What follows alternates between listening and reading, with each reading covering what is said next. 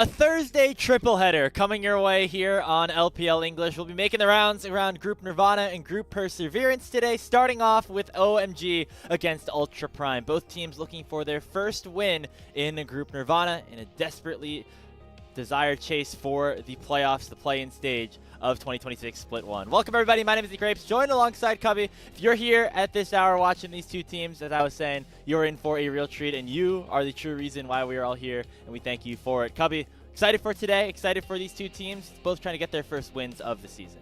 I'm looking forward to it. You know, what we may not have in terms of the best teams that LPL has to offer for the early series today, Grapes, we can make up for it a bit in the sense that the stakes are high. Of course, Group Nirvana, 2 teams get out, 2 teams do not make it into the play-in stage for the playoffs, which makes this match very important.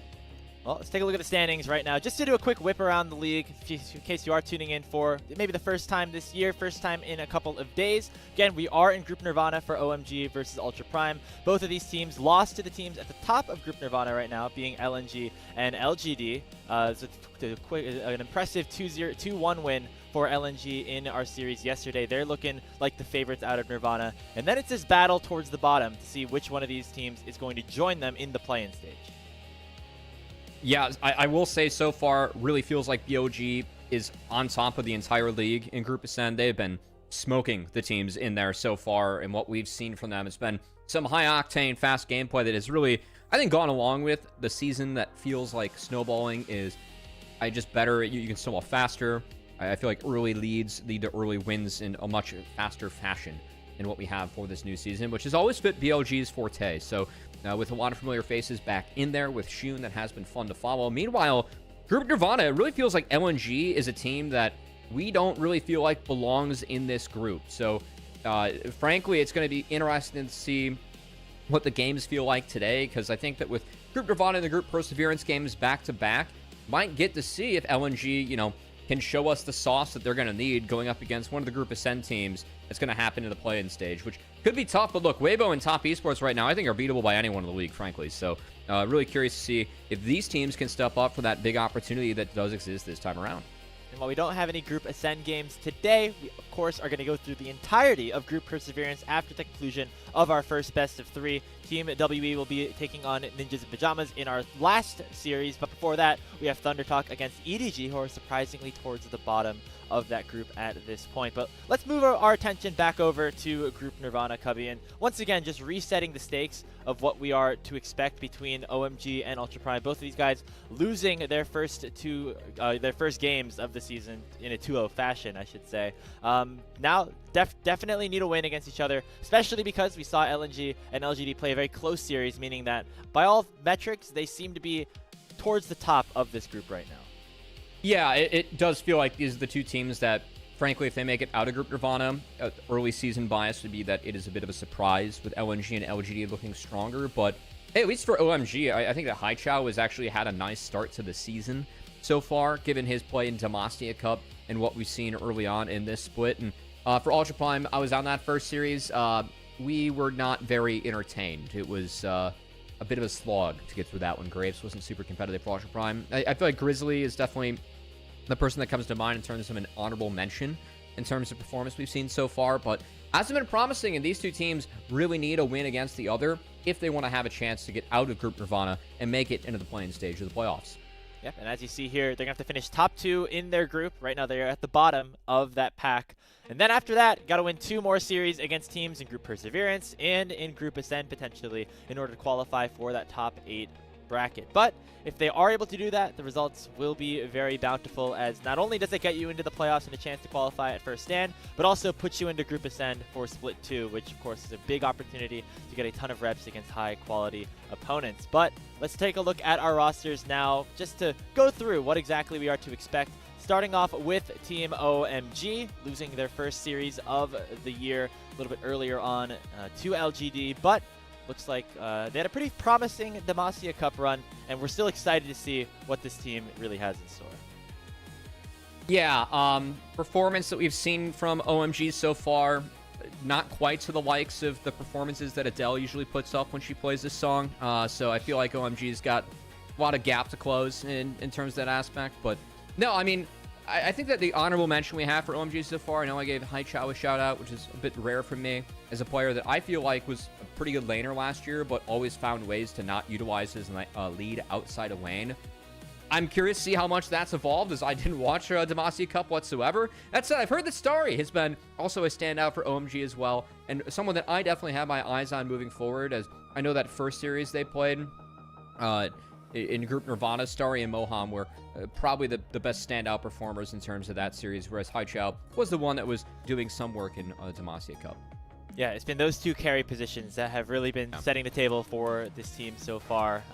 Haichao, yeah, again, pretty impressive change in pace from what we saw from him last year at LNG, but still a lot of the year left to try to continue that high level of play. Hey, Grapes, LNG is better without him right now. You know, he's got to close That's the gap true. real quick. Maybe, he's got to close maybe the gap. it's a win-win situation, though. Maybe it's like both sides it could needed the split up. Sometimes both sides end up working out. It could be. It's a win-win. Yeah, we'll see. Haichao, of course, looking to bring back this legacy organization. So the glory days of OMG is bottom of Group Nirvana, definitely not where we're used to seeing OMG historically if you have been a longtime fan of the LPL. Let's take a look at their opponents, though, in Ultra Prime. Harder series in terms of competition, at least by our metrics, against LNG to open up the season. But this is a team that made very significant changes between the Demacia Cup and the start of the LPL Split, notably bringing in Grizzly and Henna, 2 Korean players, one from the LCK Challengers League and one from the LTA North, the bot laner Henna playing on Lion last year. Yeah, I think that, for me, Grizzly and Henna are interesting additions that might be able to help this team not just move out of Group Nirvana for this split, but hopefully for splits in the future, right? As how you finish in the playoffs can sometimes dictate where you pan in the groups. I'm not sure what the entire format is for the year, I'll be honest, but that is the scenario we had last year when it came to Group Nirvana, because, of course, NiP found their way in there for Split 3. But I feel like the first series we saw, Liangchen and Saber really just were not up to task when it comes to them going up against the solo lanes that challenged them when they did face LGD the first time around. So interested to see if Ultra Prime, those solo laners, can have a better performance today. And if Grizzly and Xiaoxia can continue to actually have an okay game. I feel like they took like 1 or 2 bad fights in the series that we saw from them, but frankly, I thought that the jungle support for this team were some of the highlights of them in a losing series. Definitely. I feel it feels much different even than last year, Cubby, where I actually feel pretty good about all of the teams having an opportunity to win games. It doesn't feel like we have necessarily a quote-unquote bottom feeder because there are players and parts of these rosters that we are excited about despite Ultra Prime and OMG currently being at the bottom of Group Nirvana. And maybe it's just the honeymoon phase of the start of the season, but, and you know, at least for now, there's stuff to be excited about for both of these squads. And I think one of them definitely goes down to that bot lane position, which is going to be our featured matchup for the series today. Henna and Starry both have had inconsistent starts to the year, or I should say last year, not looking the best. But in general, now coming into 2026, maybe on some different teams, they'll have enough to get the ball rolling a little bit and have a new fresh start. Yeah, I mean, again, I think Henna in his time with Saint and Lion for the LTA North, you know, I don't have to say that for next year. That's kind of nice. Yep. But I feel like he was overshadowed by Rahel, who did join Disguised and ended up really helping that team earn their spot back into the league. As I feel like Lion, in a way, that was the team for me that was really about Saint.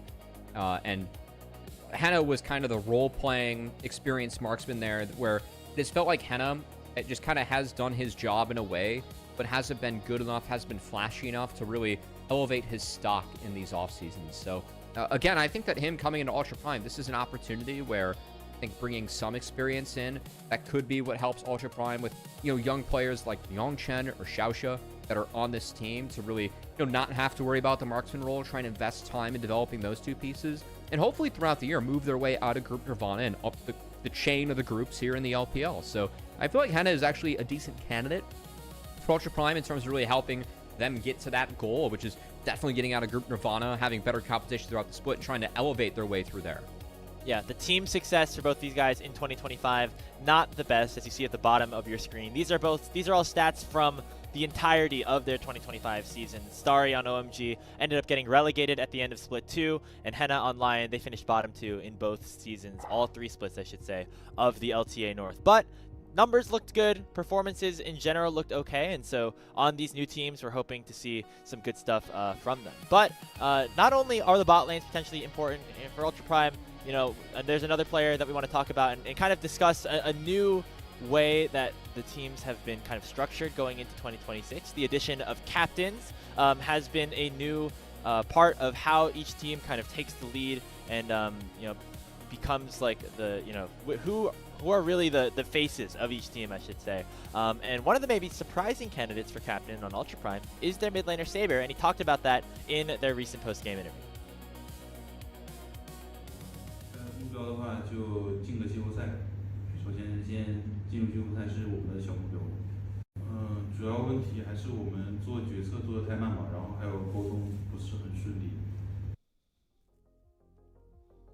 Yeah, look, I think that in that series, Saber, for me, individually didn't perform the best, and it kind of makes sense. There were some miscommunications in there, because, you know, game 1, he was on the Ahri. I think both games, Ultra Prime drafted to play quickly, failed to have a cohesive game plan, and we were kind of left scratching our heads, Gordo and I, as, like, what was the initial plan coming in here? So, frankly, I'm curious if Ultra Prime does draft early game again today, really put focus on that, and then B, if they can execute it better, because I thought Yongchen and Saber were the two players that were really outperformed by their counterpoint in LGDs, so interested if against OMG they can step up, especially with Saber, who again, Haichao, does have good laning stats, so curious to see if that is something where he can step up to the challenge there. Yeah, you know, Saber definitely has had his ups and downs throughout his young career so far, but is somebody who has a very specific playstyle and a unique way of seeing the game, and that's something that not all mid laners in the league can say, right? He pushes and roams, he plays some of these melee assassin champions, brings a little bit of flair to the mid lane here for Ultra Prime. Maybe some of that can be, you know, present here against OMG and Haichao, who, again, we've been saying has been looking better as of late, but yeah, I think overall for Ultra Prime, a lot of pieces that are potentially exciting, but we're waiting to see them all fully come into fruition because, of course, this is only the second time that we're going to be seeing this full roster of all 5 playing together. Yeah, we'll see. I think that the opening debut wasn't promising. Again, Saber as a captain feels like some of the captains we have, which is definitely a big tool for the LPL and media, has been based on duration on a team or longevity in terms of your career, which Saber has with this roster. So I think that's a part of it. But also, I mean, yeah, we don't really know what all these players bring to the team behind the scenes, and that's where someone like Saber that has a wee bit more experience, or as I was talking about with Henna, you know, sometimes that's a role where if you don't have to worry about that, it really help you develop the other pieces. And I think a lot of the teams in Group Nirvana, I definitely look at these rosters like, hey, if we can develop a Liangshen, or we can develop Xiaoxiu, like, hey, this team might be able to get out of Group Nirvana, which is a big deal. I will always remember really that split 2 of last year Grapes, where it was the first year we had the groups be split up. And remember just FPX and WE within that double round robin, like how much better they got throughout just playing in Group Ascend. Like those are, you're getting stage games where you probably don't have access to that level of scrims usually, just given the LCK, the LPL, and the LCP pools that exist for that scrim pool. You're probably not scrimming against Group Ascend teams as an FPX or WE last year. So I think that really, think of like it this way for the orgs. I mean, not only does it help your chances to make playoffs and have better standings, just given how the LPL works moving forward, but also just having that better competition pool, that better scrim pool, like it takes good opponents to get better at this game and continue to scale. So I really feel like getting out of Group Nirvana would be a huge deal for these 4 teams that could somehow win that play-in match and really flip the LPL on its head in terms of what the groups might look like for Split 2 and moving forward here this year. And definitely not a easy task for these guys to get out of Group Nirvana, just because of us considering LNG to be a team that might not even deserve to be in this group at this point, and LGD also looking pretty good, making it all the way to the Demacia Cup semifinals. But it all starts right here, right? It's a double round robin. Things move relatively quickly, and unlike other groups where, you know, it doesn't really matter how you perform, you're still going to get another chance after the regular season. A lot of pressure on these Group Nirvana teams right now. If they do not step up and they do not finish in the top 2, not only will they not have a chance for Nirvana, but they're done playing League until Split 2 starts up again in April. So it's going to be quite a long time until we get these a look at these teams again if they're not able to step up and perform right now. Yeah, obviously going into those other groups as well, access to more games on the calendar, which is quite nice too in quite a literal sense, as stage games and games played definitely matters for coming together as a team and scaling and working on some of those communication issues that even Saber was highlighting in that post-game interview after they dropped that Series 0-2 to LGD in their debut for the season. So interested to see really how things can pan out, because, you know, looking at this mid-lane matchup, Grapes, I do feel like Saber and Haichao, they have some strengths to their game. Also, for me, have a lot of weaknesses and overall are weak players. Haichao, I view as a laner that he can lane, but consistently doesn't turn those leads into something else or finds ways to throw those leads in the fights. And then for Saber, I view him as the melee specialist, which is really tough to be valuable as a mid laner when you play at the highest level. I think that at the highest level, we really see teams go back to control mages regardless of meta. You have to be able to play some of these consistent picks and be consistent in a way that Saber just isn't when he's not on the picks like Akali, like Yasuo, where we have seen Saber really hit high highs in the LPL. So want to see if, you know, going up against each other, some room to grow for each. They can prove that today going up against each other in the head-to-head. Get ready for our picks and bans. Remember, we are in first selection, not immediate, you know, swaps over to red side and blue side with first and second pick.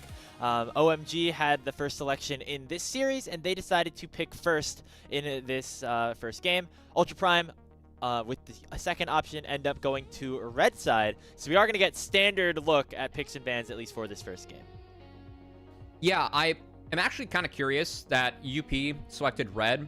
I still have the theory that if you're going to pick a side, it should always be blue, given camera angle, perspective, Z access, and skill shot accuracy in this game, as well as just how the game is usually perceived by players. As I think that if you close your eyes, you picture how you're playing League of Legends, the majority of people picture themselves playing from the blue side, not red. I do think that matters actually in the long run as well. So anyway, that said, OMG, of course, they did have that first selection. They did elect to take first pick. They will lock down the Rumble, but that does give over a quick Cassante and Yunara answer for Ultra Prime. Champion that we have our eyes on right now is also the Jarvan in the jungle. That has been a very powerful pickup and something that Juan and Grizzly definitely have the ability to play. Henna on the Yunara, certainly a strong carry as well. We've seen a lot of Aphelios. It's definitely a champion. Hastari has picked a number of times over the last couple of years on OMG. It feels to me, I was saying this yesterday, Covey, the drafts haven't really looked very different from what we've seen in 2025, despite all the changes. I've been a little bit frustrated by that, but again, it is very much a team consensus thing, guys. Like, when you play the game at this level and something gets nerfed, teams are not going to drop that. They're first going to figure out, can we still play the game with this nerfed, and is it still winnable? And if so, can we move on from there, right? They're going to test it out first. So I feel like a lot of the meta is just kind of picking up where we left off in terms of last year. And while there are a lot of new items and a lot of new champs, where especially in solo queue we feel like they're strong, not a lot of those things have just made its way to the pro stage quite yet. So that said, Aphelios is one of those picks that is quite strong right now, and we have seen crop up. And overall for OMG, I mean, with Rumble showing and Aphelios showing, a lot of push and prio in early game strength showing for OMG, whereas Ultra Prime taking some scaling, frankly, with Gasanta Yunara. And now that Jarvan that has really been lighting up the LPL, this pick early on in the season, guys, Jarvan's 8-2 in this league. And I think that Jarvan really benefited off of a faster game pace, because he specializes in playing at flash deficits, taking away your flash and then playing well when you're at a flash deficit. And just the speed of the game, the pace that we have, I think really elevated Jarvan this split.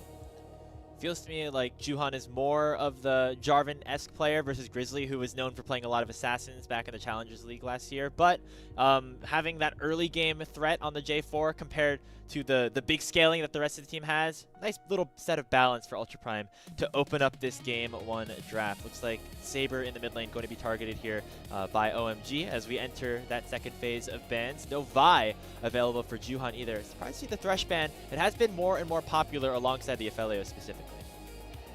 Yeah, of course, Nautilus is still an option. I think the big thing for Ultra Prime right now, when Yunara presses R, you got to be strong, and also, how can they get out of this early game? I think taking a strong mid lane matchup, I think is viable here for Saber.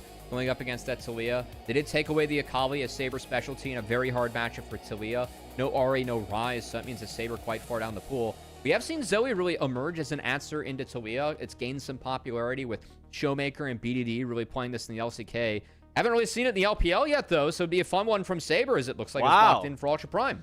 Yeah, that's a fun mid-jungle now. Jarvan and Zoe, they're going to be active, going across the map, making some set of plays. First Zoe. This is something that Saber has played, at least in the past. I could be completely wrong on that, so do not take my complete word on that. But I gotcha. It seems like the Saber style, right? Which is be aggressive, play some of these assassins, and it's a fun little addition to the meta right now.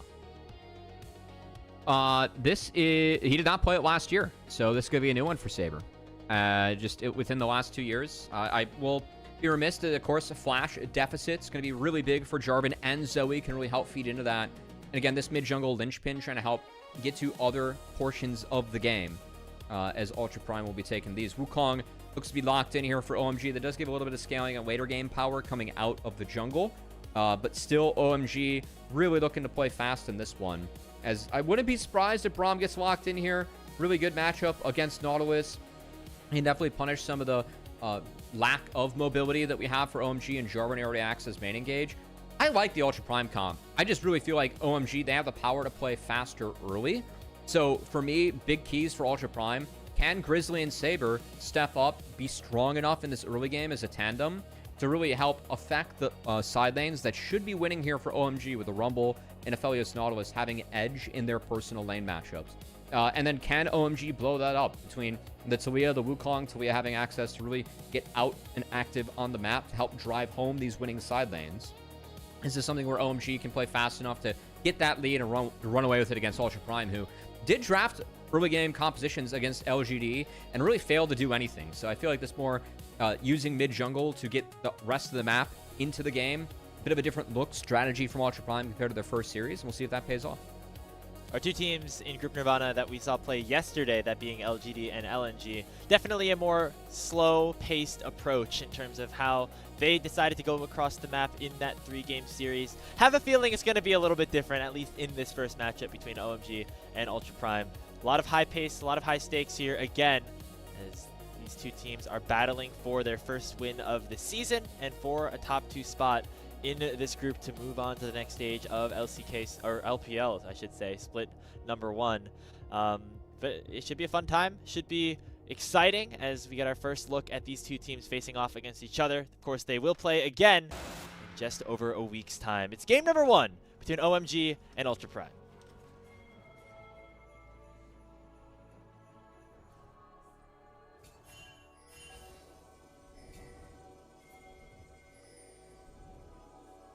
And I know it's Group Nirvana, guys. To be fair, where are the Jaios? it's like 4 p.m. on a Tuesday. Like, or on a Thursday. It's not the most prime time slot here in Suzhou, at least. So it's 11:15 p.m. here. I was ready for it, Grapes. I know hear we're some ready. Jaios. And all the fans at home are ready. They're probably chanting Jaio. We just can't hear that, at least right now, in the arena. But getting started here. Both junglers starting on opposite sides of the map on their red buffs. So looks like at this point it will be Grizzly trying to impact the bottom side of the map, with Juhan looking to try to break open things for Harry on the Rumble.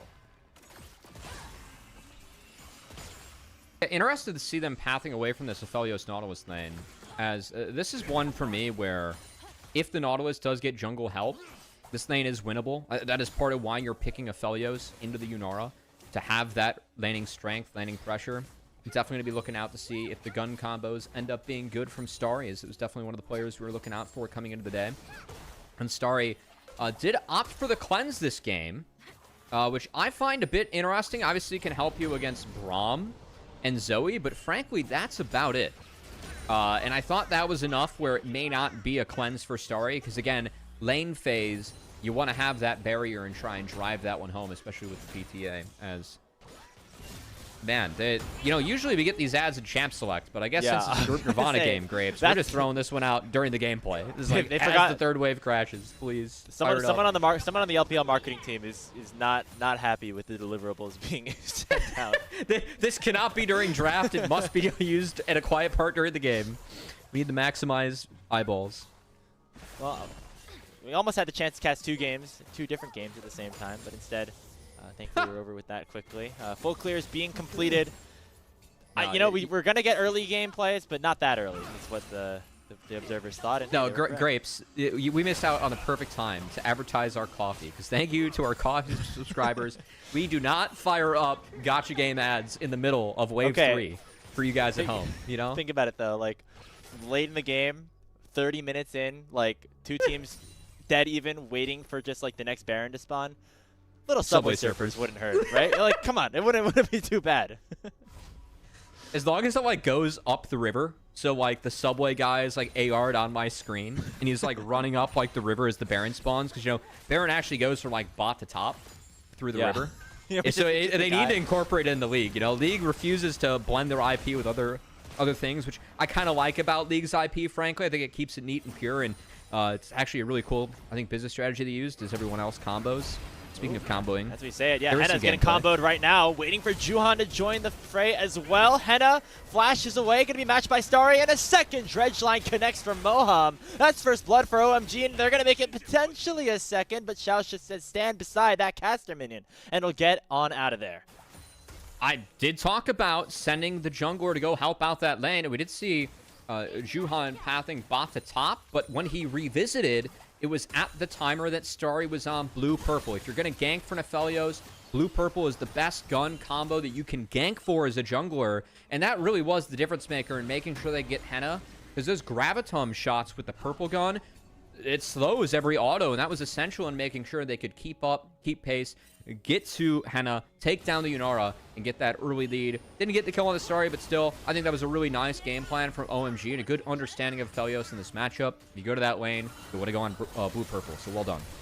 And Moham is not done just yet. Makes his way to the mid lane, throws out the dredge line, does not connect. Seismic Shove not matched with the Unraveled Earth from High Chow, so Saber will be able to walk out and head back to base, but good for OMG. You said that they had the faster paced team comp, and they are playing with a fast pace right now.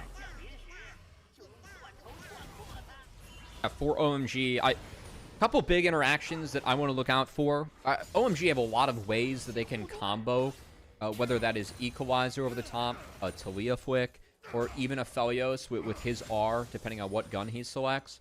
I think a big one for me is making sure that the combos that come out on Yunara, they come out cleanly enough so that you aren't able to Transcendent Dash when you go RE.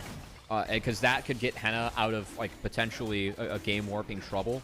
And then Xiaoxia can be the one that can really interrupt a lot of this stuff. Between him and Liang Chen, they really want to hold the front line for Henna. I think a lot of how they're going to posture, I'm curious to see who ends up marking the front line and who ends up marking the flank. Because I really think that Wukong's going to want to find an angle.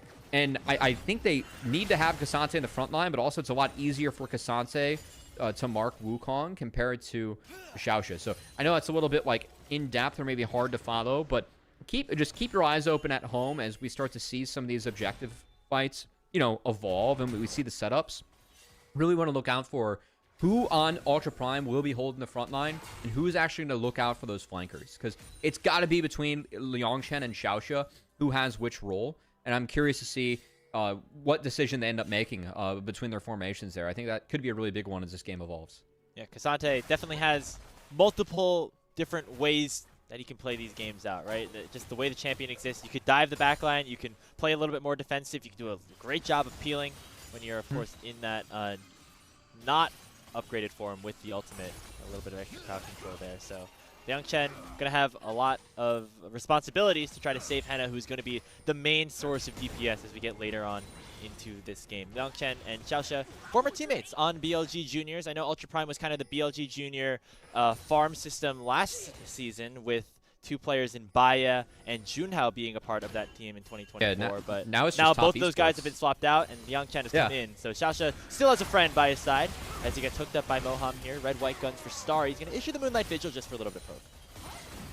Yeah, that's not a great trade at all from Starry. I'm wondering if they're trading this heavily, though, to get Moham to base to go fight for Grubs. Because Moham does have 6. Yeah. And Grub fight, what I wanted to talk about is this first big objective that's spawning.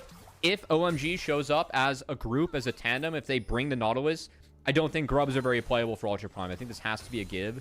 And they need to have Saber fish to find some health bars early in order to set up conditions where I think these Grubs might actually be playable. But at the moment, it kind of looks like it's just being given up and given over. As Grizzly is making his way down bot, they might think that Moham's actually walking up to help. And might want to pressure. As a bit of a game of cat and mouse showing, Moham has yet to show on the map. Oh, look at him. He's going into the bush instead, not walking straight through the lane. And Grizzly's going to spot him out. Land the flag and drag, but Moham is too tanky at this point with the Kindle Gem and the cloth armor. So not really a threat to go down. And so Grizzly kind of just walks across the map, ends up picking up that dragon, but it will mean that Juhan will get free reign to take these Grubs.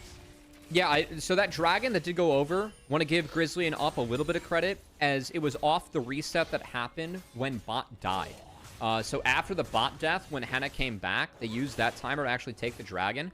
Frankly, I think that was the one timer they had to take the dragon in this early game, which they were able to snag. And so yeah, they dropped the Grubs. I think that this is, again, one, we're just given the comps that we drafted. I wouldn't want to fight those Grubs if I'm Ultra Prime. I think the Grizzly's making the right play of looking and playing away from them. So yeah, I mean, trading that for a potential bot dive could be nice, but this is well warded out by Moham and the rest of OMG. So no play will come, no camps can be traded out, so just straight win for OMG as they take the Grubs and prevent any answer on the other side of the map. So after that quick succession of plays around the 4 or 5 minute mark, Cubby, not the high action early game that we potentially were expecting, but still opportunities for that to be the case now that both junglers and both supports have their ultimates available. Juhan hasn't gotten out on the map just yet. Maybe a little bit difficult with Harry just having permanent push up on this top side of the map. Also has went the first strike for some extra damage onto the Liangchen. Potentially around this next dragon spawning in just over a minute's time is when we'll start to see some big plays be made. Yeah, we're almost at the talking about pickles on the water category here, Grapes. That's may not have a hot take on that. Maybe we'll share it with the fans if we, you know, if it gets a little out of the way. We might talk about pickles later, guys. We'll see how boring this game gets. As okay, first Zoe that we have in the LPL coming out since 2023 from the looks of things. I'm gonna got Equalizer out in the top lane.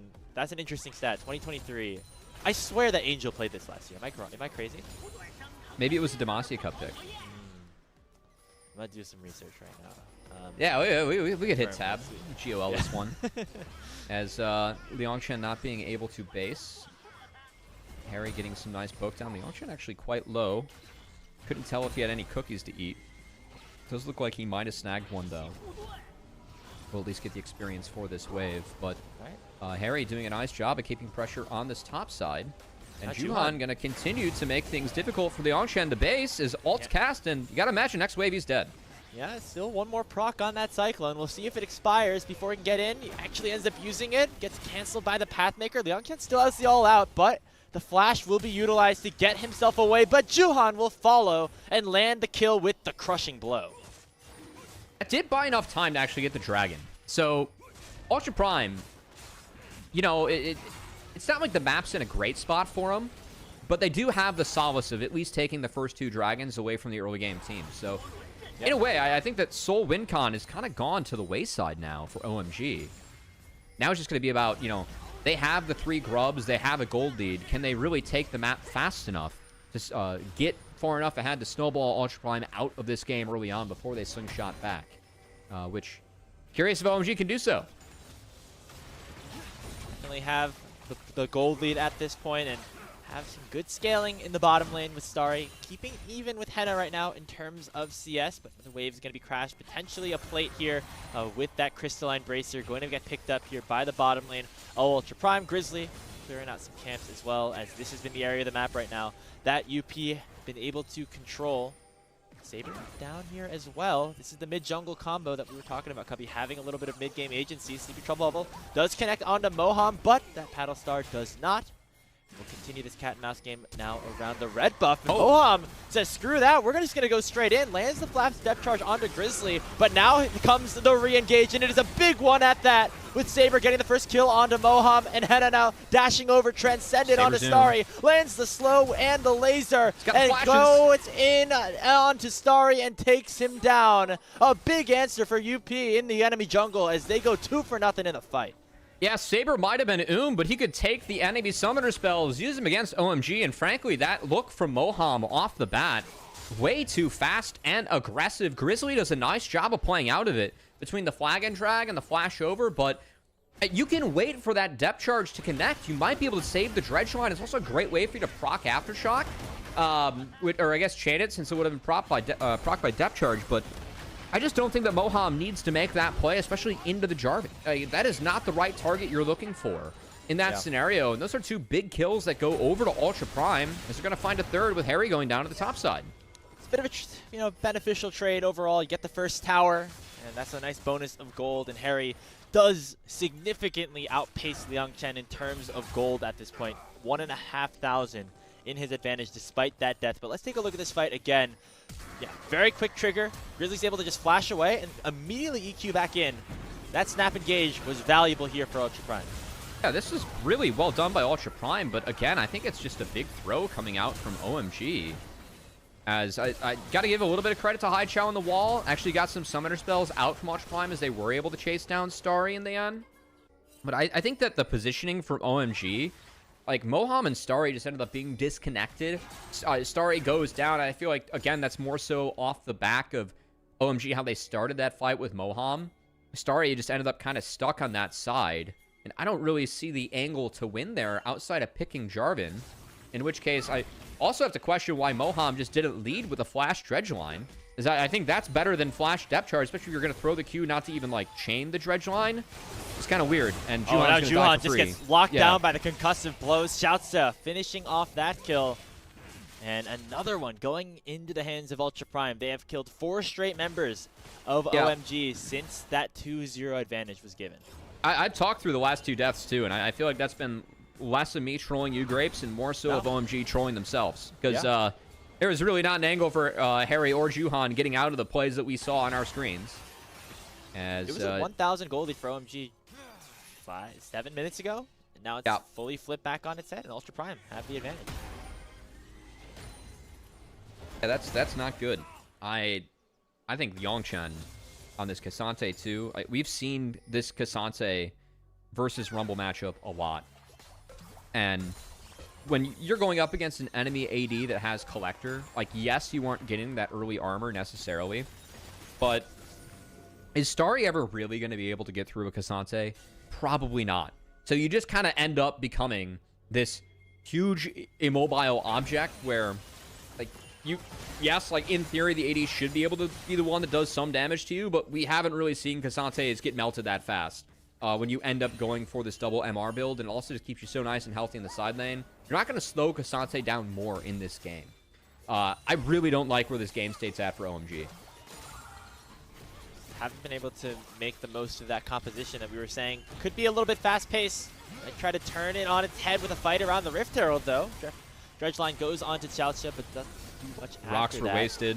The Trouble Bubble does land onto Harry. They're going to fully collapse onto the most fed member of OMG, and they should be able to take him down with ease. That's Saber picking up that kill. The response is to Xiaoxia, but Ultra Prime are able to claim that Rift Herald, a 1-for-1 that they will very much take.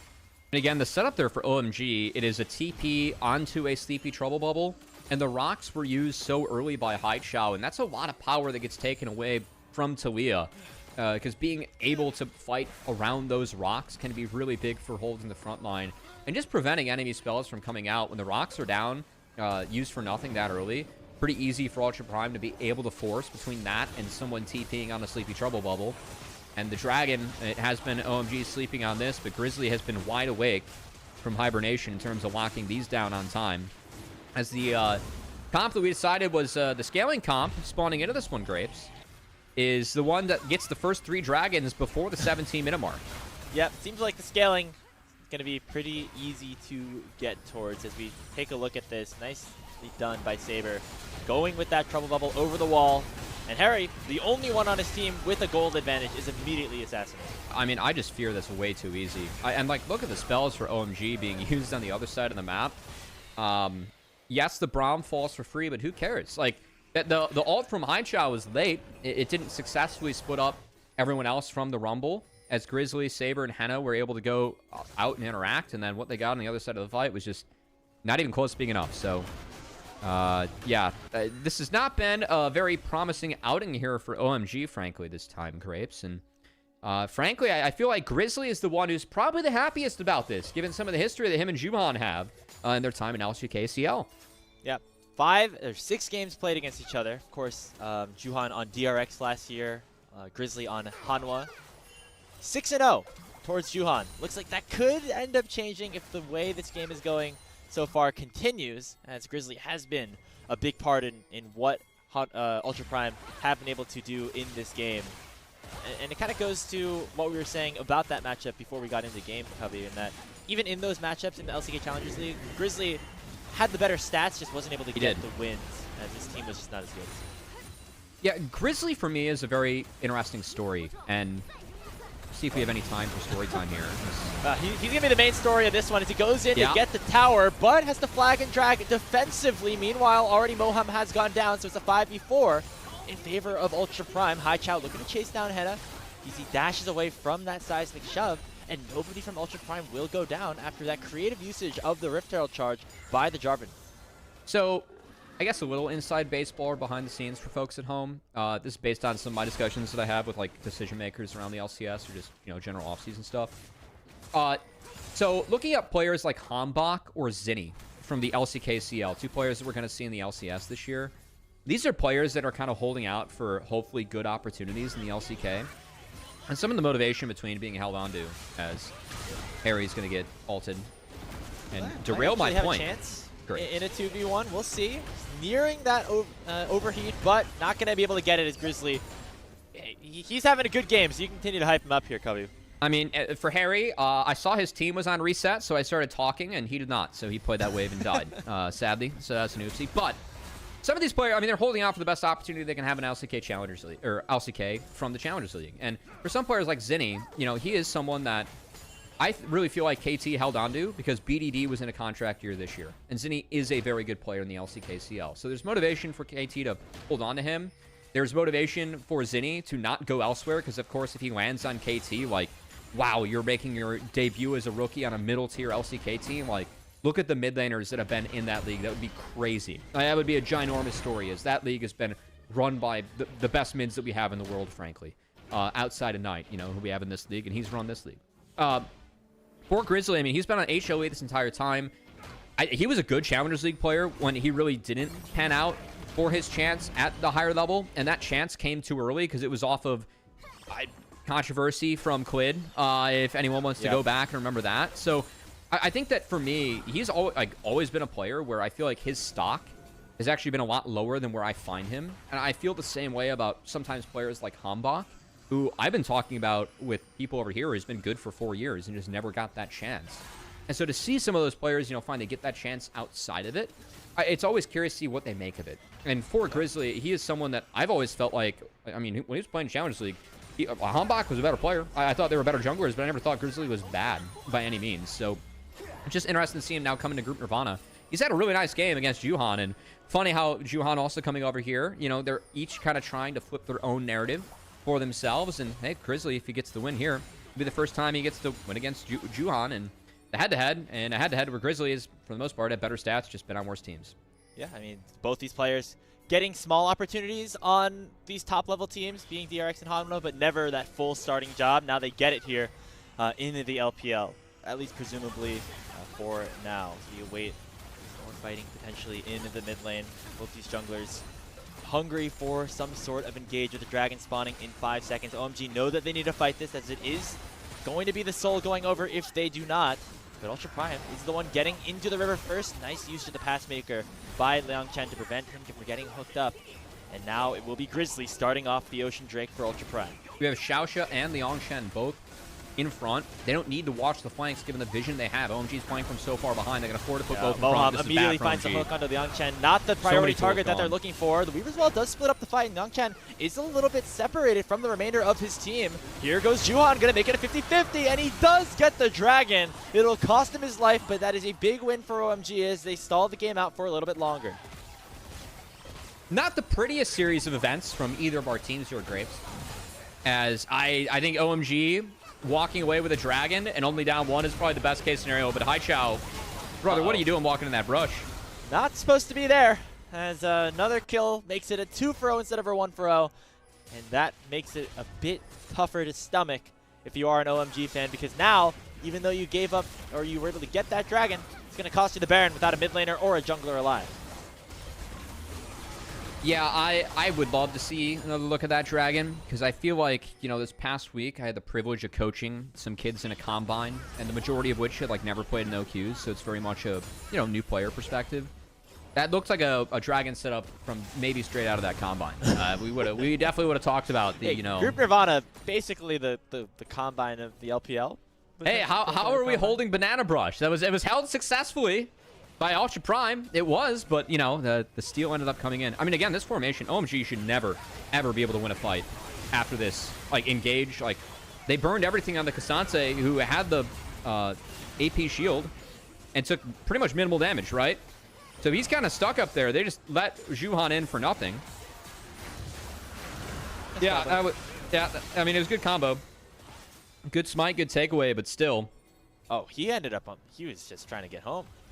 Brother, he could have walked out the other way. Haichao is in the audience. You're walking into that lane. That's so crazy. I take it back. I take it back. Walking into that brush is ballistic.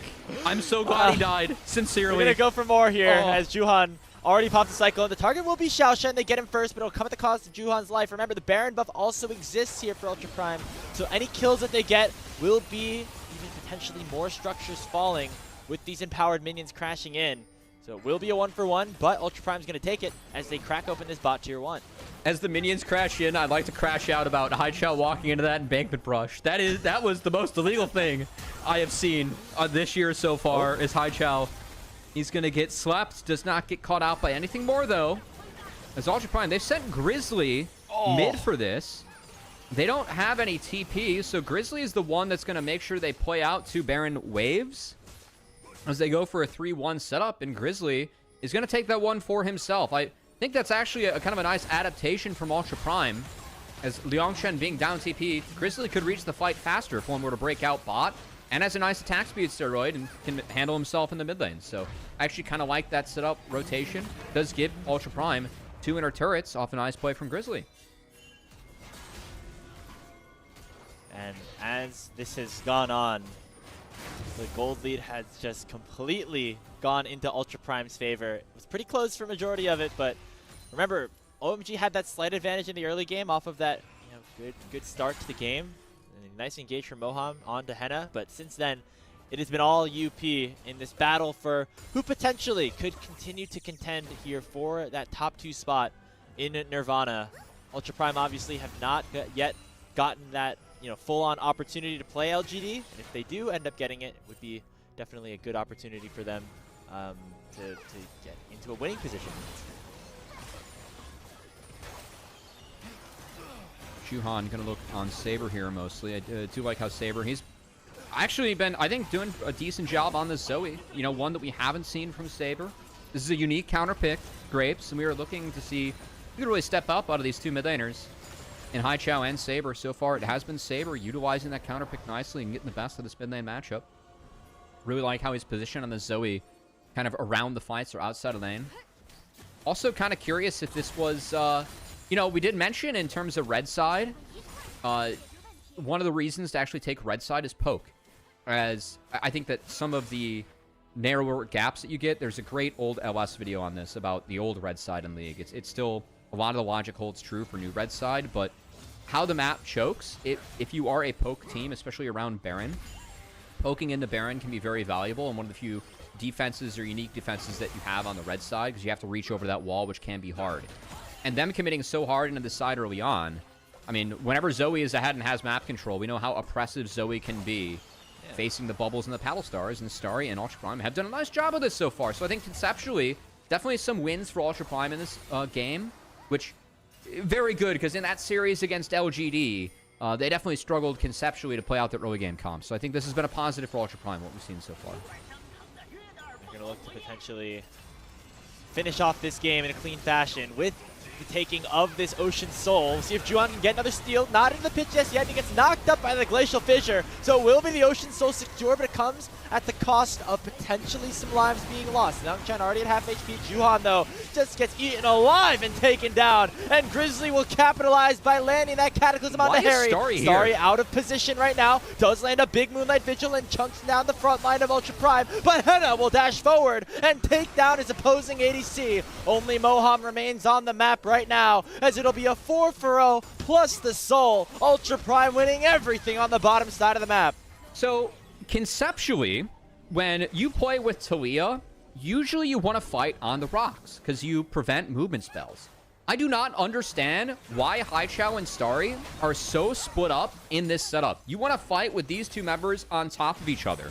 And I can understand Haichao is opening the fight where he did, given the wall, but not rotating to his team, and then having Starry rotate into Narnia as the fight evolved is just very, very weird to see for me with OMG, as sadly I feel like this game they're going out with a whimper instead of real fight behind them. Grapes is that time around Ultra Prime played around the dragon a little bit more cleanly. But yeah, I want you guys just kind of keep your eyes on Haichao here and Starry, because I think this wall is okay. Right, you're cutting off Henna, Saber, while you might be able to create a nice little angle, but he never commits to the angle. He just sits on the side. This EW is the biggest waste. Like, you want to fight on top of Starry. Like, connect with your marksman. Please give him any sort of tools that he can have to, like, get out. And Starry literally is just ignoring Haichao, walks to the other side. Like, yeah, he hits a big ult, but there's never a chance to win that fight from OMG, because I feel like conceptually, we just played out the comp very wrong. 90% of that E was into a wall, had 0. Yeah, like I know Juhan kind of looks silly for dying there where he did, but frankly, like where Haichao and Starry are standing in that fight, it does make life impossible for Juhan. I'd be very bad and upset if I were him. I can't play out the fight the way I want to. Talking about Baron poke, we're going to see that here as Grizzly and Henna are on a 2-man mission with Saber and Liang Shen providing havoc onto the opposition. It looks like the target will be Xiao, but he flashes over the wall. The Baron secured already by the J4, and Juhan just gets in there a little bit too late. Cataclysm enforces a flash from both bot laners, and Henna is now transcended. Gets eaten up here by that seismic shove, and the Moonlight Vigil is big, but will it be big enough? Don't think so, as only Haichao will remain in terms of carries for OMG. It's 4 kills for the cost of Henna, with the Baron also going Ultra Prime's way, and it'll be Haichao looking to try to have a miracle happen in the mid lane to try to save this first game. Good fight and good game here from Ultra Prime. I think Grizzly taking those early dragons in the appropriate windows really slowed down OMG. Saber had a really good game on this Zoe, the first time we've seen him play the Zoe in the past 2 years. And I think Ultra Prime can actually walk away with a lot of positives. You know, the first time we saw these guys play up against LGD in that series, we saw early game comps being picked and not converted on. I think this time, taking that early game strength from mid-jungle, leaning on the captain of Saber and Grizzly, I think is one of the stronger members of the team. Definitely had one of the stronger earlier performances in that series against LGD. Was a better approach for Ultra Prime, and it's been paying off. Yeah, I mean, the mid-jungle was something we talked about as being that bridge to the late game for Ultra Prime, having the Jarvan have some agency, Saber being able to roam alongside him. And that has certainly paid off, because now we're at the late game, and it's 9,000 gold lead for Ultra Prime. Henna has got 4 items, going to work towards that Guardian Angel, it looks like, as well. Just be a little bit more difficult to take down like he was able to in that last fight. It's Ultra Prime with their second Baron in the game, going to be in a great position to close things out. They had the potential, the opportunity to do so last time, but decide to instead just go for a reset, go for the higher percentage play. Grizzly gonna get targeted here. Flag and Drag does buffer that. That's a hell of a buffer. Crowd control, so he will be able to get out relatively safely. Still I didn't has see his that ultimate buffer as coming. the rest of Ultra Prime is breaking open this top lane tier 3 turret. And look like one of those buffers I don't really see in my solo queue when I'm playing at 50 ping. Yeah. That was a Shout nice out one there to from Grizzly. thing here as Saber does land Ooh. another bubble onto Haichao. He's been eating them all day, and he will get taken down by Grizzly. Moham underneath the tower that has been destroyed beneath his feet will make it a quick 2-0 in favor of Ultra Prime once again. The big carries here still available, Starry notably one of them, but it should not matter as in go Ultra Prime, and down goes OMG. UP with a clean, clinical game 1 will take an early lead in this best of 3 series. New year, new team. Sadly, you know, the same Haichao. Everyone behind the scenes in our chat, Grapes, was just hyping him up to me. They're like, you know, he's playing better. It was a good Demacia Cup. I come on, I cast a game. Think that we're Split just trying to bait you because you didn't see much of the Demacia Cup. Well, no, we're serious. He was good.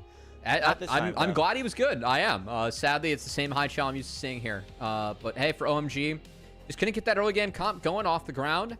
I do like what we saw from Ultra Prime. I actually do think we saw good things out of Ultra Prime, and that's a good sign moving forward, because again, I think that these teams getting out of Group Nirvana, if you're a team in Group Nirvana, your goal should be to get out. It should be to promote, right? And that is a very reasonable goal, I feel like, for these teams.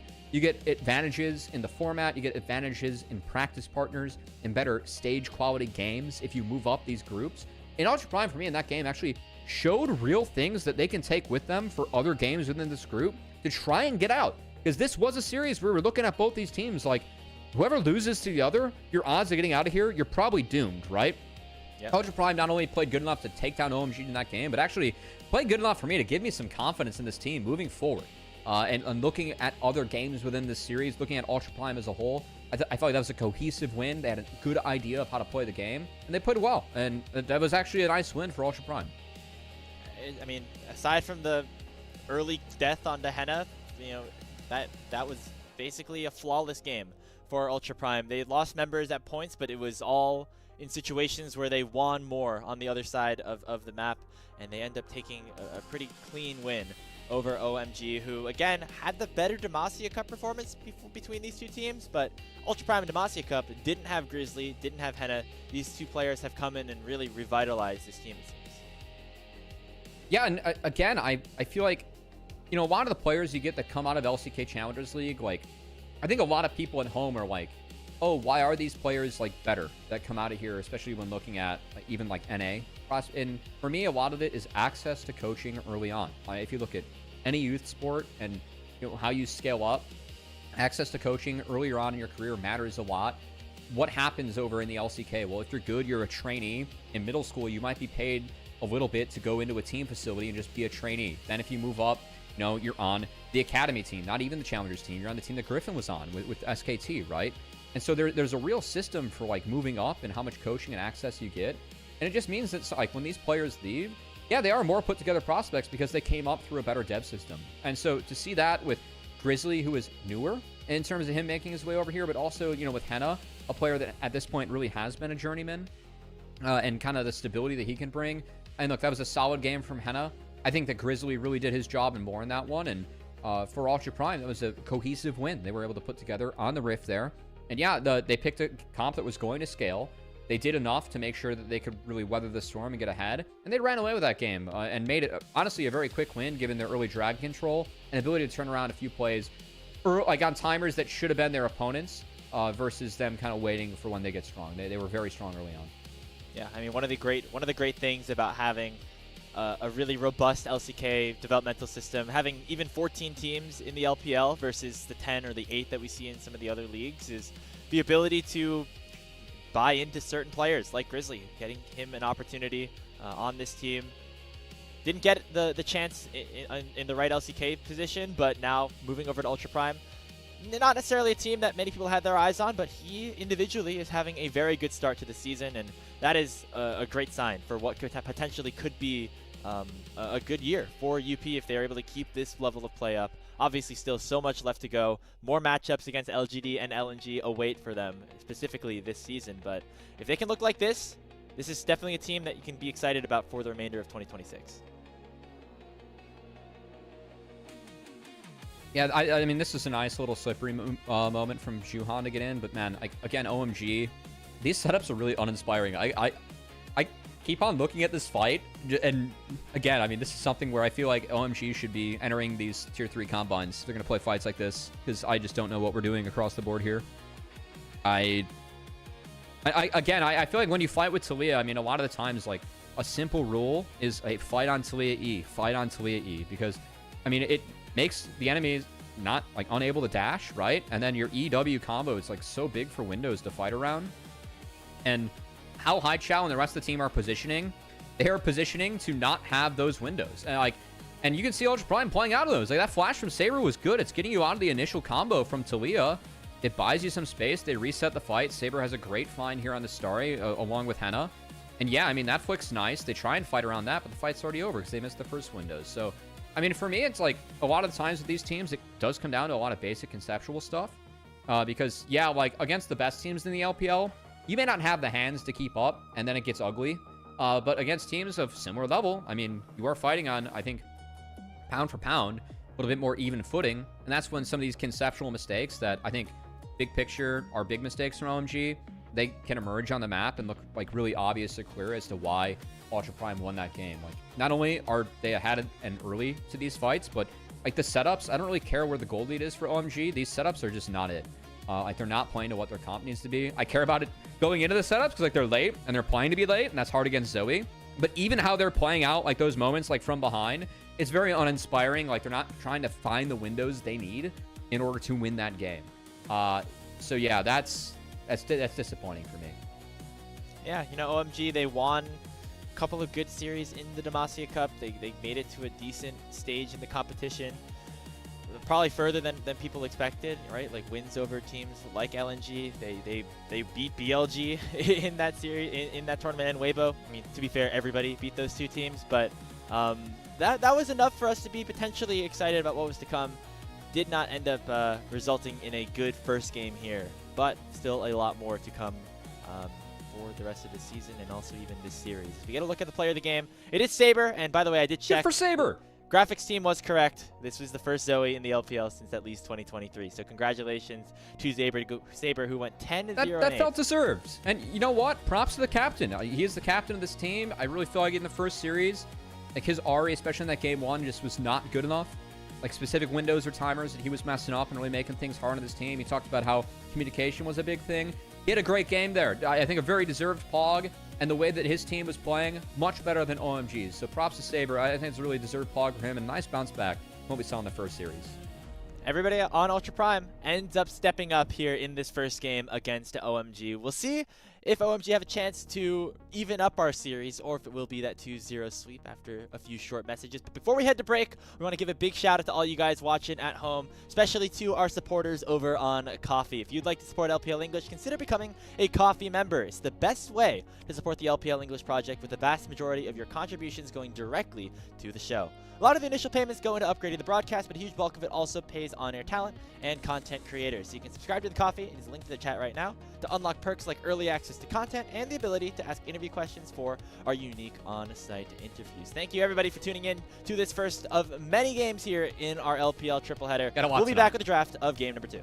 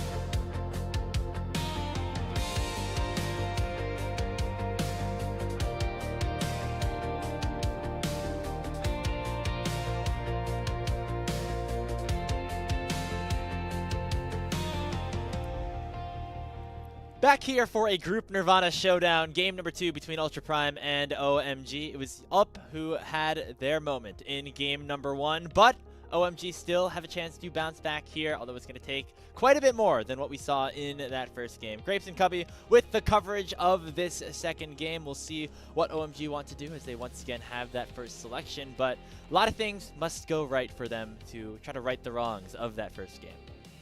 I think OMG should do what the Mets did today, Grapes. I think that's the move. You know? Just straight out everybody? go for some big free agency pieces, baby.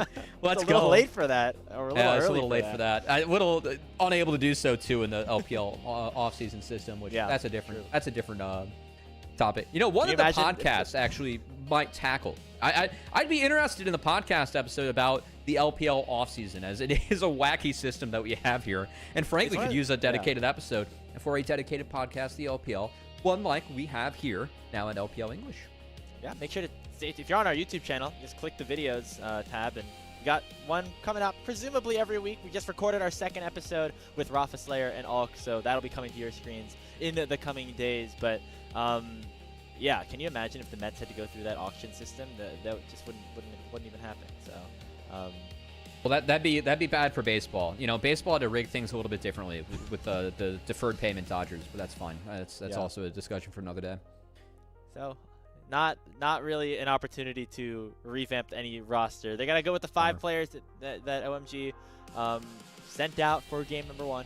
Can't do anything mid-series necessarily, but you know, with that being the case, what do we want to see differently from them instead?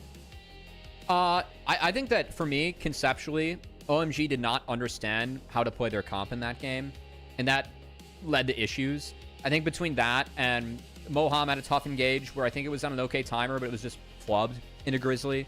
But Haichao and Starry, for me, like, they weren't able to really convert leads, create leads, and they got the grubs, but for me, the taking of the Dragons, which was quite good again from Ultra Prime, I think they were able to find proactive windows against a team that was supposed to beat them in the early game to take away those early Dragons. That was a big win for me. So I think if OMG goes for early game again this game, looking out for those early Dragon timers to see if they can convert on those would be a nice step in the right direction. For me, though, I saw Ultra Prime go for full early game. They were not able to convert. They took a lot more scaling in this game on the red side. I would like to see more scaling from OMG because nothing that they did in that game has sold me that they can play an aggressive early game composition and win the game from start to finish. And I think that in Group Nirvana, we're going to get imperfect games, and that's where scaling gets buffed up. So I'd like to see maybe a few ways they could win that game later on, because playing Rumble into Cassante and playing Talia into Zoe, that's tough solo lane matchups. And to be fair, Ultra Prime, they're solo laners who, for me, were a weakness against LGD, stepped up and won that game 1 against OMG. Yeah, I mean, obviously Saber won that player of the game, but the Youngchan was doing a ton in terms of just soaking up pressure. Obviously fell behind in terms of gold and CS to the Rumble, but didn't let that bother him. In fact, he was the one, with the help of Grizzly, to get 2 kills onto Harry himself up in the top lane through the first 15 minutes of that game. So we'll see if anything ends up changing. It looks like now it will be OMG opting to go and pick second, while Ultra Prime opting for red side like they did in game number 1. So change in pace for OMG. They decided to pick first in game 1. This time they're going to pick second. OMG took first pick, or OMG took second pick, and Up would have taken red side, which is interesting because OMG gets first pick of first selection in this. So there we go. We got their Grapes as we solve this one. Rise picked Poppy Band.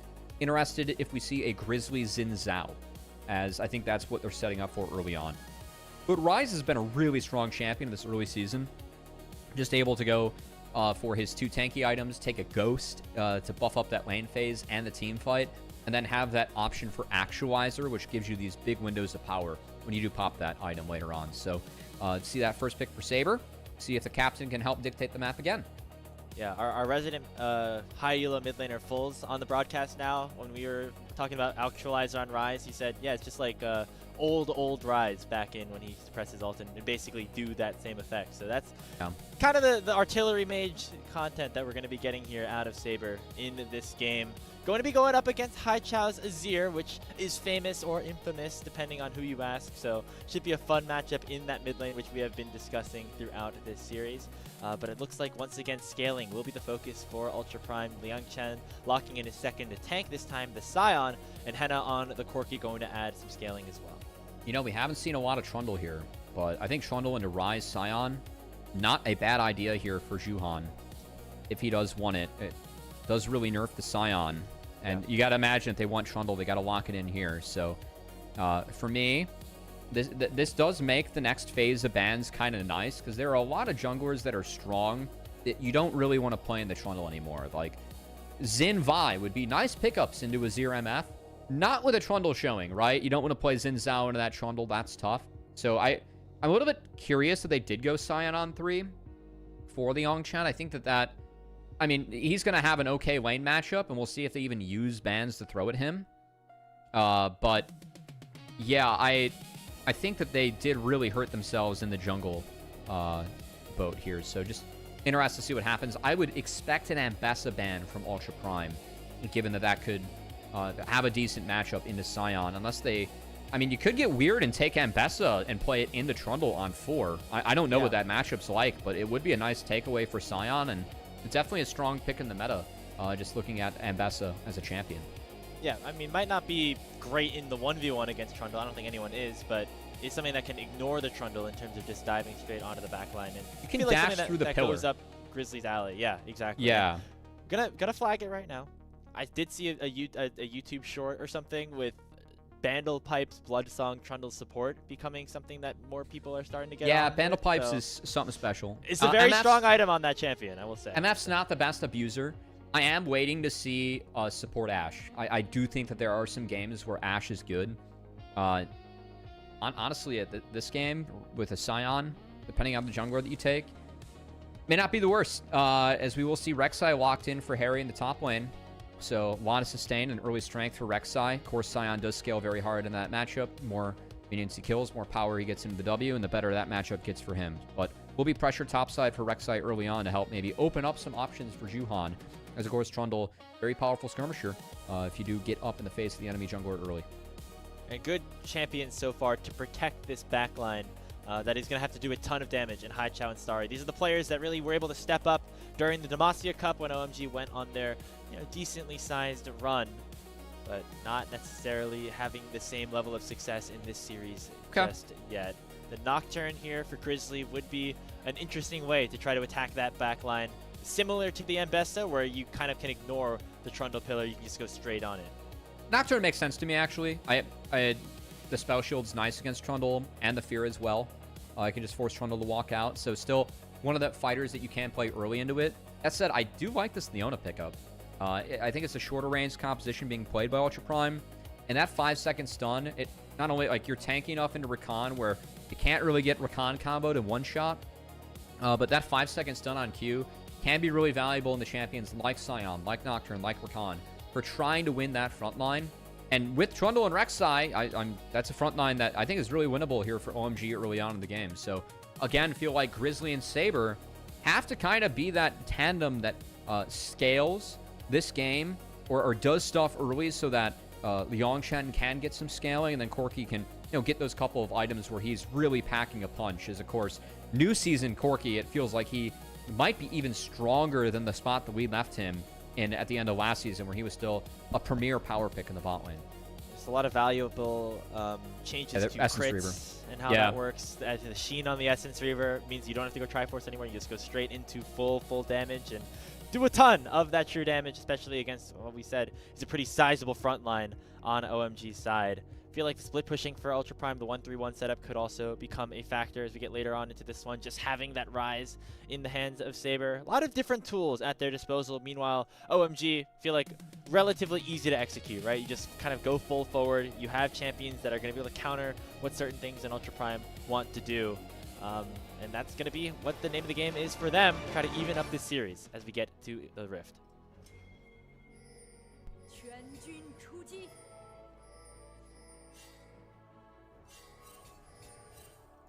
I guess you have not filled up the stadium yet. So I guess you got to get out of Group Nirvana to earn the Jayos, In NA, we have you can't eat unless you win, according to Reddit. And then in China, we have no Jaios unless you're not Group Nirvana.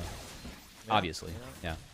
Luckily for all of you, got Group Perseverance after this one. EDG taking on Thunder Talk. Make sure you stay tuned for that as we get ready for the second game. Already a heal burned by Mohan, but does not connect on the Zenith Blade. So just a little bit of a trade of summoner spells there as Juhan goes for an early invade onto these Raptors.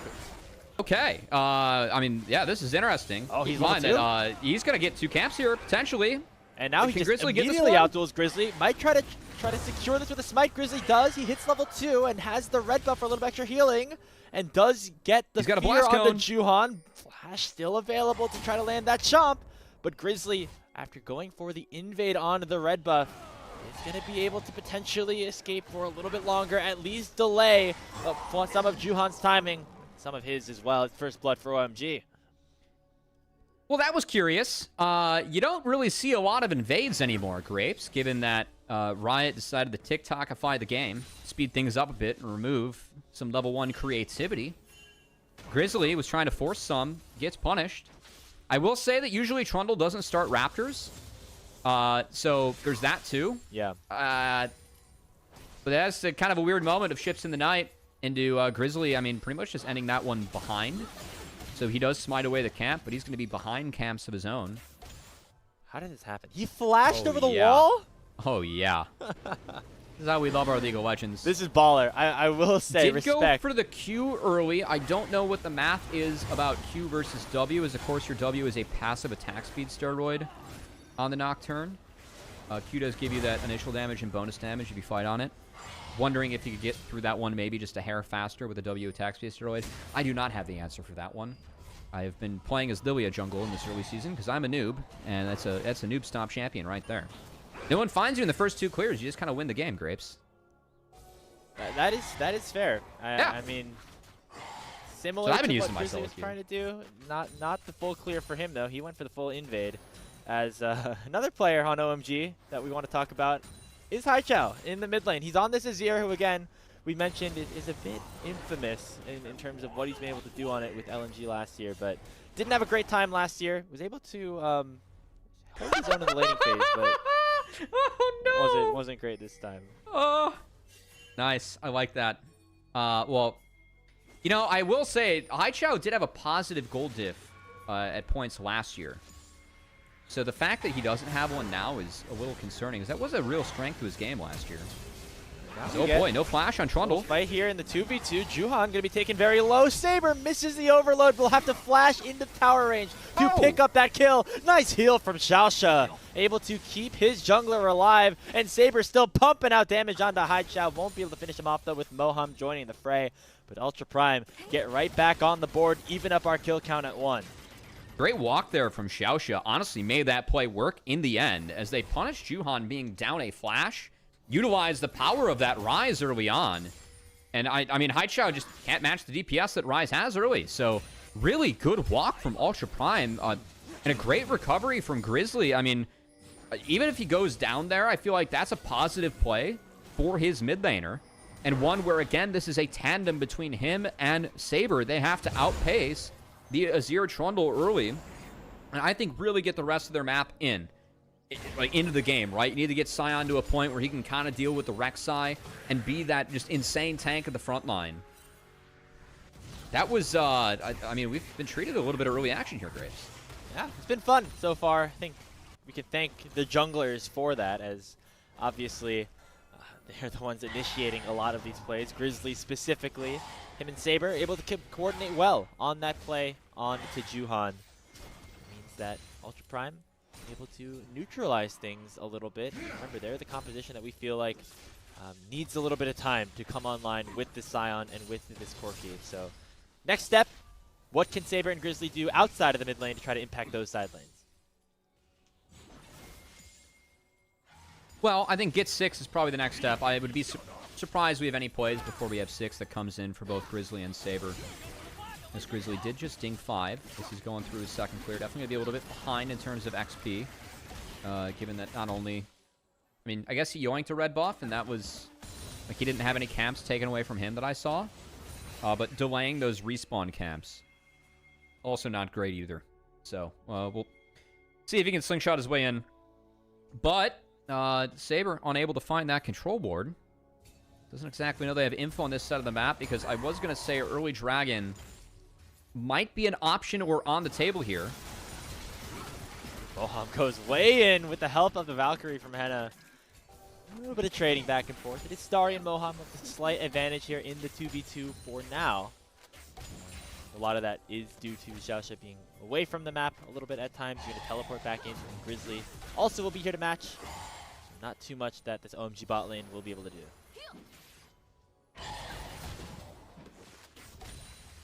I mean, that's like reasonable damage early on. Yeah, I think that Grizzly's just kind of posturing just to see if they can get any path into this dragon. It is spotted by that control board that was left over by Moham, but honestly, some decent HP taken away.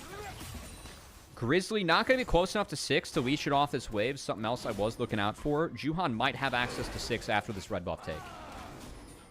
The first red buff take that he'll be able to have this game, and it does get him access to the Subjugate. Grizzly and Ultra Prime also spot out that control ward, which means that they fully know cannot contest for this dragon. At least for now, they're on full vision and the ultimate advantage in the hands of the enemy jungler. They're going to be giving up control over the bot side river for the time being. Yeah, Saber really respecting that window, as a respectful ghost was popped. Doesn't have access to his flash still, so maybe just popping that one early to avoid a potential combo from coming in. Saw some pings to the dragon. Didn't end up actually happening here. And so instead it'll be Juhan going to reset. Potentially the grubs are our next topic of conversation. It's Grizzly justing 6 off of this second spawn of the wolves. That is nice. Xiaoxia's pretty far away from 6. Moham just got 6. If he walks up to these grubs and is spotted, that should be enough just to give them over to OMG, given level advantage on support. The observers are showing us a lot of this the Rek'Sai Scion battle. Thought we're gonna get our ad. Looks like the producer too was like, no, that's too disrespectful. Timer guys, grubs are spawning. All right. Before the grub fight starts, take a look at this sponsor. Anyway, look at what you can do in Chinese old school RuneScape for your phone with the with the Diablo, because like the red and the blue circles, it kind of looks like it's Diablo or Torchlight 2. Yeah. Respect. I'm just combining all the MMOs into one. It's like the Power World of MMOs they're advertising, you know. This is the cross country amount of advertisement we're about to get. OMG, as you mentioned, does get all 3 grubs, but looks like they might be punished for it. A Saber and Grizzly will be going in with the Paranoia Realm Warp combo. Liang Chan also available, and it means that Ultra Prime will get Juhan in trade for those grubs. A load of damage dropped by Henna, who is going to be opting for the Trinity Force Corki this time around. We'll be curious to see if we get an Essence Reaver later on, or if we get anything of that nature. As Grizzly, nice job there on the Nocturne. Little tandem of the camps playing with the Patience.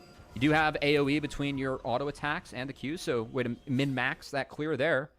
As he gets 2 camps for himself on the backside of that play. Yeah, he's suddenly ahead.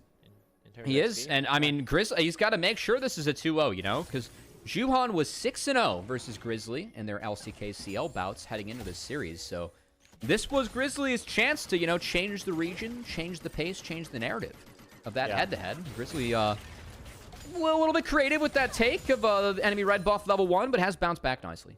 They're not able to fully even up the 6 games. The maximum wins that they'll be able to get is 4 before we go on to the next stage, but at least good to, get a little bit of a dent into that head-to-head that has been completely dominated by the former DRX jungler, former world champion Juhan, by the way, over from DRX back in 2022. Oh, I remember. Because that's when I was LCK TV man. Yeah, I was calling in. I was seeing Pioshik get subbed out for Juhan. Was that a good decision for them? It was. I thought Pioshik, I was really surprised when he took over in the jungle for All Worlds. Like, I wasn't given the gameplay, but we felt like as a broadcast that Juhan was the better option because he was, I think, more disciplined in his early game takes and routes, and Pioshik was, of course, still kind of the Kindred specialist, or I think had a little bit more variance and pocket variety he could bring to the table, which, of course, paid off huge in the Worlds run, right? But no, we actually thought Juhan was the stronger jungler. fully charged Q from Liangchen does chunk out Harry a little bit here. Yeah. But yeah, Juhan, I feel like we've seen him in multiple regions now, right? LCK, LEC, now back here into the LPL.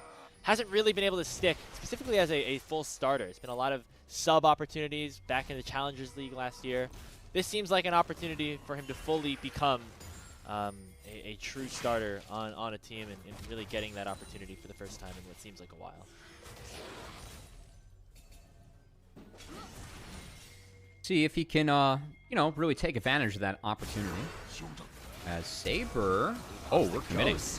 Fully going in onto Moham right now because they know that Grizzly wild. is in the wings with this paranoia. Xiaoxia going forward with the quickness as well. And Haichao does not connect on that Emperor's Divide. With that being said, looks like the fight will still continue. Saber forced to run back away at 40% HP.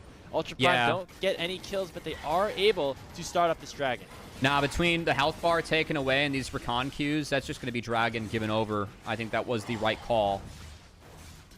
So, yeah, I know Haichao didn't connect with the Emperor's Divide there, but frankly, again, I really like the direction that we're seeing from Ultra Prime in this series, Grapes. Like, we talked about early on how Nocturne Rise has to somewhat act for this bridge. It's how they're going to make early plays, and it feels like Ultra Prime, again, that first series against LGD, I really didn't see a cohesive identity or a cohesive, like, they draft early game, and then they didn't play towards it enough, right?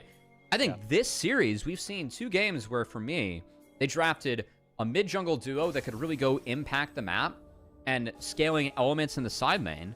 And Grizzly and Saber have been doing a nice job at dictating the map with Xiaoxia as the tertiary, who's also done a nice job of supporting some of these plays in the mid lane to give Ultra Prime, I think, a bit more of an identity in some direction, which we didn't see in their first series. So this has been nice.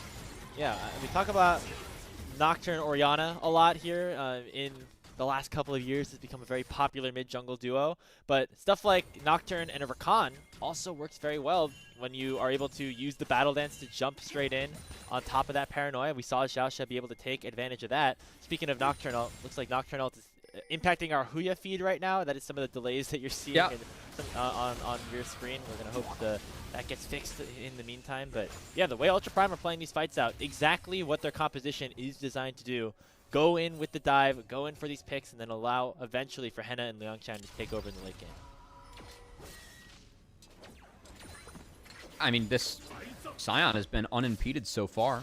Gotten to a happier point of the matchup, and I mean, isn't even going up against that Rek'Sai right now. So he's just going to catch these waves and kind of scale for free into the Azir. Haichao doesn't have, really isn't far ahead enough in order to have a big impact here. As, yeah, I mean, this is, I'd say that I think Ultra Prime, they've actually really sold me, Grapes. Like, coming into the day, we kind of thought that neither of these teams were going to make a run at getting out of Group Nirvana and making it into the play-in stage of the playoffs. Of course, in Group Nirvana, we have 4 teams, only 2 are going to make it into that play-in stage. I really feel like Ultra Prime kind of sold me that they can contest that based on the series today. This has been a very marked improvement versus that first series we saw them play against LGD. And remember, that series against LGD was the first time that this core of players has been together on the stage, right? It's the first time that Juhan and Henna were both playing with this team. It was Vaya as well as the jungler with a lot of vowels that I would mess up if I tried to say his name in the Demacia Cup for UP. Yeah, Henna's an upgrade from Vaya based on my LPL experience for sure. Yeah.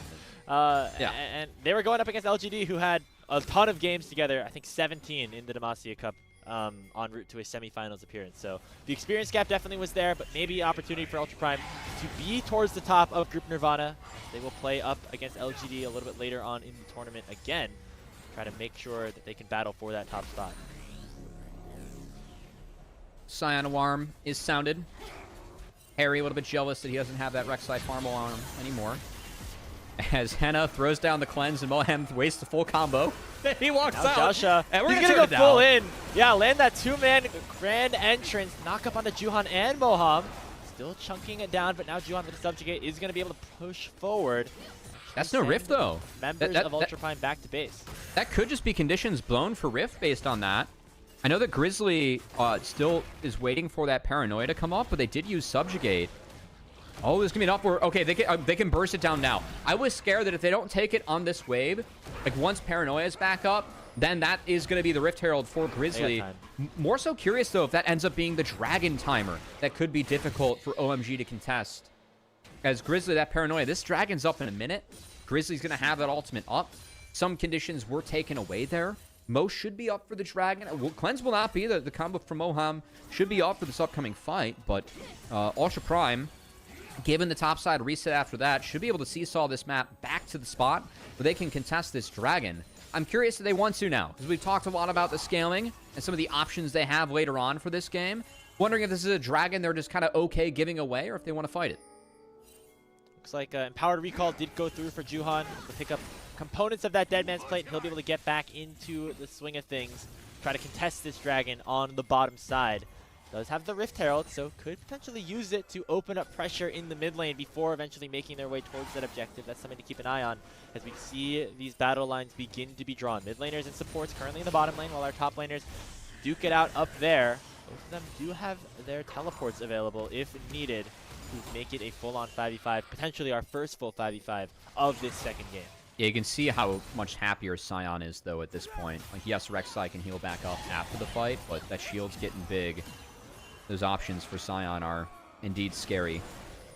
And he will be a more impactful team fighter. Rek'Sai, for me, is very flank-reliant and actually finding carries.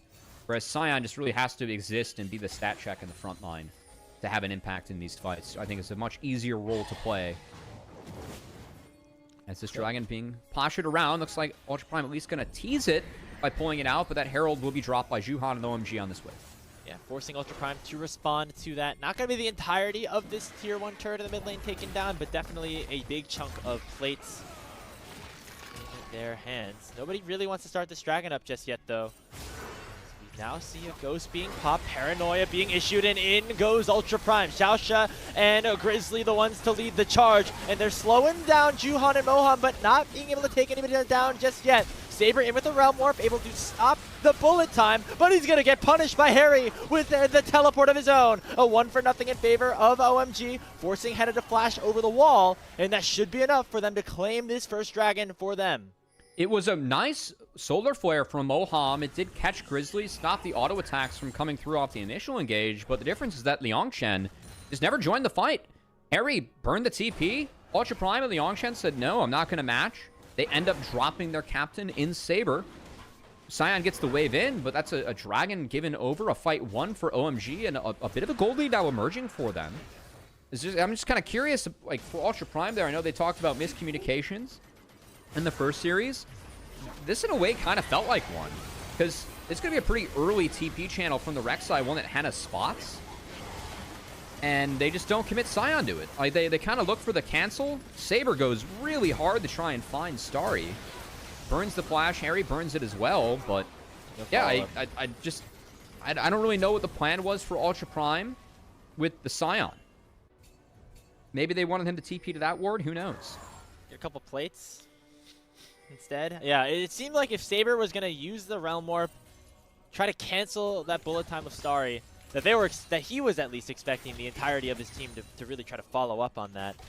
But the rest of the team already out of the picture. Part of that is because both ultimates from Grizzly and Xiaosha were already used, so it was difficult to try to continue to dive into that back line, but just a misutilization of the resources that UP did have does give OMG a 2,000 gold lead, along with evening up that Dragon count.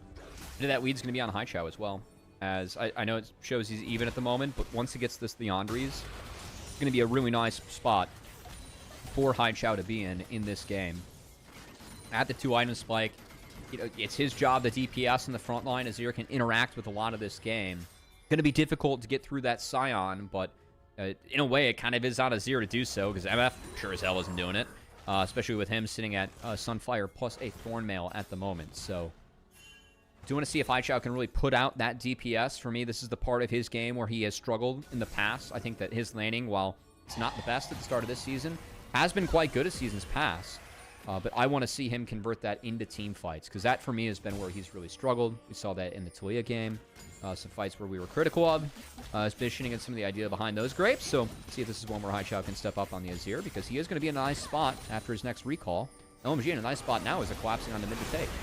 Looks like Ultra Prime, though, want to punish. In goes the bomb squad again, and they're going to be able to lock down Moham and eventually take Juhan down as well. In goes Haichao, lands a two-man Emperor's Divide, but does not get the big carries on the backline. Harry, with the ulti, is able to take one down, but it will come at the cost of his life. And now the artillery in the backline, and the scaling has arrived for Ultra Prime. Henna untouched on the backline. The Youngchan forces a flash, and UP are able to get a big chunk of gold. That is 3 kills for the cost of 1.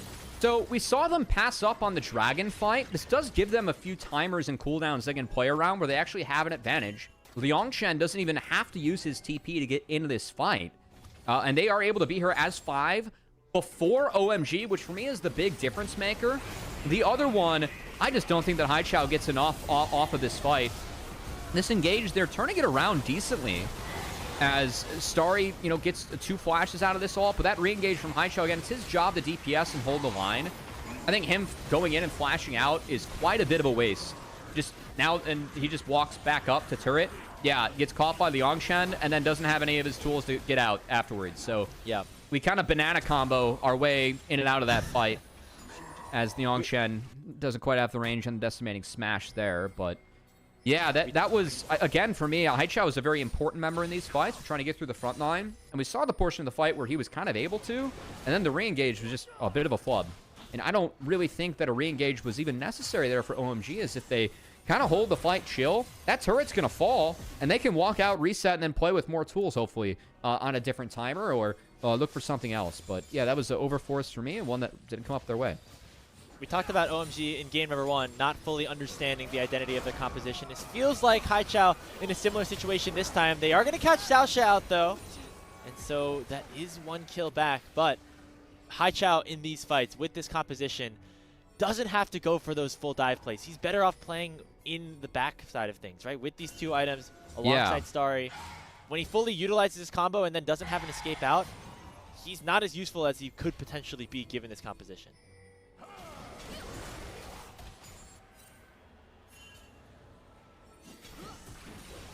Well, deep breath here, Grapes. 30 seconds for the Dragon. A lot of resources put in for OMG, at least around this Baron.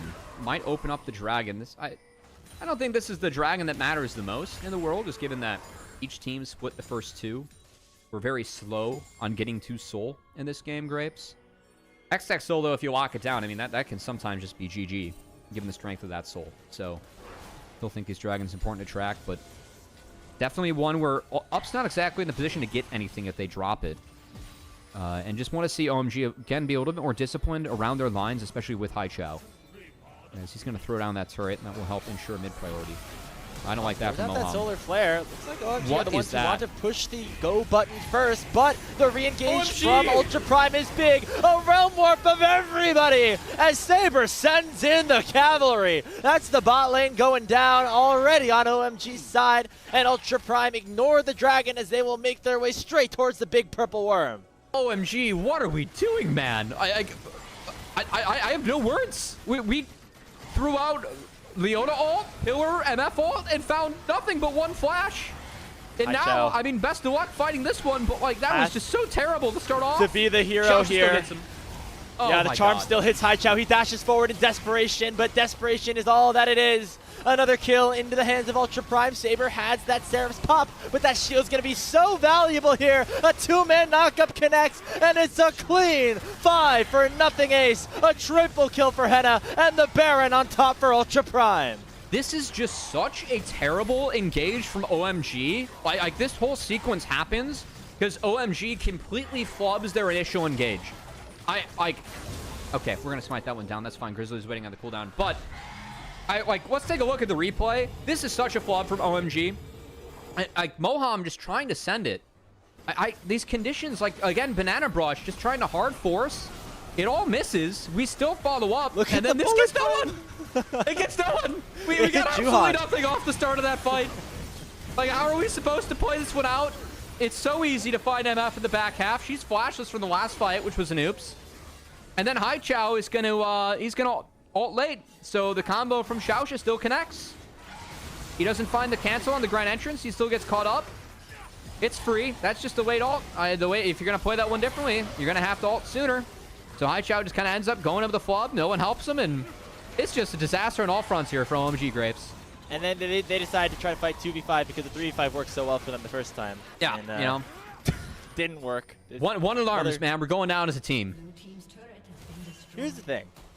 You have a Zero ult. You have, like, you know, this Trundle pillar. You have a big tanky Rek'Sai. It seems like if OMG just sit back and wait for Ultra Prime to engage, it almost maybe works out better for them. But it what seems if like they're a composition that likes to soak up that pressure and counter-engage themselves? They shouldn't be the ones to try to force a fight right there around that dragon. Yeah, I mean, again, I think some of the timing of this game, like, in a way, they do have to force because the game doesn't get better for them. I would just like to force in a better, more calculated manner because these forces have been disgusting. And not in the good disgusting way. It's been disgustingly gross. Haichao looking for a Phoenix moment up in the top side. Not going to happen as Grizzly goes in with the paranoia and is able to get that kill. 4,500 gold in favor of Ultra Prime. They're looking primed to 2-0 this series. It is a good turnaround for Ultra Prime. I can give them some credit for this game. I think they deserve more credit for game one, given how that one went. As I feel like OMG has kind of thrown this one away. But some of the big questions we had for Ultra Prime, like the first time that they hit the Rift here in Split 1, it looks like they just picked early game, weren't able to convert, and that was kind of it, right? It was a flub. We didn't know the direction, the identity. As you highlighted, Grapes, they didn't have the Koreans with them for Demacia Cup. They were playing with subs. I think the addition of Grizzly and Henna and just honestly having this team work together for a week has been huge. Because I saw cohesive gameplay, cohesive ideas from them today. Yeah. And it's looked good. I think that Grizzly and Saber as a tandem have had a really nice series against OMG, and that's something that they can hopefully build off. Going to be very curious to see the evolution of this Grizzly Saber core. Xiaosha thrown into that mix as well because it seems like it could be a fun one. You know, we have many historic mid-jungle duos in the LPL that kind of defined the style of the region for so many years of hyper-aggression, fully going in and making plays around side lanes, right? You think of like Tian and Doinby back in the day, for instance. Maybe Saber and Grizzly could be a sort of evolution off of that. We're seeing them have that sort of identity, at least in this best of 3 so far.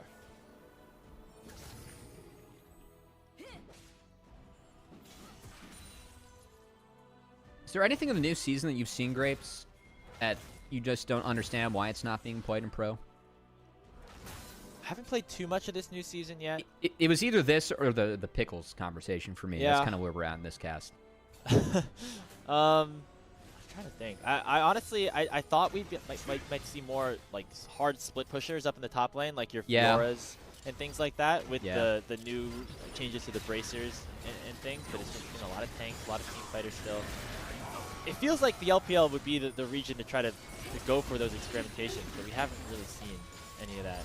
I thought we would have seen at least one Echo jungle, or like a little bit more Diana. Yeah, not a lot of AP junglers too, because that's been a big change that pros not really been buying into. We've only seen Dusk and Dawn really built on Jax top, which is definitely... You become something else as Jax later on, man. If your late game wasn't strong enough, that item added a whole new element to it. But yeah, I'm always curious, like in scrims, what is preventing these picks from being made to stage? Because sometimes there's like a matchup that I'm unsure about where it's so one-sided. Like, we can't play Echo because it gets destroyed by Pantheon like this, you know? Or like just these pros, they play a combo into it. It's too good. Yeah. Yeah, I've been surprised the lack of AP junglers a little bit. AP junglers, yeah, split pushers, as we were saying. I was hoping there's I like the patch notes. I tried I read them, right? It took me a lot longer than I thought we were going to. I kept scrolling and scrolling. We hadn't even gotten to champions yet. Just all the new changes and things. I would have thought that would have meant changes in the meta. Not necessarily the case just yet. At least in terms of like big, massive picks like rising in popularity. The new junglers during the Demacia Cup was fun. Got a lot of Embessas, got a lot of Malphites, but even that's starting to take a hit, especially if you look towards what next patch is going to bring. So looks like we're kind of just back to the same old.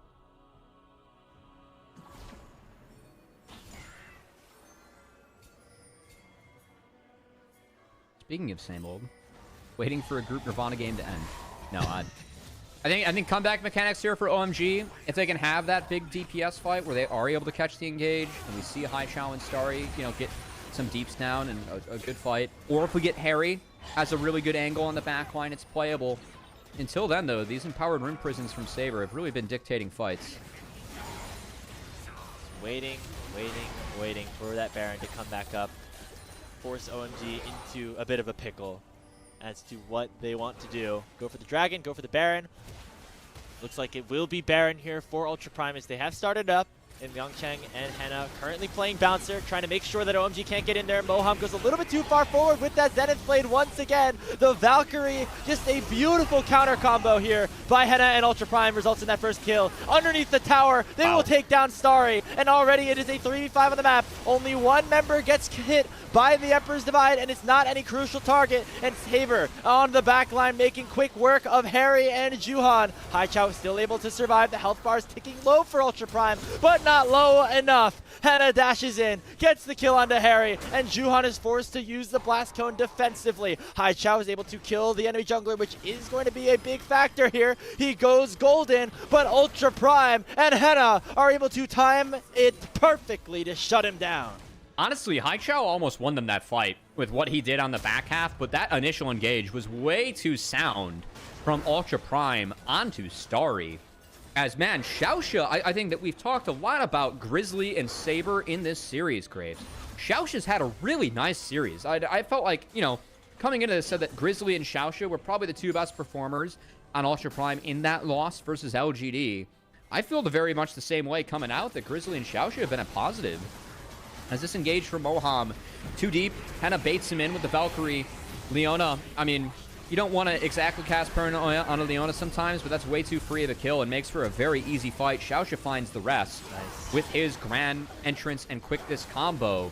And then Haichao, honestly, it has some nice heroic moments here. Grizzly is forced out by the turret, and Haichao is kind of able to distract two members, did end up killing the jungler, and made sure that, you know, the Rek'Sai Trundle combo could actually do some work. As he had a good angle on the Grizzlies, so a nice moment from Haichao, but the initial engage too good from up. As we return to the scene of the crime, we're still fighting. That Baron already taken by Ultra Prime in the front line, just way too far forward at this point. The bullet time merely tickling the mighty Scion of Liangcheng, as it's a 2-for-0, the Baron, and now a trip down the mid lane to try to end this game and end this series, Cubby. Yeah, well, I'd say a win you can build off of if you're Ultra Prime. Meanwhile, OMG, this looks like the team we're saying goodbye to early on here for Split 1, Graves. We need to go back to the drawing board and figure out what's going on here for OMG. These two teams entered this season winless, but it will be Ultra Prime marching out of here with their first victory of 2026. Saber ends this game 8-1-9, and Ultra Prime will win, pick up the sweep. Great bounce back from Saber based on the first series he had versus LGD. Feel like, you know, what he talked about in that interview about miscommunication. Look, frankly, I mean, A, you're the captain, but B, I felt like some of that was coming from himself and his own play, like using some tools too early. Maybe that's what he's talking about in terms of miscommunication. But man, what a difference two series makes here for Ultra Prime. As the boys in purple, I mean, they got these LCK imports in. They, you know, looked very rusty, I think, or very non-cohesive in that first series they had versus LGD. And what they've been able to do since then from there, this looks like a different team from what we saw that day to this day. And sometimes just that time to try and gel together, try to get going, is what is needed. And that was, I'd say, a good performance from Ultra Prime. Definitely punished OMG for some mistakes. And on the flip side for OMG, pretty grim performance from them, as they gave up a 2-0 to Ultra Prime, Grapes. Something that Ultra Prime did not do in the entire year of 2025 was win a 2-0. Done something they haven't done since 2024. Find a 2-0 victory here in the LPL. And they were playing in Group Nirvana for most of the year, too. So it's not like they were up against the toughest of competition at most points. So congratulations to Ultra Prime. It seems like their season already off to a better start than it was in 2025. As for OMG, a little bit more of the same. There was hope based off of their Demacia Cup performances, but so far they have come up flat in 2026. 0-4 in terms of game score, 0-2 in terms of matches. And they still, of course, have more series to go to try to save the season, but it is looking grim for now. Yeah, it's, you know, Group Nirvana, you don't get as many opportunities as the other groups to try and prove yourself. So while the gameplay may not be as strong here, I think the stakes are always really high. And you really get to see what these players can do under pressure. OMG just weren't up to it today. And I really feel like they got beaten pretty much all series, or like all parts of the game, you know? If I referenced the Augie Guerrera Texas head coach baseball speech, would you know what that is, Grapes? No. We're going to have a video to go through after we're done with this. I got to send one to you. But he's like, we got beaten all facets of the game. He's like, 2-out hitting, base running. I messed up the order. I used to be able to quote that speech like from start to finish. But no, I feel like OMG got beaten all facets of the game. I felt like draft. I liked both Ultra Prime's drafts better. Early game, I feel like OMG didn't cash in hard enough for what they had. Dragons, Ultra Prime smoked them in Dragon Control throughout this series. And then team fights and execution, man. Saber, Grizzly, and Xiaoxia were dictating every single one of those fights off their plays. I feel like OMG didn't have the say they wanted to, and then when they did, well, we saw all their combos flub. So it made things a lot easier for Ultra Prime, too. Caddy, our producer, I'm wondering if we can get that lower third back up. I want to just see the face that Cubby made again. If we don't have it on this scene, that's all right. But yeah, that's what it looked like watching OMG when you didn't see our faces in the back there. But it was a tough one. There we go. That was me watching that Azir ulti about 10 minutes into the game. Worst of all mids, LPL 26. You know, my beef with Haichao last year was that his laning stats were actually good, but then he would just do nothing with them in team fights. So this is not good for Haichao when we don't have either things going for us. So damage chart did look nice for him. I didn't really feel that impact on the Rift. But for OMG, this was, again, a pretty convincing 2-0 in favor of Ultra Prime. Curious who you're going to give out a pog to that game, Grapes. I feel like Saber might be going back-to-back here. Yeah, if my math is right, it's 18-1 and 14 for. Oh wait, no, hold on. 18-1 and 17 for Saber. That's a 35 KDA for the duration of this 2-0.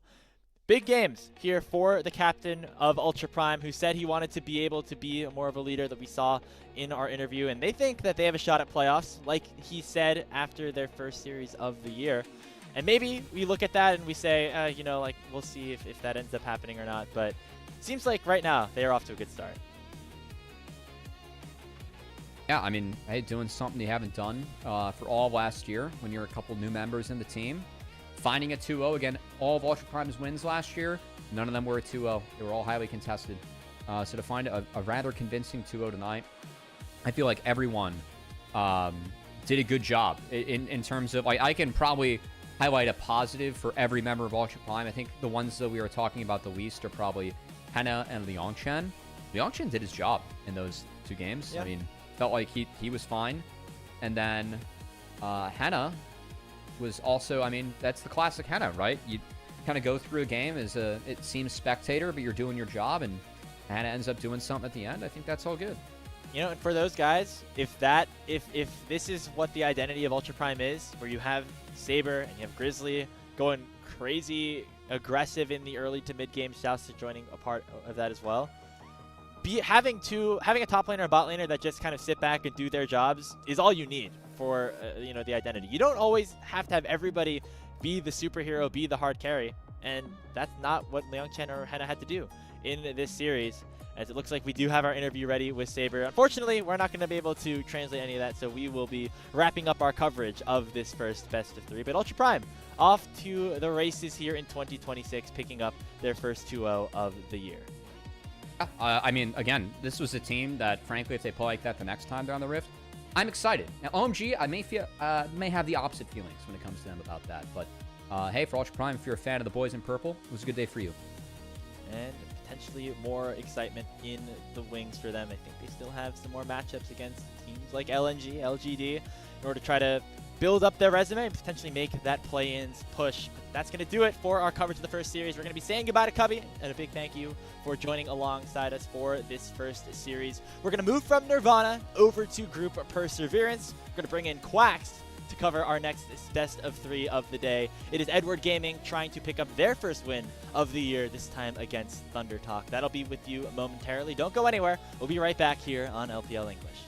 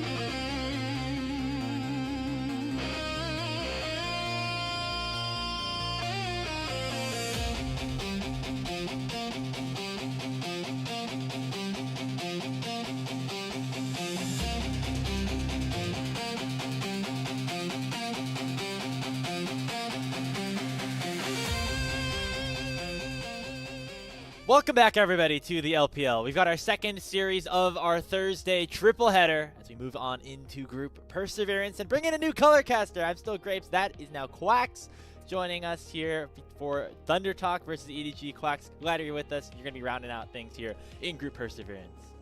And I'm excited. I mean, these are two teams that I think I've studied up on. I've watched the tape of these guys, and one of them going to be picking up their first series win as a team today, Grapes. That is the big theme of this matchup. And one team, I think, wanting or expecting that win to probably come sooner. I think everyone else may be expecting that win to come sooner. And those immediate results, in the case of Edward Gaming, we really wanted to see them hit the ground running as a team who kept 4 out of 5 of their members. But Thunder Talk, obviously, this is a team that's brought in 3 LDL players who have been, in Tier 2 and now are coming up here. So that transition may be taking a little bit of time. We don't expect these guys to be on the level of cohesion and synergy that a team like EDG or even some of the other teams in Perseverance are at. But we need to see seeds of that planted here, particularly in the first split. And although they didn't win their first series, I think we saw at least a little bit of that. So Ultra Prime win their first matchup of 2026. Will it be Thunder Talk or EDG? Still the question to be answered. As we take a look at the standings real quick, we know that the Group Nirvana standings aren't going to be completely updated, but we really want to hone in towards the middle here with WE and NiP currently undefeated. You'll see them after the conclusion of this series. And Thunder Talk, surprisingly, ahead of EDG in the standings. And again, Quacks, because of the expectations that we had for both of these teams, pretty surprising to see this as EDG suddenly have to be a little bit stressed out, whereas Thunder Talk kind of chilling in 3rd place right now. All right, so I know like basically nothing about golf and that kind of sport, Grape. So I know absolutely nothing about this meme that you made and posted on Twitter. So walk me through like what this means. Explain it to me like I'm 5 years old. I feel like you don't need to understand golf. That's John Daly. He's not giving a dang about anything, and he's smoking a cigarette in front of the best player in the world, Tiger Woods, and they're on even playing field, which is like basically the way to describe expectations versus reality at this point. Thunder Talk feeling pretty good that they are ahead, although they have not won a game just yet. Maybe the chance will come here, though, against an EDG team that is certainly reeling after dropping their first 2 series of the season. But without further ado, let's start talking about these 2 rosters, starting off with Thunder Talk, as they, of course, are potentially the underdogs despite being a little bit higher up in the standings. As you mentioned, Quacks, they bring in 2 players from BLG Juniors in Keshi and Heru. Ryan 3 comes up through their own academy system. They retain Feather from last year and bring in Junhao to round out their starting 5. Are we gonna be calling him Feather? Or are we gonna be calling him Ryan 3? I feel like there's been kind of a internal debate between duos on whether or not this is Ryan 3 or if we're just sticking with Ryan. The theme of ADCs naming themselves after actual names. You've got Ryan, you've got Danny, you've got a few others, particularly in the NA ecosystem that you and I are a little bit more privy to, Grapes. But yeah, it's a really strange coincidence there with a common theme from the ADC names. But looking at other players other than Ryan, I really want to hone in on Keshi and Heru. I think that the first series we saw these guys play, Heru in particular going up against Kars in that WE matchup, looked pretty impressive. He was up a lot of gold against Kars, who I think has definitely been more so in the camp of wanting to try and dominate lane on aggressive picks like Akali and Sylas. And to see Heru do that on mages that might not be as strong, might not be as front-loaded in the damage department, I think is really impressive and is a good start to this player. And Keshi as well, even though he wasn't really able to translate those leads that he got in lane, was still up in gold against Q most of the time. So these are 2 players that I'm really curious how they actually end up panning out in the long term and what we can see from them in this first split as far as growth actually comes. Yeah, obviously with bringing in players from the Tier 2 system, from the LDL, always comes with questions of how they're going to perform on the next level. I think we have been impressed by Heru so far, maybe still waiting for fully some of the other players to truly step up after their tough 0-2 loss to Team WE. But this is an opportunity up against EDG, who coming into this season, Quacks, we thought maybe didn't even deserve to be in Group Perseverance. Maybe they should have been in Group Ascend, but clearly that has not been the case as they have dropped the first 2 matches. And after a really disappointing reverse sweep, I think it was, against Team WE, they're going to need to get back on the right foot. And this is a team that, you know, like we said, wanted to hit the ground running and retained 4 out of 5 of their players. Bringing in Leave, who is definitely, I would say, the best ADC in Nirvana in 2025 on Ninjas in Pajamas. It felt like they kind of assembled the Infinity Gauntlet of the Nirvana players, as I would say these guys, at least the EDG members that stayed on this team between 2025 and 2026, were like around top 2 in their role. So we expected these guys to do really well. We expected this team to have promising results right from the get-go, but it's been the total opposite. I feel like all of these players have taken like a little bit of a nerf to the hands, and I feel like some of the things that we don't necessarily expect from these players, particularly Angel, I think had a really, really disappointing series last time we saw him, getting caught out a lot and making a lot of uncharacteristic errors. We can't be seeing that from these guys against a team like Thunder Talk. Like we said, these are the expected winners, and I feel like if they lose this series, or hell, Grapes, if they win this series, but they look unconvincing doing it, we might have to inoculate ourselves, because this team really feels like they just aren't clicking when they should be. I remember how excited we were during these third split of 2025, watching EDG play. They were dominating through Group Nirvana. They got into a situation where they were, you know, potentially into that top 8 and maybe even make more waves with the addition of Perukia down in the support position. But the switch out for Leave in place of On, we thought that was going to be a beneficial situation for them. But so far, Quacks, it looks like it has not worked out. And perhaps Leave is the one that we have to have our eyes on in terms of taking a step up if EDG want to have more success. I feel like it's got to be everyone stepping up. I think that Leave, obviously, is probably the guy that's like easiest to pick on, simply because I think that his errors have been the most apparent when you're looking at the game at face value. It's very easy to point out when Leave is making a mistake, or when something ends up having kind of a domino effect that leads to his team being behind in a future fight. But frankly, Grapes, I feel like everyone is kind of not showing up. I mean, I already mentioned Angel. I think that Perukia, one thing that we kind of talked about even as far back as last year when it came to this guy, when we first saw him join the team, was his champion pool issues. The fact that this is a guy who is really solely committed to just going for those engaged champions. It was fine in 2025 before, you know, you had the diadem item, before you had these items that came into Season 16 that are based on your mana and giving you more shields based on that. But now, like, enchanters are actually good. We're seeing more Namis, we're seeing more Lulus, we're seeing more Karmas, and even like things like Renata are making a little bit of an appearance here and there. And the fact that Perukia really hasn't had a willingness to play these champions, I think does show some type of error in the draft right out of the gate for EDG that is more apparent this season than it was, say, in season 2025.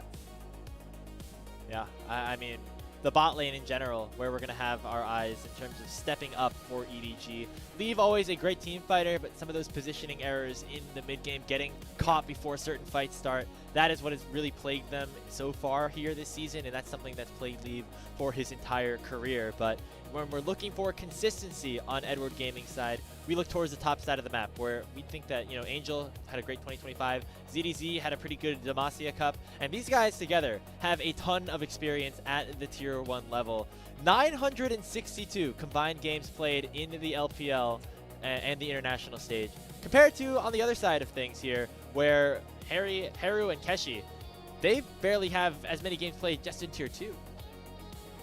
Yeah, it definitely feels like this is going to be a really interesting matchup for Haru in particular. Angel, obviously a player that really a lot of people considered to be one of the best mid laners in the world back in like 2020 when he was on Suning, and I definitely think that he earned that title, making it all the way to the grand finals that year. But he's been around for a super long time. Like you saw those combined games, Haru has basically had only a mere fraction of that. So Haru going up against a veteran of all veterans today, Grapes, is going to be really interesting to see. I think that Haru is definitely on, not necessarily the rise, but the intrigue on this player after his first series is certainly on the rise, whereas Angel has been slumping a little bit in this split. So I think that these two conflicting patterns for these two players, I wonder where it's going to intersect and who's going to end up coming out on top.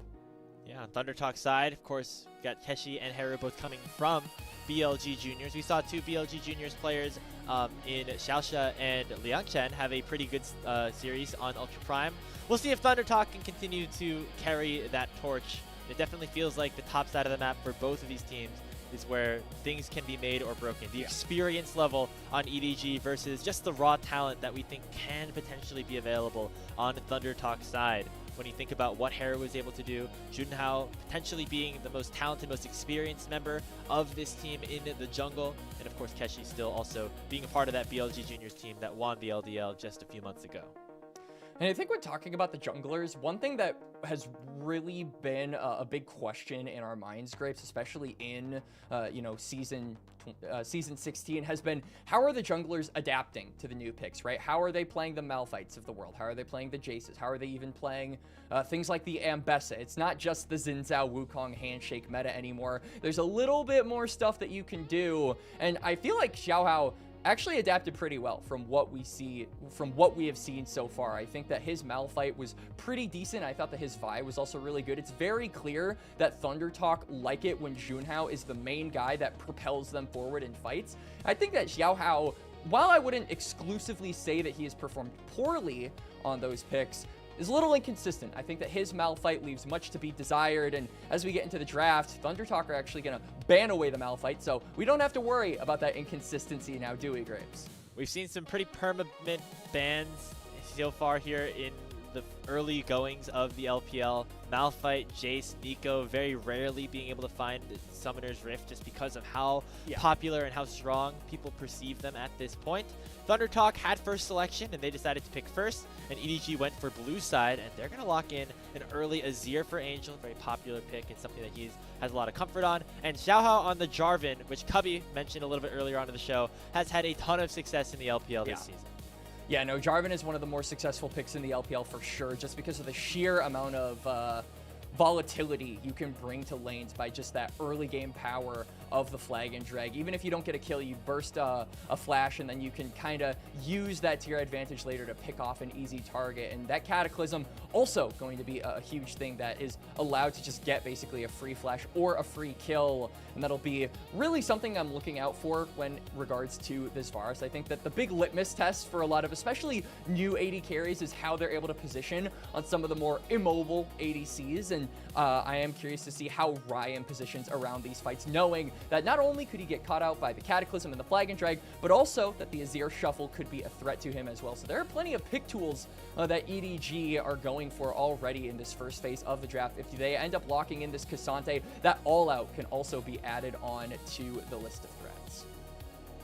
We talked a lot about Keshi and Haru, but Ryan also coming up through the LDL, albeit his team in Thunder Talk Youth not having the same level of success last season as Keshi and Haru did with BLG.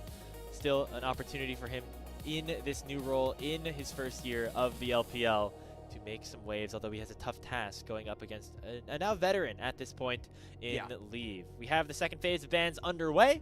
A little bit of mismatches in terms of where things are going, as it looks like Thunder Talk now going to be able to target the bot lane with that Varus already being locked in. And I like that Thunder Talk are targeting some of these more scaling-oriented, maybe even, utility-based ADCs, simply because they're really nice to have alongside Jarvan, right? I mean, if you add an On the Hunt Sivir ultimate to something like a Jarvan, it just makes those engages and being able to stick on to some of those backliners that much more easy. I wouldn't be surprised if they even add something onto this like an Ashe. I feel like that could also be an angle that they want to go, simply because we've seen in the LPL that these ADCs really know how to use that Enchanted Crystal Arrow to its full effectiveness. So we'll have to see what that final ban is. But I think on the side of EDG, it's really just needing more firepower at this point. Maybe something that can allow this Jarvan to get a snowball going, because as it stands, you're really only reliant on the scaling of the Azir and the Ornn right now. You need something that can kind of build that bridge in the beginning and have a lane for Jarvan to play for immediately. Talking about scaling, just taking a look at generally champions that are still available. I know we haven't seen it a ton, specifically in this season, but like a Senna is one of Leaf's specialty picks. Maybe we get an opportunity for that here, as it is an R5 counter pick for the bot laner of Edward Gaming. Thunder Talk going to round out their composition here, though. Looking for a support to go up against Perukia's Alistar. It'll be the Rel. And finally, most likely a jungler for Juno. I think they need something that brings a little bit more engage, because right now Perukia just has a very clear target when it comes to, if ThunderTalk want to start up a fight, boom, you just eject the Rel away and they can't really do anything after that. If you can get another threat on top of that though, the Alistar can only headbutt one target. So I think that if you have multiple threats kind of stacking that engage on top of one another, it overwhelms the Alistar. And I think that Wukong is a really good answer to that. Obviously the Cyclone can be seen as a either primary or secondary source of engage. So Perukia really going to have to choose his targets and choose them wisely in some of these mid to late game team fights. EDG now, like you said, last pick for leave here.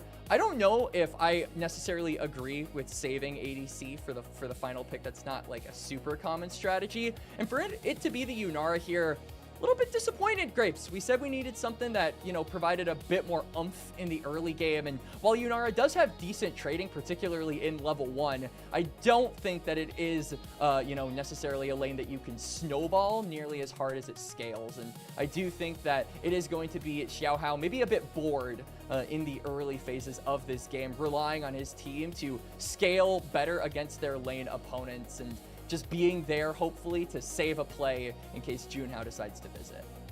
Especially against the Varus, which is going to immediately just have push in that 2v2 lane. Maybe having all of the lanes pushed up, if you are EDG, means that Jarvan will have easier angles for ganks, but that's not normally how this stuff works, especially at this level of competition. So Xiaohao going to have to be a little bit more creative without either of his lanes really having significant leverage, but still a good opportunity. And if he can get through that early stage, I think EDG have a really nice scaling composition to take them into team fights. No, they've got Azir, they've got Yunara. Like, these are champions you do not scoff at when they hit that 3-item mark. And I think now it's just kind of about ThunderTalk finding ways in the early game to disrupt that. I think one way they could definitely do this is by utilizing that Weaver's Wall, right? You give a Heru shove mid, and then you allow him to kind of pressure these side lanes, pressure objectives, and try and kind of get that ball rolling. I think that dragon control is going to be really crucial for this game as well, because while it is really good for ThunderTalk in the scaling department, or Edward Gaming in the scaling department, if ThunderTalk can, you know, match them with that through the objectives, then I think it gives them a bit more of a legitimate fighting chance. Two teams looking for perseverance here in that respective group, looking for their first wins of the 2026 LPL season. Edward Gaming been disappointing. ThunderTalk been promising. We'll see who's able to deliver here in game 1. It's pretty exciting, particularly for a player like Heru, who, you know, a lot of people probably pretty high on this guy if they were LDL knowers, and being able to win the LDL at the end of 2025, or be very close to winning the LDL as well. They won, and then they also got runners-up. So a pretty successful year for them, now going against a player who Heru likely, you know, in a way maybe looked up to, right? Like, I think that Angel, particularly for a lot of these younger, newer mids, is probably a guy that they got to see, you know, on Suning. They got to see him at those international tournaments. They got to see him when he was considered one of the best mid laners in the world. So I think Heru, it's going to be really interesting to see how he stacks up against a player like that.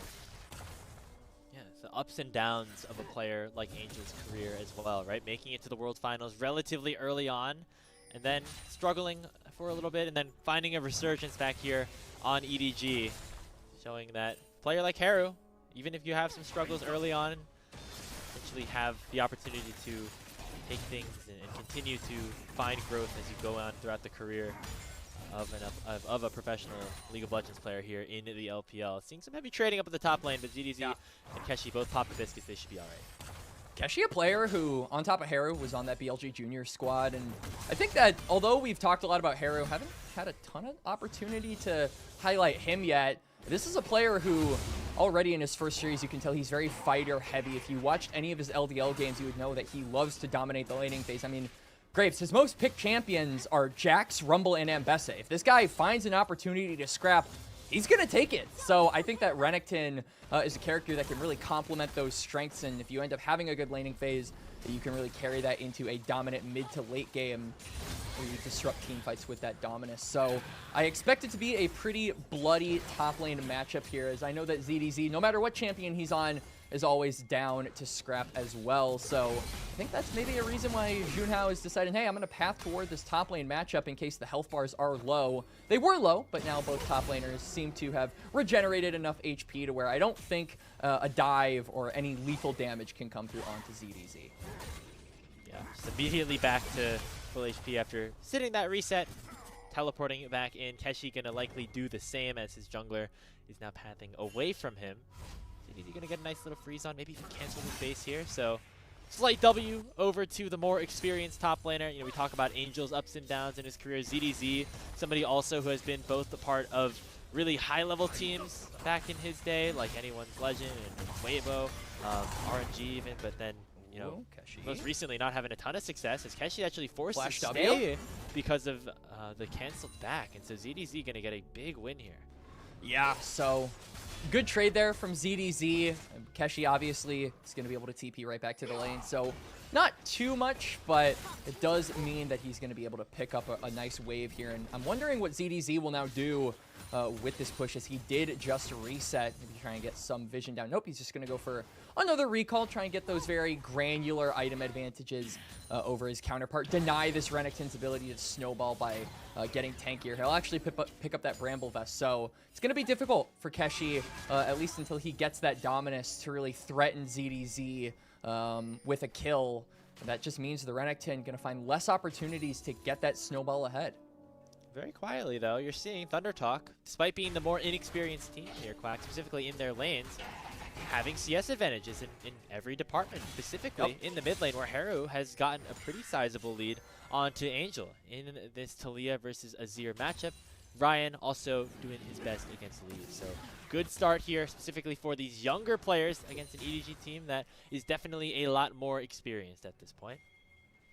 And that's kind of the big thing that's separating these guys, Grapes, is the experience gap between Thunder Talk members and EDG members. And I think that just puts so much more emphasis on us needing to see leadership from Junhao and Feather going through not only this series, but just through this season, because they're the guys that kind of need to act as lightning rods for just the raw electricity of these LPL rookies who are a bit more untamed compared to the jungle and support of this squad. If they can be the guys kind of directing this team and, you know, leading them in fights, I feel like this is a recipe for success as far as, you know, what we expect from these guys. Again, 3 LDL players, you don't expect them to be the best team in the world, but if we can see, you know, the beginnings of something great for Thunder Talk, I feel like that is significant enough for Split. Little engage in the mid lane, as it looks like immediately Haru will get taken down. Call the Force God does not connect them to Junhao, but it's 4 members of EDG on the top side of the map, and will force this Wukong to flee. Yeah, good dummy placement there by Junhao to be able to deny the second kill for EDG, but the same cannot be said for Haru. Getting bouncy housed there. Knock up from Angel with the shuffle, followed by a flag and dragon. Xiaohao biding his time. Hasn't really been able to impact the map yet as the Jarvan, but finally makes his mark here. Gives the first blood over to ZDZ. Not sure if that's where I would have preferred the gold go, but a kill's a kill, and again, going to make Keshi's life a lot more difficult in this lane, as the Renekton is going to continue to struggle finding these angles to get lethal damage onto the Ornn.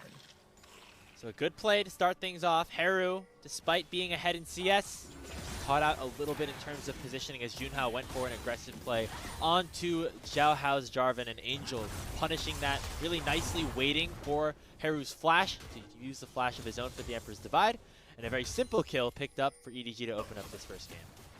I also think that it does kind of help ZDZ in the laning phase a little bit. I mean, you look at the CS difference between these top laners, and it's pretty significant. That kill's going to help bridge that gap a little bit. Keshi's going in for some damage. No ultimate available for ZDZ, but he does have his flash. Might have to burn it if enough damage comes through, but Keshi mostly just using this Dominus to get priority in that top lane. Crash that wave, likely go for a reset after was a pretty successful set of things in the early game. Junhao able to claim the first dragon, though. Put Thunder Talk in on the board in that regard.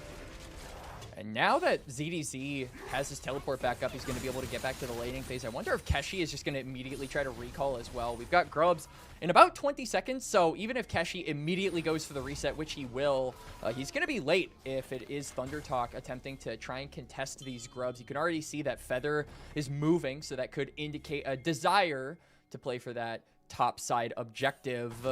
They also have to be very careful about no Dominus. That is still about halfway off of cooldown, and that's one big kind of checkmate spell, particularly in the early to mid-game fights that they won't have access to.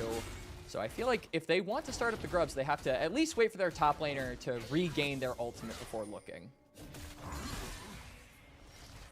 Available now, and both junglers definitely know it. There is good vision around for ThunderTalk at this point. They got a control ward in the grub pit, also having Keshi with that push, the Phaelite help as well with that ward, going to be able to have full control in terms of at least knowing that Xiaohao is doing this. The question is, will ThunderTalk be able to do anything about it? Doesn't look like it, at least for now. Karuki's got level 6. Keshi doesn't have his ultimate. I feel like it's just a question of who has more resources to actually be able to fight for this objective, and it very clearly is EDG. So ThunderTalk wisely not going to contest this. I think it is definitely the smarter move to give this one up. As a matter of fact, I mean, they already got the dragon, so it's just a classic trade at the moment. Is Xiaohao. Okay, nice flag and drag here for Xiaohao. They got the crab. Yeah, you know, small victories, right? We didn't get the grubs up. Technically, Mental net positive warfare. in gold, right? At least for now, for Junhao. We'll take it. Yeah, it's a mental diff there for the junglers. Whoever controls the crab controls the universe. We learned that from Peanut way back in Season 4. And Blabber. Source, yep, that too. He re-echoed that sentiment after some people maybe had forgotten. Source is trust me, bro. Maybe Blabber's not the best example, now that I'm thinking about it a little bit further. But it looks like Junhao was able to get it and get on out as well. So small win here for ThunderTalk, who have kept things close in the early game. The problem is, Quacks, I feel like it's not their need to keep things close. They have to be ahead in the early game if they want to be in a position to win this game. And I feel like a lot of that needs to come from Haru and Junhao. We already mentioned that Weaver's Wall in the draft, you need to get Shove in mid to try and at least threaten these side lanes and give these little resource advantages over to Ryan and Keshi. So far, we haven't seen Haru really able to do that. And I also think that Junhao also hasn't had a lot of opportunities, especially since he's hit level 6 and had access to that Cyclone, to really impact the map. Xiaohao had that one moment, and it feels like EDG are kind of carrying that one kill that ZDZ got several minutes ago and still holding on to that gold lead. So we need to see ThunderTalk be a little bit more proactive, try and create these opportunities, because so far, I haven't really found options or angles to do that. Yeah, push in top lane, but that's not really a candidate for a dive or a play against ZDZ's Orange, just because of how difficult it would be to burst him down underneath tier 1. I feel like we've seen way too many a story of somebody trying to dive an Ornn too early on in the game when they're not far ahead enough, and bad things typically end up ensuing. So good on ThunderTalk for at least acknowledging that, but it doesn't really help them in terms of finding other areas to go for plays, at least at this point. Teleport coming to the bot lane for Perugia. But right now, looks like we're just playing the waiting game, and that will benefit EDG. You see Keshi also completing his quest there, first one to do it on the map. Does mean that with the teleport summoner spell, he'll have access to that, you know, somewhat beefy shield. It's a little thick. It's 30% of the max HP. It's good shield. Could be something that they could try to use in this dragon fight at about 40 seconds, especially if ZDZ doesn't complete his quest. Could give a temporary HP or frontline advantage over to ThunderTalk that they could try to use to bully EDG off of contesting this dragon, or win the fight if it ends up coming to that, as both teams seem to be posturing around to just try and get as much vision as possible before this Drake spawns, and aren't really interested in trading blows with one another. The top laner is not afraid to do that, as EDZ does have his ultimate available if he wants to try to go for something. If that Q landed, maybe there was more of a possibility.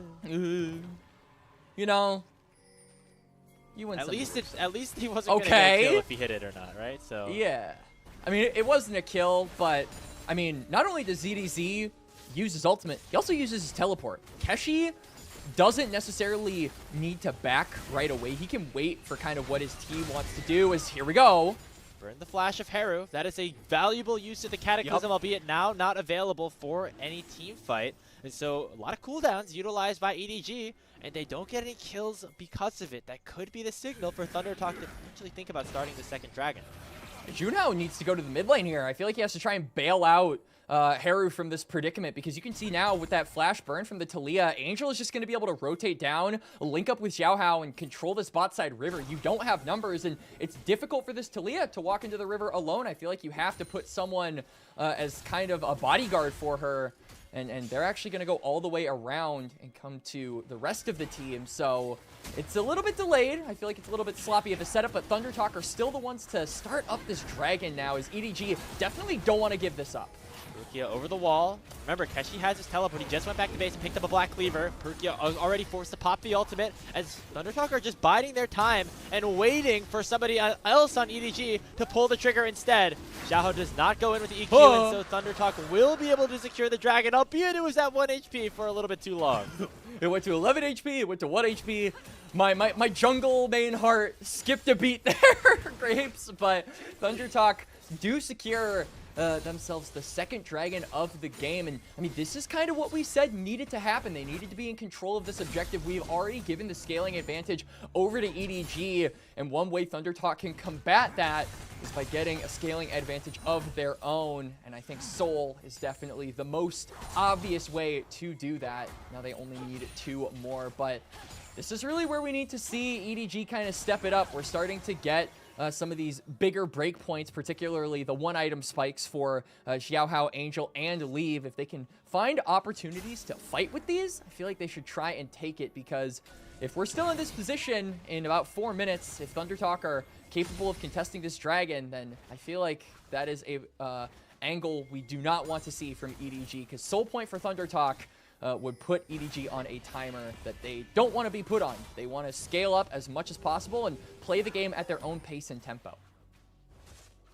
So maybe finding an opportunity to make a play on their terms is the proper way of doing things here. Could be the Rift Herald, as a lot of members of EDG currently around that top side of the map. They have notably swapped the top laners down to the bottom lane, and Keshi does have teleport advantage still, albeit only for a few more seconds before ZDZ gets his own.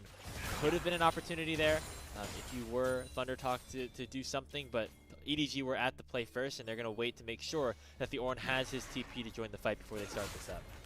And there isn't a lot that, I mean, ThunderTalk can really do here. They do have some poke tools from the Taliyah and the Varus, but I feel like those spells aren't really in a position where they're able to do a ton of damage and actually threaten these health bars. EDG, though, go for a fight. Going to be flanked.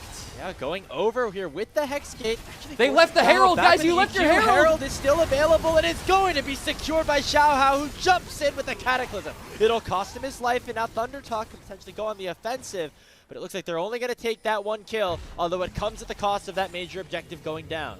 Yeah, I mean, the neutral objective scares have been en masse this game, Grapes, as Xiaohao looks for an angle on to Junhao, but, I mean, he abandons the Herald. That came down to a 50-50, and I feel like with the control EDG had of that topside river, a 50-50 should not have been in the cards for ThunderTalk. But luckily for ThunderTalk, even though they missed the objective, they do get the kill, like you said. And Keshi, crucially, is the one to pick up that gold. This Renekton does have the Black Cleaver, but I think that on 2 items is really when this champion starts to be at their strongest. So if they can accelerate him to that point, especially if he can hit that mark by the time this dragon comes up in a little less than 2 minutes, I feel like ThunderTalk will be in a really good spot, at least frontline-wise, as Keshi will be just kind of a raid boss that EDG, with the lack of pen that they have right now, won't really be able to deal with. Still a lot of time to pick up those items, but maybe not as much as they thought that they would have, as they have this next dragon spawning in just over 90 seconds. Be a good opportunity for ThunderTalk to continue to force fights, look for opportunities. However, down in the bot lane is where there is a big advantage, and it goes towards EDG's bot laner in Leave. The new addition to this team just picks up the Fiend Hunter Bolt. It's going to be even stronger when he procs that Transcendence. And comparing to Ryan 3, going to be much more valuable in a potential 5v5. And I want to see what Leave is going to be able to do in this fight, if it ends up coming down to a fight. around this dragon, because I think oftentimes Leave, one thing that, you know, a lot of people have been talking about, it's not just the positioning clips where he gets caught out and ends up dying before an objective, but also being a little bit clumsy with the flash timers, I think is another criticism that we can, you know, kind of we can kind of throw in from watching some of those misposition errors where he'll not have flash for a crucial fight and won't be able to, you know, pop off nearly as much as we would expect him to. You've got a 1,000 gold lead, you've got flash, you've got transcendence, you've got all of these tools to be able to really win your team the fight. So we need to see that execution come out from Leave, execution that has been sorely lacking, I think, so far in the 2026 season, Graves. And we know what it looks like when he is able to execute properly, and that is one of the best team fighting ADCs that we have in the LPL. It is just these small positioning errors, getting caught out, not being able to fully be cognizant of those timers, that is holding him back from being one of the best players that we have in the league. Will that happen in 2026? Hasn't happened yet, but still a lot of time left in the season, and of course in this best of 3 series. As this dragon is now spawned, and ThunderTalk wanting to claim themselves that soul point. EDG not going to make that easy, though, as they have full positioning around the river.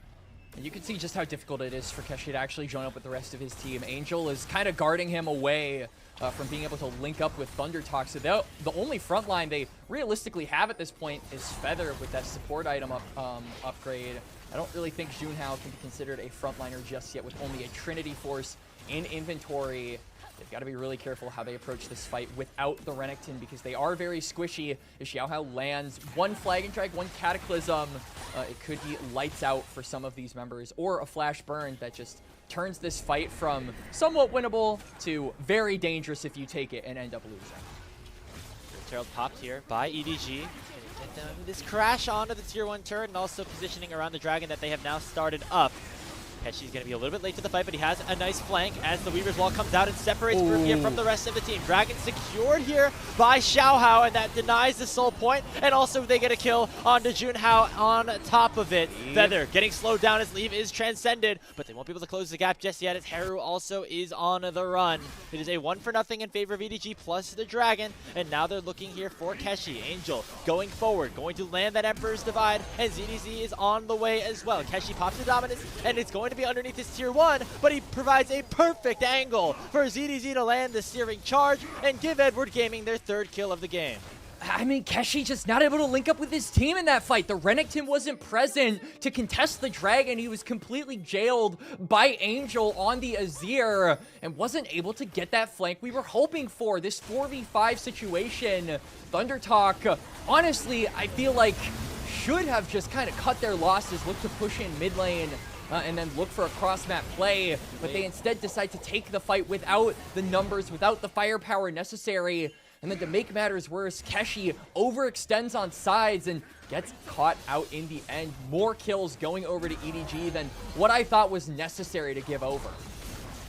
And the way that EDG positioned that fight as well, knowing that Keshi was going to try to go for a flank, they set up Perukia on the top side of the map, or the top side of the river, and they set ZDZ down towards the bot, making sure that nobody could go in and take down this backline that has become so powerful for Edward Gaming at this point. Angel able to pick up his 2nd item now, and Leave is working towards a 3rd. These guys are going to become monsters in the late game, especially with the help of some of these Ornn items that will be coming in shortly.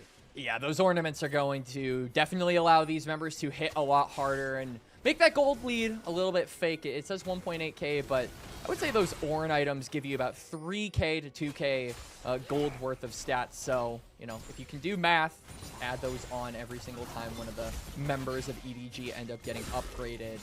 But now it puts ThunderTalk in a really precarious spot. You don't have the soul point. It's still 10 minutes, or I guess technically, what is it, like 7 minutes until, oh, hang on, Perukia.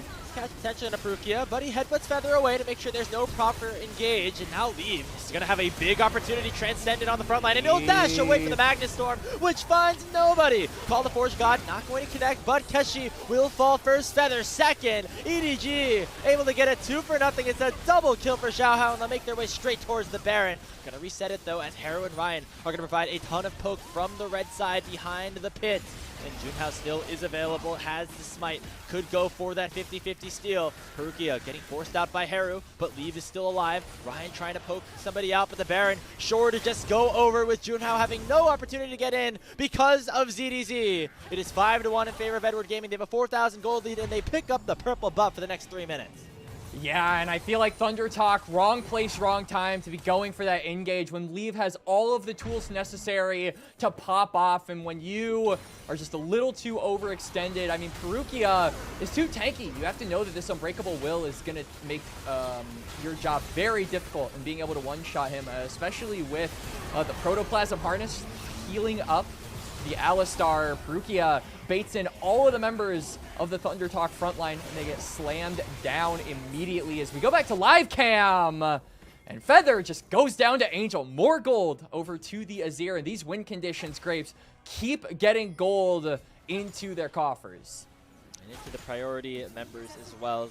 Angel finally getting on the board here with his first kill, albeit he has 100% kill participation at this point, only one on his team with that, as a lot of the composition, a lot of this game has revolved around Edward Gaming star mid laner on the Azir.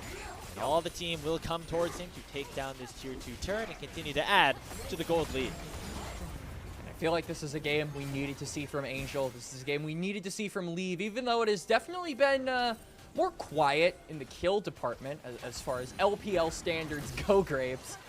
Their positioning has been really good. I think their team play has been good. Because now we see a team fight started up here. As you say it, Chain of Corruption does land onto Angel. The Call of Force God does not connect. Junhao is going to find a knock-up onto Leave, but the Uno reverse card right back will send Junhao to the grave. Keshi is running away in a 1v4, will get taken down by the Yunara, and it's another 2 kills going over to Edward Gaming.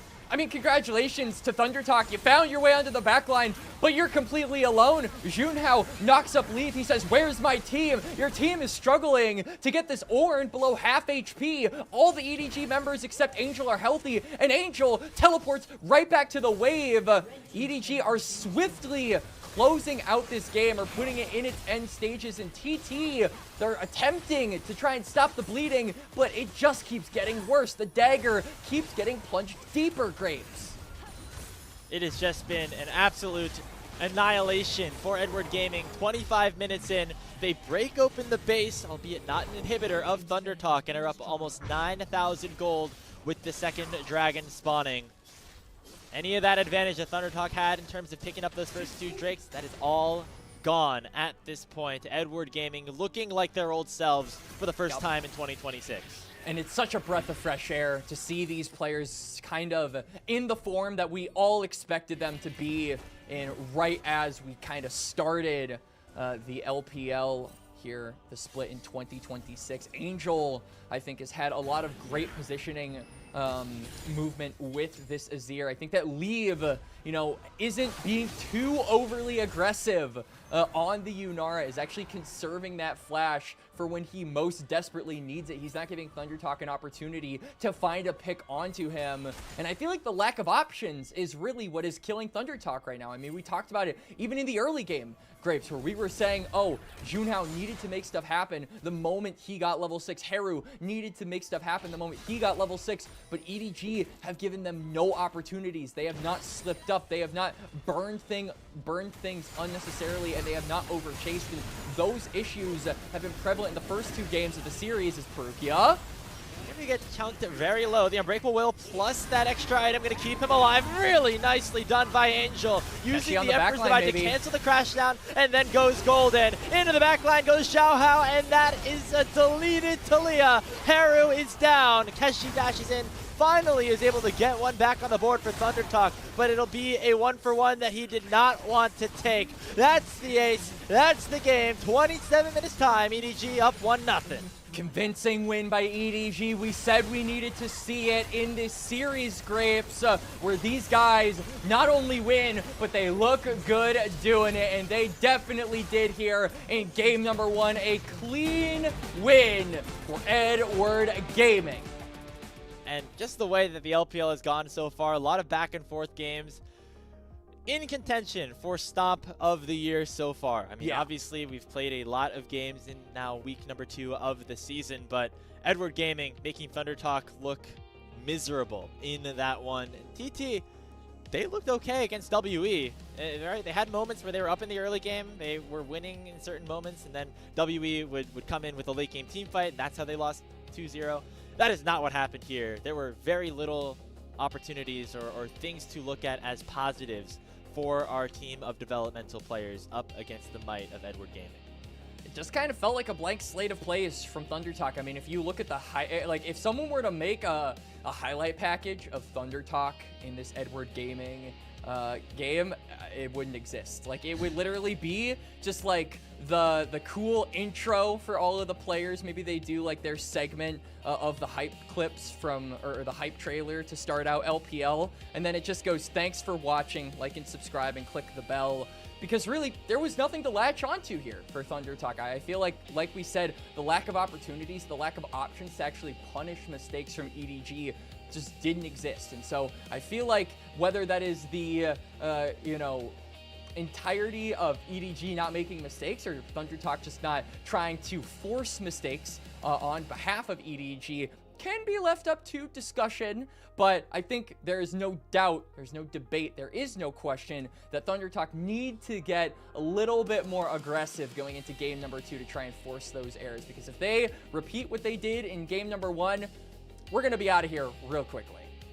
Yeah, I mean, just like the late game back option, or the backup late game options for Thunder Talk just were not there. There wasn't even an opportunity for them to say, hey guys, like, let's calm it down a little bit, we'll scale to the late game, because it was EDG that were in that scaling position, and they were the ones winning out. Wish we were able to see some more in terms of aggressive plays from Junhao and Haru, two players that we thought were pretty promising going into this 2026 season, but they never were really able to connect. I feel like at this point, I know we talked about this in our first series, but it could be a situation where if you are a newer team in maybe a lower quality of game, playing for scaling ends up working out pretty well, and EDG definitely took advantage of that.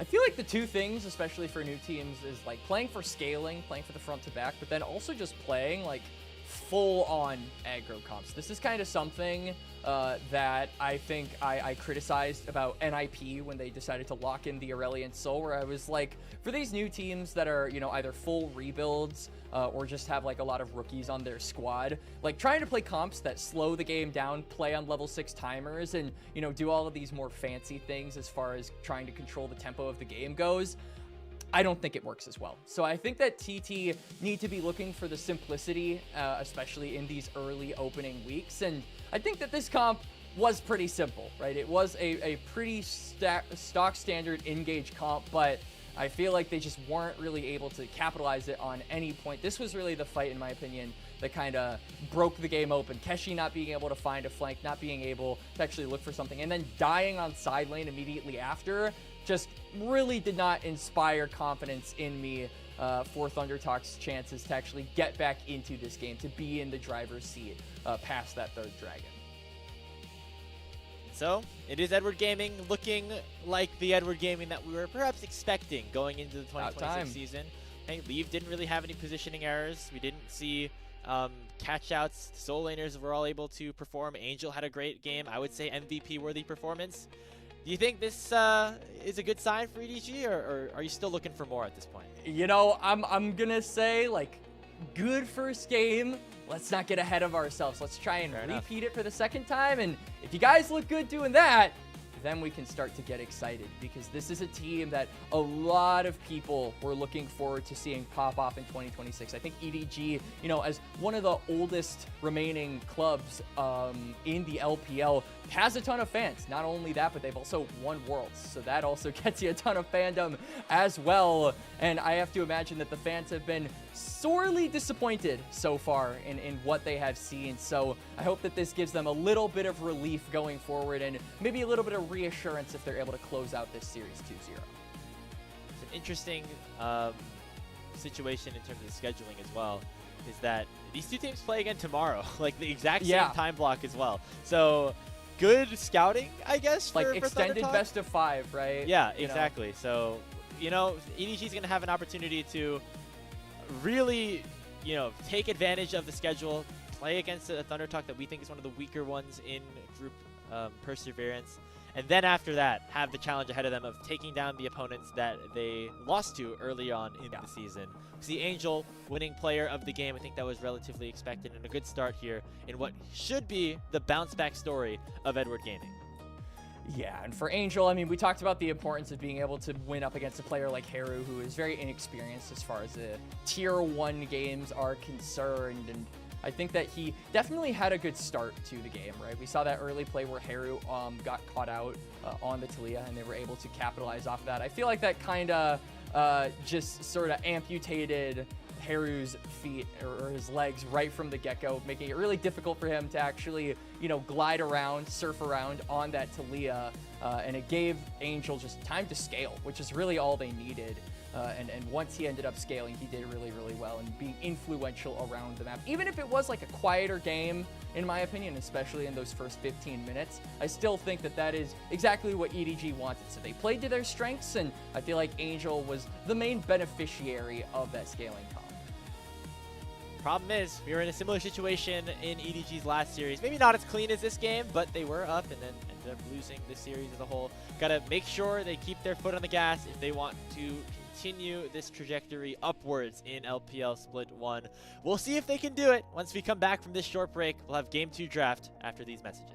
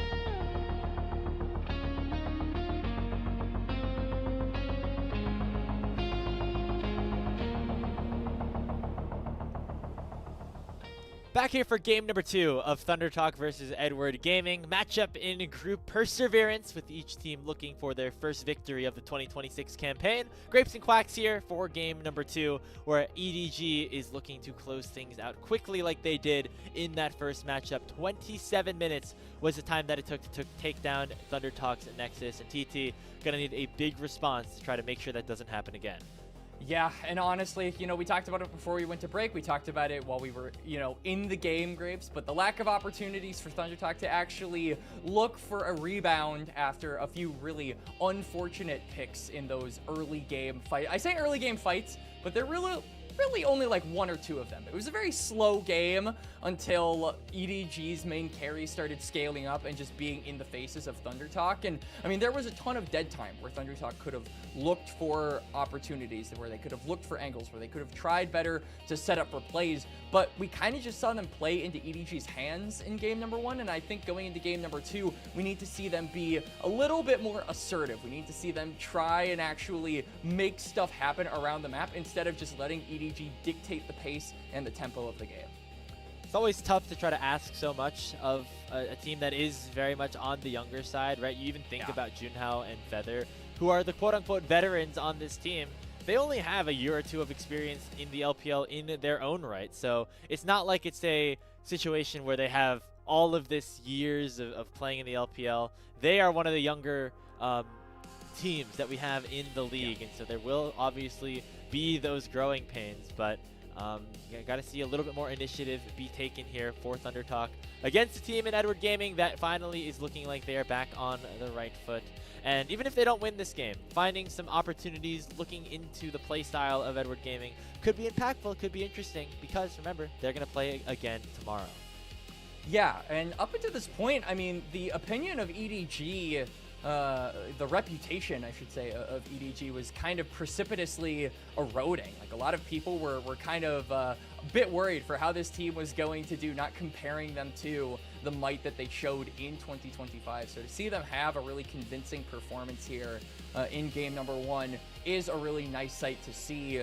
This is not the first game that they have won, though, right? Obviously, I believe they took NiP to 3, but in that game, Grapes, I feel like it was not like a super convincing win. I believe Leave had like a 5,000 gold lead in that game and wasn't like the main carry automatically. So I think that this is definitely, in game number 1, was certainly the best game we have seen from them so far in this split. So hopefully they can ride that momentum into game number 2. And for the case of Thunder Talk, you know, obviously, backs are against the wall here. We have to see them try and rebound. But again, I just think it's really about Junhao and Feather looking to create those opportunities, and Harukeshi and Ryan trying to execute on them as the veteran, or as the rookies who we have talked about really have the mechanical skill to challenge some of these, you know, other LPL mid laners and top laners.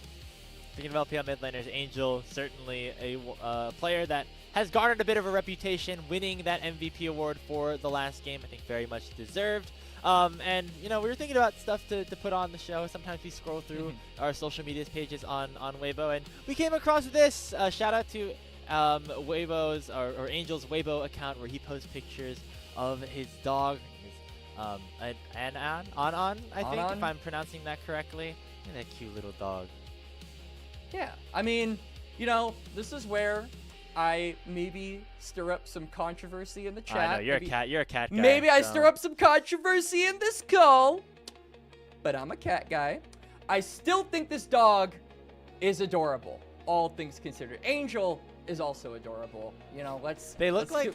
Have you heard the theory where, like, you can, like, look like your pets a little bit? Yes. Look at the front, look at the hair, and then look at the front of the dog's, you know, hair.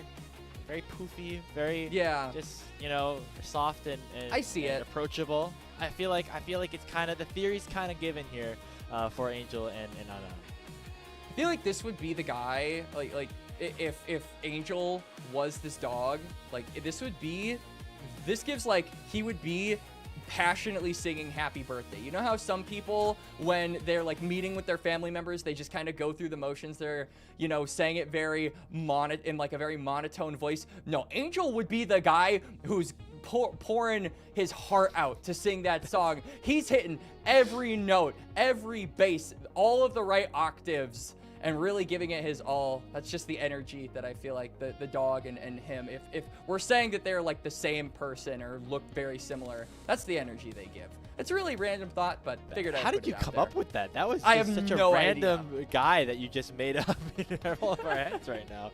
That's crazy. Well, you know what? Angel, fearless in that way, potentially, and also fearless in his ability to roam across the rift, make some good plays on that Azir in game 1. We'll see if it ends up happening here in this second game. ThunderTalk having first selection, opting to pick first, EDG going towards blue side in response. You're going to get to see that mirrored pick ban compared to what we have been used to for the first 15 years of this esports existence. And regardless of the sides, we're going to be seeing very similar bans across the board. Things like that Malphite and the Jace not going to be available. Yeah, I think Malphite and Jace probably just going to be jailed away for the entire night, if I'm being completely honest with you, Graves. Neither of them going to be picked up here for game number 2, as I would expect EDG, probably the last ban, going to be targeting something in the jungle pool, just trying to limit the amount of engage tools that ThunderTalk can use. I mean, that's what we're looking for here for Junhao. I think Junhao has been at his best when he can be the go button for this team, and so I feel like the bans with basically 4 junglers being taken off really limit his options here. And so I'm not actually surprised we don't see a first pick jungler here. And instead, we're going to opt to give Haru maybe a comfort champion in the Rise, as he did struggle a lot against Angel in that first game. Response B, one of those picks that typically has been in the first rotation of bans, is the Nico, and something that Perukia definitely made a name for himself with when he came onto the scene during Split 3 of the LPL with EDG. That's going to get locked in here for him.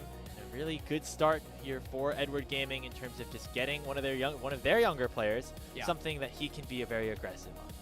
And I mean, this is a good test for Perukia. We said while we were talking about the pre-show that this guy just loves engage champions and essentially nothing else. I mean, the Nico is something else. So if he can put on a performance with this character, maybe adding a bit more dimensionality to the champion pool of Perukia that is much needed, especially as we go further and further into the season. But on top of that, Nico being locked in, the Xin Zhao also going to mean that EDG are going to have a lot of damage in the early phases of this game. I wouldn't be surprised if they are firmly in control of a lot of these early game dragons, and maybe looking for some of these invade angles if they can pair this Nico up with another aggressive AD carry that allows Leave and Perukia to have that prio in bot lane.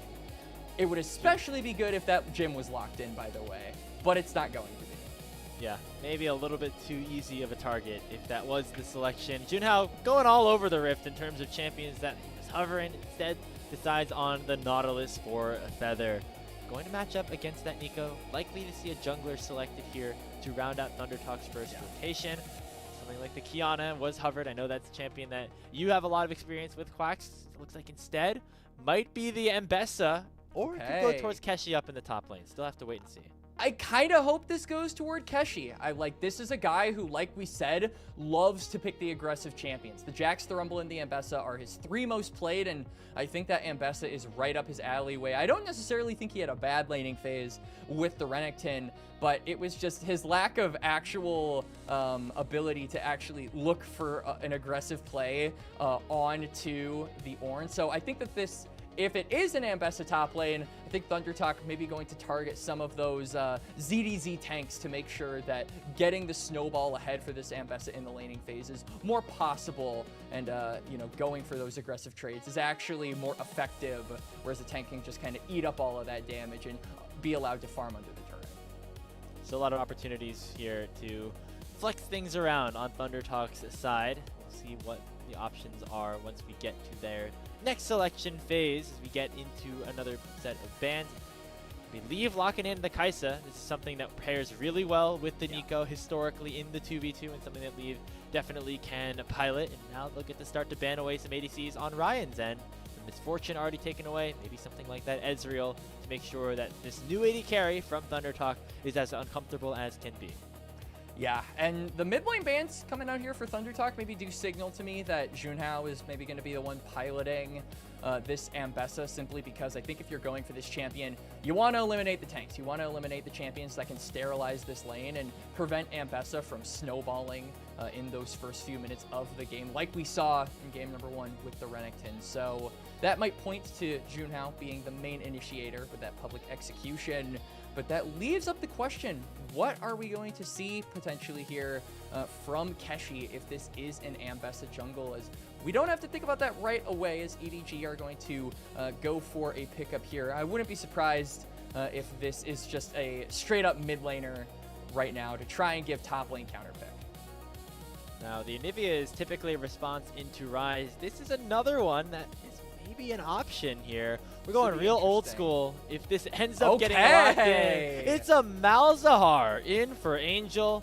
What an interesting selection here. A lot of point and click CC. That's going to be a real fun combo alongside Xiaohao. No, please don't do this to me, Ryan. I mean, I'm pretty sure this champion is...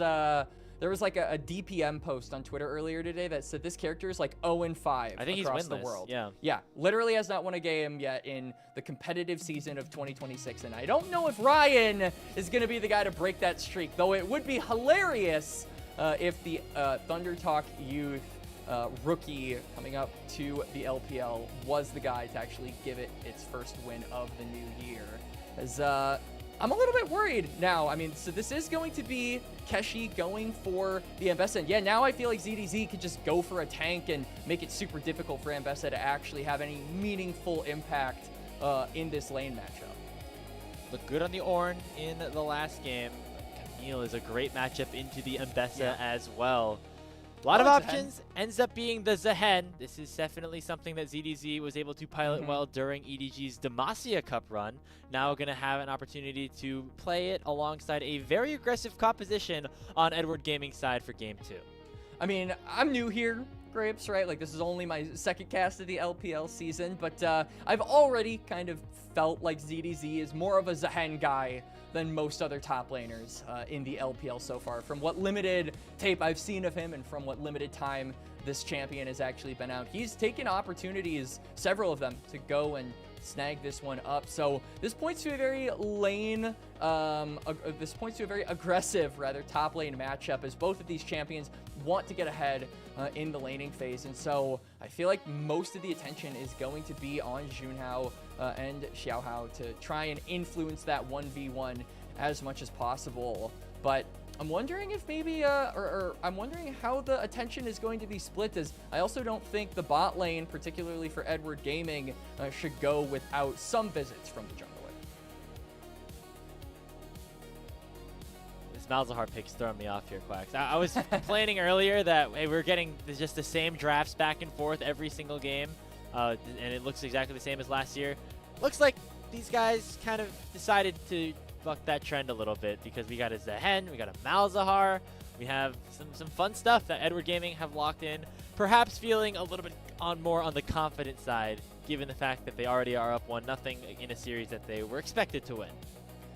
And I'm equally as curious to see how this Malzahar works. I mean, there's a lot of engage, there's a lot of initiation possible for the side of EDG. I think that Angel, the main job is just going to be able to target one member that sticks out to you, and all of EDG, it's like a laser pointer, right? I mean, you as Angel, you point the laser at one member, and everybody on EDG jumps at it. We already know that Angel is a dog guy, but you know, it works on cats too. So you're gonna have to go and choose your target. All of EDG are going to be needing to follow up as well. Well, let's get things started here. Game number 2 between Edward Gaming and Thunder Talk. EDG looking to pick up their first series win of the 2026 campaign, perhaps a little bit later than originally expected. These two teams will again face off tomorrow in our second series of that day's triple header. Yep. A fun time here as we get some early aggression down in the bot lane. Rukia and Leave on this Kaisa Nico that is so oppressive and very powerful once we get to the mid game as well.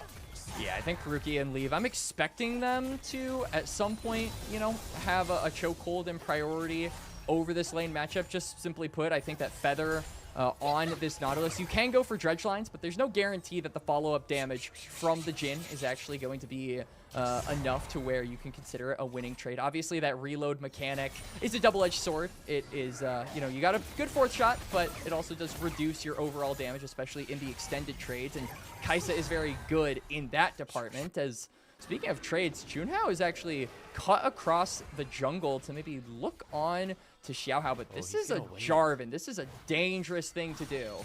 Xin Zhao looking to make his way down towards the red buff. They look similar enough. Yeah, they're both from Demacia. And it looks like Junhao got in here unspotted. And now take a look at Haru as well. Taking a play down here, and with Feather and Ryan getting a little bit of push down here in the bottom lane. Will be Junhao and Xiaohao potentially going for a 50-50. Xiaohao dashes forward, will be able to smite it out. And so just a little bit of pressure that is going to significantly delay Junhao's push and clear speed. That's a massive tempo waste, I feel, for Junhao. I mean, already Qiyana is a champion who needs to be quicker than their counterpart and being able to, you know, be kind of first to a lot of these plays or a lot of these skirmishes. And by cutting your pathing and not being able to steal away that red buff, you basically give Xiaohao a lot more tempo than he has any, I guess, manner in taking, any right taking. So I'm really worried for this Qiyana from here on out, as now the reset timer is going to be delayed, taking that topside crab is going to be delayed, and generally just your influence on the map is going to be delayed. So not a great start here for the Thunder Talk jungler. And Junhao, a player that we were hoping to have a little bit more aggressiveness, and that was aggressive play. I mean, again, Quacks, you played a lot of Qiyana. I just know this personally. Like, this is a champion that you have a lot of experience with in the jungle. Yeah, she's is fun. That ever an opportunity to go for an invade like that you think often works in solo queue or something, or is that just a miscalculation in general? I mean, dueling in early game Xin Zhao is scary enough. I mean, this is like the definitive, quintessential early game champion, right up there with Jarvan. Maybe it doesn't have the same impact as far as crowd control goes, but he's very dangerous to 1v1 in those early levels. And I feel like even if Junhao ends up getting that red buff, just the tempo that you lose from it and the fact that Xiaohao can easily kill you if you misstep really puts him in a difficult spot. So yeah, not a big fan of the invade personally, and I feel like we're going to be seeing the repercussions of that at some point, as Xiaohao has already gotten his reset off, has that longsword and ruby crystal, and is back onto the map, whereas Junhao hasn't even gone for a reset. So if these two meet on the battlefield, it's going to be a very one-sided battle. Speaking one-sided right now, ZDZ having a big advantage over Keshi in the top lane. Again, this is the matchup in the Zehen that he picked into the Mbessa. Going to be able to work out in terms of these very extended trades and sustain ability here for this newest champion in League of Legends, and it looks like it's allowing him to get a bit of an HP lead, at least for now. Junhao did go back to base, picked up a pickaxe, and will eventually make his way down towards the second spawnings of his camps. Now the conversation could go for that dragon, which both sides are pinging towards. Yeah, Angel now hitting level 6. I mean, this is really the timer that EDG want to be playing on. They have Prio in mid. Angel has the ability to just kind of lock down any of these targets, and these targets are extremely low. I mean, if Junhao gets found, he's just instantly dead. Here it goes. There they go. Nether Grasp immediately onto Harrow. He's tanky with a couple of ruby crystals and will be able to flash away. Malefic Vision still ticking down onto him, but Thunder Talk did not lose a member, with Ryan suddenly now becoming the target. Feather is going to flash in onto Perukia. He matched with a flash of his own, but in comes the re-engage from Xiaohao. Junhao forced the flash. It is a flash party down in the bottom lane, but it will be won by EDG to start things off. Xiaohao will go down to Ryan to make it a 1-for-1, but Junhao's going to dash forward as well. Haru with the Realm Warp is going to close the distance, but not be able to finish off another target. Overall, just 1 kill apiece, but most importantly, the AD carry is going to win out on it. And EDG slightly winning out on that trade. I mean, they get the bonus First Blood gold that has been reintroduced back into the game, Grape. So a little bit more gold going into the pockets of Leave compared to Ryan will maybe make the difference in items if these bot laners decide to be a bit more aggressive from here on out. As, yeah, I mean, EDG, they find the target. Xiao's a little far once that Nether Grasp comes through. Once you said it, I remembered the ultimate name. I kept thinking Malefic Visions. No, that's E. Malefic Vision. No, that's E. And then you said it, and it made me remember what the ultimate was called. But this part, crucially, was a little bit strange from EDG. I mean, they're separated on two fronts, and I feel like the engage is just really disjointed. The moment that the mid-jungle of EDG go in is when Leave and Perukia were trying to exfiltrate the fight. So it felt a little bit disconnected, but they still get the job done. It's still a 1-for-1, and most importantly, I guess for Thunder Talk, they get Edward Gaming off of the Dragon. So that is still on the map unclaimed. I have the opportunity to go right back towards it and kill over to both AD carries, but notably Ryan getting on the board first as this Jhin against Leave and Perukia. So an early advantage for him. We talked a lot about these BLG youth and solo laners, but Ryan also from the LDL, as we mentioned. A trivia question, I guess, perhaps for some of the fans here. Ryan from Thunder Talk Youth, only the 4th player to make it into a Tier 1 region from the Thunder Talk Youth team. Here are some of the other ones, most notably Kaiduo over from the side of TSM as perhaps the most infamous. You also have Bot and Xiaohan Gren. So, all that to say, not the most impressive realm of graduates as compared to BLG Juniors, who literally have 4 people from their team playing today, or 5 I should say. So, good opportunity for Ryan to become that next face of Thunder Talk Youth. Perukia. As we say that, going to throw out the curtain call and take Perukia down with the help of Junhao. So nicely done from Ryan, who now is 2-0 onto the Jhin. Now they got to be careful. Zinzao's in that bush, and Malzahar's also waiting. Exhausto, really nicely timed by Feather. Going to make sure that initial engage does not connect, but in comes Angel to save the day, and Junhao will go down as EDG even up the kill count.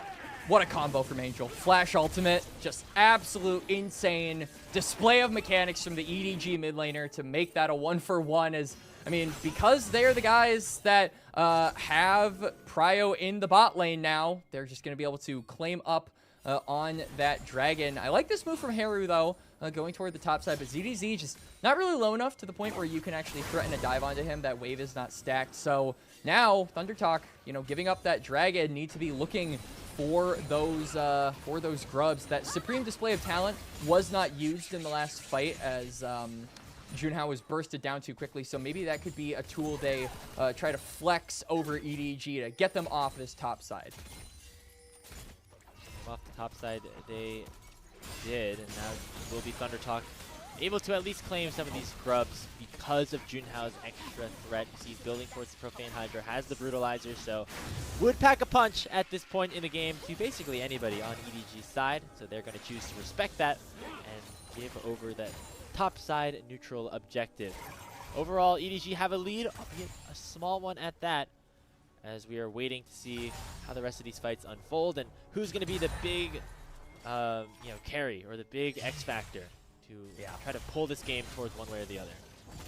And although it's nice that Thunder Talk claim those grubs and deny it from EDG, looking across the board at this comp, this is not really a team that most efficiently utilizes the damage bonus for those towers. I mean, you've got a reload champion, you've got very low attack speed. Hold on, there's a 1v1 in the top lane. Yeah, Public Institution on to ZDZ. He does have the revive, but Keshi's trying his best to make sure it times out before coming in back at the perfect moment and picking up a solo kill. Brilliantly played by the rookie.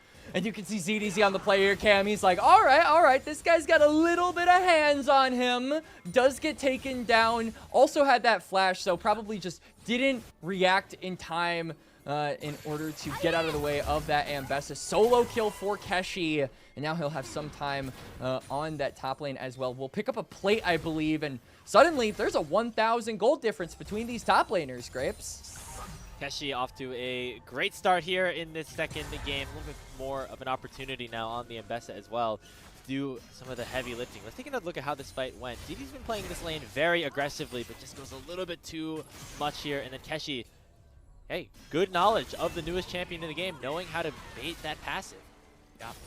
And, I mean, ZDZ doesn't use the Grim Deliverance either to try and close the gap because he knew Keshi would likely flash out of it and then immediately go right back in to finish the job. So it kind of felt like ZDZ was caught between a rock and a hard place in that 1v1, and Keshi just doing a really good job at, like you said, stalling out that passive so the revive doesn't come through. Now, though, I'm wondering what it's going to mean for the overall game if Ambessa can be ahead and, you know, one of those primary engage tools for the team, assuming that he's able to get freed up from this lane in the next 5 or so minutes. Then I think it's going to be quite difficult for EDG. I mean, if this Malzahar has multiple targets that he has to ult or he gets canceled immediately, then I feel like he loses a lot of his value in these team fights. So ThunderTalk, if they can get another engage member of their comp to overwhelm this Malz, I feel like that is certainly an angle they can try and take to turn this game around and continue putting it in their favor. EDG gonna have to use the Grim Deliverance just to get a little bit extra healing, and will be able to do so. Flashing forward for the knockup and allowing for Zhao to get there at the right moment. But in comes Junhao to try to save the day as well. Revive does go through this time for ZDZ, as Zhao Hao does land the knockup with 3-town strike. And they look to try to finish off the job onto the Kiana, but they won't be able to, as the ThunderTalk top side will escape with their lives. Hey, Grapes, those abilities looked awfully similar to one another. The Zehen and the Xin Zhao, it's almost like they're the same person or something. I don't know. I honestly, I just a couple days ago realized that was the lore. So if you said that about 2 days ago, we casted this a little earlier, I would have had no idea what you're talking about. But yes, you are correct. It's pretty similar. It's like looking in a mirror. As I mean, luckily, ThunderTalk avoid catastrophe on that top side and now can focus on reconvening on the bot lane. There's a dragon coming up in about 30 seconds as we do get a replay. There was actually a big chunk of damage placed there by Angel, who now doesn't have the Nether Grasp. I would imagine it probably will come back up for the dragon, though. So as long as EDG have those crucial ultimates in time for this objective, I feel like they'll be set to go. Now Haru not going to have his flash. He had to burn it in that exchange. Yes. Another important part of how this can really, how these fights really are going to play out. I mean, when you're Ryze, you want to be able to run around, pop that ghost, issue out a ton of spells machine gun style. Now if Angel has the ultimate to just use onto you, that's one of the reasons why this counter does exist. You can match some of the wave clear as well. Dragon up for the taking, and EDG looking to maybe make a play towards Feather, forcing another flash out of the ThunderTalk support. There comes Junhao in with the previous play of talent, but it's immediately matched here by the Pop Blossom and the Crescent Guard. Xiao Hao and Perukia working beautifully together to make sure that Junhao had none of it. Junhao, unfortunately, completely whiffs on the ultimate. Xiao Hao gets out in time and doesn't receive any of the damage from the supreme display of talent, and the Kiana just finds themselves way too deep in the fight and far too squishy to tank up any of that damage, so he immediately goes down. EDG win the fight. They get the pick, and now they're going to get the second dragon of the game, Grapes. Nicely done by EDG to at least get some stuff in that bottom side. Top side of the map, though, is all ThunderTalk, is all Keshi, who is looking to chunk down ZDZ. Waiting maybe for an opportunity to even use that ultimate, but is going to pass up on it, at least for now. Keshi is the sole reason at this point, Quacks, why this gold lead has not ballooned further here for EDG. Yeah, Keshi 1 Kenobi, help me, you're my only hope. As speaking nice buffer by ZDZ, gets away from the public execution, but not going to have any stacks just yet for the initial dive. Haru coming in, and he'll get on the board for his first kill of the game. Yeah, not to mention they also pick up the first turret as well, so that extra little bit of gold going into them. You can see Angel is quickly going to get the second turret of the game, but the bonus gold does not go over to him. And now, no Malzahar for this fight means that ThunderTalk are comfortable being on to this Herald. Should be able to take it down. Yeah, that's just an easy burst from Junhao and TT. Much more in this game than perhaps we were expecting, and maybe even EDG was expecting based on that game number 1 result. It's just not as clean of a start to the game for EDG, and I think for the most part, to credit the top side of the map for ThunderTalk as well for getting so far ahead. And honestly, I feel like they are looking a lot more aggressive in this game. That's what we said we needed to see here in game number 2, is them trying to create plays. And I feel like Keshi and Haru linking up for that dive and then immediately transitioning it into a Herald. That's the kind of play we want to see from this team, right? That's the stuff we didn't see in game number 1 and stuff we wanted to see in game number 2. So already I feel like this is a much better game coming out from ThunderTalk. Regardless of result, they're putting up much more of a fight. They're being much more proactive. They're actually looking for aggressive posturing here in this second game. And as of now, Grapes, it's paying off. The big thing now is being able to claim control of this bot side and being able to fight for these dragons. And speaking of claiming control of the bot side, now they're just looking on to ZDZ again. Yeah, worked pretty well on the top side. Let's just go to the other side of the map and do it again. There goes all of the damage necessary to allow for Junhao to get on the board, as ZDZ will die for the 3rd time this game. Yep, Junhao getting his first kill of the game. This top side getting more and more gold by the minute. It is not without its drawbacks, though. Angel getting that other turret. So this Malzahar is also silently accumulating a pretty big and significant gold lead, about 1.1k over Heru, because he was part of not 1, but 2 turret takes in the last 2 or so minutes. As Junhao do not face check that bush. We're going to run straight in. And Leaf throws in the Killer Instinct for good measure. That is just all too easy of an engaged tool, as that is a dead Junhao. Another nicely done set of sequences there for Edward Gaming, as they are still able to keep this one even. Truly an outplay of all time, as Angel...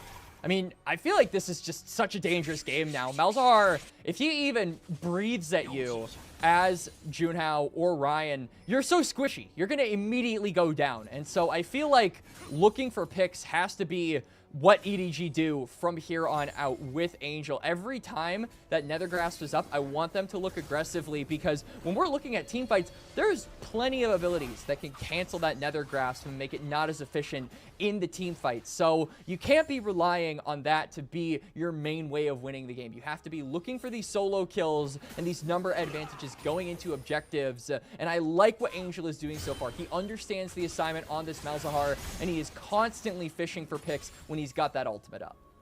Yeah, I mean, there are sometimes instances where you're watching a Malzahar or play or another champion with a very game-defining ultimate, and they won't use it for like the first 20 minutes of the game. That has not been what Angel has been doing. Even if it doesn't result in a kill, or it doesn't result in necessarily a big swing in the positive direction, he is aggressive. He is active and looking for these angles, and having that combined with things like the Pop Blossom and then the Killer Instinct from Leave to follow up is going to be a very dangerous combination for EDG for the rest of this game. Not really sure I can do it much on broadcast, but I will say, every time I see a Malzahar pick and I'm watching pro play, like with a friend, or I'm watching it with someone else, I will always just scream out. I will always just scream out like bleh whenever Malzahar ults, because it's such a funny sound effect. I don't care what anyone says. This champion, all right, you got to do it so for this unserious. game. Okay, I'll do it next time he ults, okay? All right, here we go. Team might be here. As the dragon is spawning in 10 seconds, it would be soul point for EDG, who only have a 300 gold lead at this point. Again, this ThunderTalk have played a very close first 20 minutes, specifically on the top side. Keshi is the one with a big advantage, but Angel is hunting for him, has the flash, has that ultimate. They're going to throw the Rift Herald out, going to get one charge in. Lukia still hunting, looking for something. Feather gets knocked up. They won't be able to fully go for any set of initial engages. They will make their way back towards this dragon, and it'll be Leave the one to start it off for now. This is kind of where we saw ThunderTalk lose control in game number 1 around this third dragon. Let's see if history repeats itself, as they are not postured to have control of this bot side river, and already the dragon is at half HP. Just leave it, guys. It's over. All right, we're learning from our mistakes. Fool me once. Whew. Keshi barely able to escape. If that set of spells connected, and then we would have had that whole moment get blown up with Angel going in for a floater. Big play. So instead it will be third dragon secured by EDG. They are now on Ocean Soul Point. They'll also be able to claim that final inner or outer turret of the game in the mid lane. Yeah, this will allow them to push up that vision line a little bit more aggressively, which will be really meaningful in the next few minutes, as Dragon Soul is on everyone's mind. Ocean Soul, definitely one of the best all-rounders, right? A pretty common discussion we as casters like to have is like, ooh, when is this dragon good? As hang on, Leave is in a lot of trouble. Yeah, gets hit by the Rune Prison, and a nice collapse here from Feather as well. That is a good play, and that is potentially Quack's one of those mistakes that we've been seeing from Leave in terms of just getting caught out at the wrong time. I can't even really blame him for that. He got realm warped on top of, he got flashed on top of. Like, that's just the ADC life at some point. Like, when we were looking through like clips of Leave maybe getting caught out or burning Flash unnecessarily, there were plenty of them where I was like, yeah, if I was in that game, I probably would have died too, which doesn't make it okay, but I do kind of understand as we do get a replay of this. And I mean, Haru just ults here, Leave, maybe could have flashed. There's really nothing that Kai'Sa can do in that situation. A good pick there by ThunderTalk, as we are seeing maybe now as we go back to live if Xiaohao can influence this bot lane 1v1 that is constantly tilted in Keshi's favor. Haru's gonna match as well. As looks like Keshi not going to be able to break open this bot lane turret yet, but ThunderTalk are going to have to build up as much resources as they can over the next few minutes. They know that in 2 minutes and 50 seconds time, a crucial fight could make or break the game for Edward Gaming around this Dragon Soul. So they're looking for an engage. Base checks the mid lane bush, where a lot of members of EDG were standing. Remember, it's difficult for him to go for a play onto Angel because of that spell shield that has just been popped. But Edward Gaming don't really have to do too much. They feel comfortable kind of just farming up, stealing away some camps until we get to that eventual soul fight. And I like this transition. I mean, they're immediately saying, all right, we got mid lane priority. We know that bot lane is not really our territory right now, so let's carve out some chunks of top lane to get some wards in. I like this a lot. They're putting Angel in a side lane. They're allowing for him to get more and more gold. He's getting very close to that third item. You can see that you've got the magic pen item in inventory. So some of these frontliners, or some of these health stackers, particularly Haru and Keshi, not going to be nearly as tough in the fights if they get hit by the Nether Grasp. So just making sure that nobody is safe from the Malzahar ultimate. Oh, look at the mid lane. Leave pops Killer Instinct and forces Ryan to flash away. However, he'll issue the curtain call, try to slow Leave down, but Keshi is going to go way too far. The public execution might be his own demise as ZDZ is going to flash in on top of him. Keshi's healing up a lot though. The Grim Deliverance will eventually take him down, but it buys enough time for Ryan to pop off on the back line. ZDZ's still alive. He'll finally reset as the Zahan has come alive. A triple kill for ZDZ as they'll force Haru and Ryan to run. Yeah, really good fight there overall for EDG. They immediately back up Leave after he tries to go for a play onto Ryan. And ironically, the guys who start out the fight, some of the squishiest members on their respective teams, both end up living to tell the tale. So I want to see how this started out. So Leave goes for an aggressive play, forces the flash out of Ryan, and then that's likely all he wanted, just creating an easy target for EDG to go for in this future Dragon fight. But I think that it is Keshi that takes it a little too far.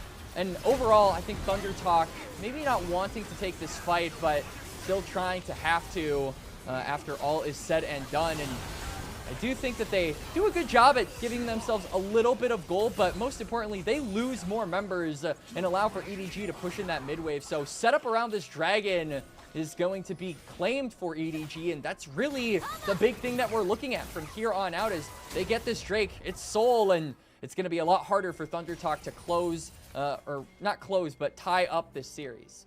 Yeah, and TT's got to get there quick. Junhao is here, picks up his third item as well in the Cyrildas, so very powerful alongside some of his other players and teammates. Battle lines have been drawn. It'll be ThunderTalk trying to enter through the bottom lane with Dragon being started up. Remember, Ocean Soul would be available here for EDG if they're able to claim it. Junhao jumps over the wall and is hiding out of vision inside of a brush. Could pop a big ultimate if he finds the opportunity, but instead he's going to get targeted here by Xiaohao, who pops the crescent guard and makes the curtain call. Not able to do anything. Into the back line goes Keshi. He's nearly able to one-shot Angel, and he eventually is able to do so. But the soul's already claimed by Edward Gaming. Keshi is popping off, trying to take down Perukia, but ZDZ says not today. Takes down his lane counterpart and makes it a 2-for-2 overall. And it's honestly Junhao getting picked in a position where the team couldn't really assist him. He gets put in a really tight situation as Xiaohao aggresses onto him in the pit. His team can't really help him out when he is in that situation without compromising everybody else, as you're prone to just getting torn apart by all of the AoE abilities. Now the Baron is the target. Junhao is going to have to go for a steal. And so is Harrow. He's on the other side of the map looking to try to close things out, but ZDZ is jumping forward fearless in a 1v2. Lands a knock up onto Ryan as Harrow dies on the other side. Can be a 1v3. ZDZ, I believe he has another proc of the revive. Screen display talent does not connect. And this Zahen, who was 0-3, is suddenly just a juggernaut here in this late game. He'll be able to escape. They're going to be able to land that final blow onto Junhao as he backed in just the wrong spot. And it'll be Edward Gaming claiming the dragon and winning the fight again. Perukia going to pop Junhao right then and there as EDG looking to sunset this game, sunset this series, and be winless no longer, Grapes. It took a little bit. It was a bit of a delayed "we're so back" statement, but finally I can say EDG might just be back. Well, they didn't end the game just there, so I'm gonna hold it. I'm gonna reserve it for now. So we take another look at how this fight went. Could strike. I thought Junhao went forward a little bit too early here. Yeah, I mean Junhao also, like, when you're getting, like, you could see Feather was in that pit, flashed over trying to help him. Nobody else could help him though. I mean, Junhao manages to get out. He kind of leaves his support high and dry, and then he has to commit literally everything just to close the distance between him and the rest of EDG. He's already super low, can't really go for a dragon contest, and it just felt like really poor positioning, really poor timing from the ThunderTalk jungler, and he needed to have good positioning and good timing if they wanted even a hope of winning that fight. And now, 3,500 gold lead here for Edward Gaming. ZDZ, who fell so far behind, now is just so powerful. That is the thing about Zahen. When you have your passive up, doesn't matter how far behind you were put, you're going to become a menace in some of these team fights. Teleport. Definitely was so here. Teleport's going to come in. Perukia is going to land a 3-man Pop Blossom. Not a ton of response, though. The tower still has not been taken down. Ryan goes on a rampage as now ThunderTalk going to find a response. That is the second kill. Already picked up onto ZDZ. And now Xiaohao's too far forward, leaving Angel. Going to have to do a lot of work. And Leave gets hooked, but he's able to go gold. And that's just the perfect opportunity. Going to have Haru looking to lock him down with the Rune Prison, but Leave has been able to do so much already in this fight. He flashes forward, forces the Zhonya's out of the rise, and will still be able to get the kill. Leave is a monster, and it will allow for Angel to finish off the ace. MVP Ocean Soul, honestly, even though EDG went out on the fight, ThunderTalk still found a perfect angle to punish Perukia's over-aggression, and it felt like the start of that fight was really indecisive from EDG, but they still manage to take it home. Now it's Angel, the only one alive. He should be able to, at the very least, claim this inhibitor. Feather is back up, but I don't think he can stop this being taken by the EDG mid laner. A bit of an oopsie from EDG, but they stay alive, they get the inhibitor, and they are still the ones in firm control of this game. I think they thought this tower was going to die a lot quicker than it did. I felt like Perukia was probably under the impression that ZDZ was going to actually hit the tower instead of walking away from it. And there's maybe a little bit of miscommunication there from the EDG members, and then ZDZ gets picked off. The Malzahar ultimate goes basically unanswered by Leave and Xiaohao. Keshi is allowed to live, and now it's a 3v5. If this was not an Ocean Soul empowered remaining EDG members, this would have been an ace for ThunderTalk. This would have been a one fight for them. But luckily, they have the objective, they have the soul, and they definitely stayed alive because of that. Leave popped the Zhonya's to get away from the public execution. He then goes in, pops the barrier right before he's about to die to secure 4 kills, and then the 5th with the Malefic Visions of Angel. Just a beautifully played fight by the newest member of Edward Gaming, despite the circumstances not being the most thought out on his team's side of things. This has brought ThunderTalk back into a good situation, at least a decent one to try and stay alive in this game. They have an opportunity to flip around an Elder Dragon in less than a minute. Yeah, the least stressful situation ever for junglers, am I right? As this is honestly, I think, further than a lot of people assumed ThunderTalk would get in this game, especially after that Soul was claimed by EDG. A lot of people just assumed, all right, that's probably the game. They get Baron, they end, but they hiccuped on that top side, and now, like you said, a 50-50 is possible. It's a very, very difficult 50-50, and I feel uncomfortable even calling it that, but the fact that we're even at the Elder Timer, I feel, is a surprise enough.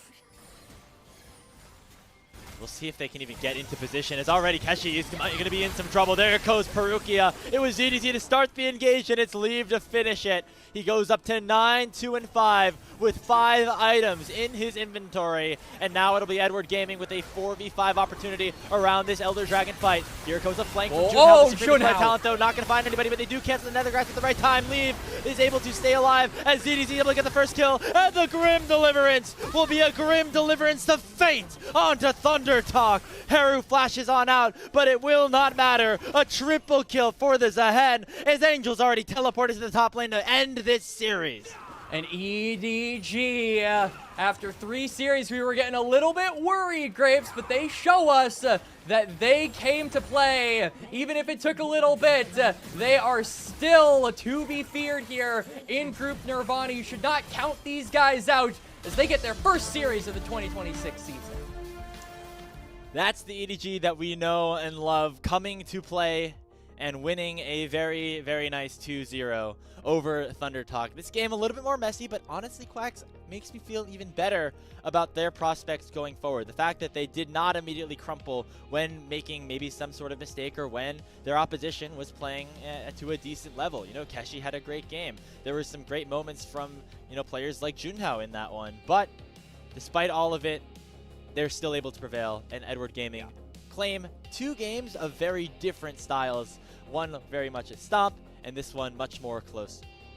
Yeah, definitely congratulations over to EDG there, and maybe feeling a little bit more confident for tomorrow off of this series win. Is like we have said a couple of times throughout the course of this series, Grapes, they play ThunderTalk tomorrow. So if they can show up like they did tonight, then they can equalize their win-loss record at 2-2, and that'll put them in a pretty good spot. Probably not the spot that a lot of people were still expecting of them, but certainly better than the 0-2 that they were before they had won this series over TT to begin with. So, yeah, I mean, overall, good looks for ThunderTalk. Particularly, I felt like Angel had a really good series. I felt like ZDZ had a really good series. We highlighted the solo laners for TT and Keshi and Haru, and I feel like they had pretty good competition going into this series. ZDZ as well was a bit unexpected. I'm not necessarily in the camp of saying that I think that this guy is, you know, necessarily a bad laner, but I feel like I associate ZDZ's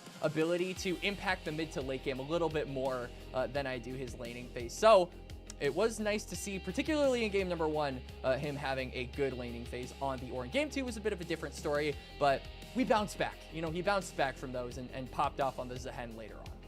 There are multiple moments that I can think of in my head of ZDZ falling so far behind in the laning phase, but then just popping off in these team fights and being the difference maker that EDG need in those late game situations. And if that's the way their playstyle ends up working out, that is all fine. Make sure you get Leave ahead in the early game, and then ZDZ will eventually become useful once we get around to it, once we get to those full-on 5v5s. And yeah, again, good start here for EDG. They get their first win of the year. Still some more work to be done. They have another matchup against ThunderTalk tomorrow, and then after that, against 2 teams that have already defeated them in WE and NiP to wrap up their regular season in Split 1. Yeah, and still, I feel like it's a long road to recovery for EDG here, as a lot of people were anticipating this would be like a top 2, maybe even, you know, fully just win out Group Perseverance squad. So they've got a little bit of ways to go before they can claim those accolades that I think a lot of the community, or those expectations rather, not accolades, that the community kind of set on them going into the year. But this looks like a good look, right? I feel like they are reinvigorated. They look more like their 2025 selves. They look more like their Demacia Cup selves, where I also felt like they showed a good amount of promise to get us hyped going into the new year. But still, I feel had some issues, right? That topside play was a little bit of a question mark for me, Grapes, at least in my head, as Perukia, again, I have to assume that he just imagined ZDZ would kill the turret and there was some miscommunication from the support and the top laner. But those are very minute things. Those are very granular things. And I imagine those are things that EDG can easily fix up if they put their minds to it. Take a look at some of our post-match graphics. I wonder if they got baited by the plates. You know, you think that the tier 2 turrets go down a lot quicker than they now do, but looks like it ends up being all right at the end of the day. Player of the game, I think, is Leave, but there's like a backdoor option for ZDZ because him, after going 0-3-0 in the laning phase, was just on a completely different level. I don't think they would end up doing that, but that's something I'm considering right now. I don't know. I actually wouldn't hate if they gave it over to Angel, all things considered. Like, this is a Malzahar pick that we were a little skeptical of, right? And we're kind of questioning how it would work in the grand scheme of this comp, but every single time he had his Nether Grasp up, somebody died or somebody flashed, and that's exactly what you want to do on Malzahar. So I feel like mission accomplished. Angel would probably be my pick for player of the game, just because I felt like he did his job and he did it very well. Didn't really drop the ball. But I could totally see an argument for like 3 of these players. I think that ZDZ is in conversation. I think that Leave is also in conversation for sure. Well, as we wait for the interview to wrap up and get those post-game graphics up, we're going to step aside for a little bit and get ready for our 3rd and final series of this LPL triple header. Once again, Quacks, thanks so much for casting. I'm going to be stepping out. We're going to be bringing Yanni in for the conclusion of this day. After EDG pick up a 2-0 win over Thunder Talk, we're going to go to the other side of Group Perseverance and find the 2 undefeated teams going up against each other. It'll be Team WE up against NiP in our final best of 3 of the day when we come back from this break here on LPL English.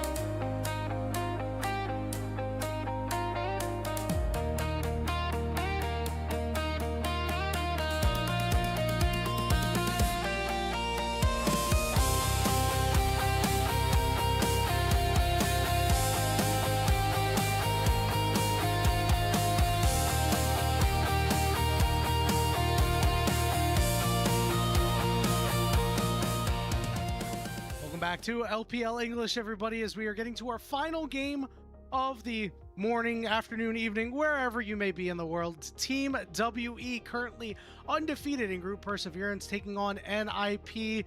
Quacks, it should be a pretty interesting one, given the fact that Team WE, for some reason, somehow, some way, at 20 minutes they're down gold, and yet they've won every single game.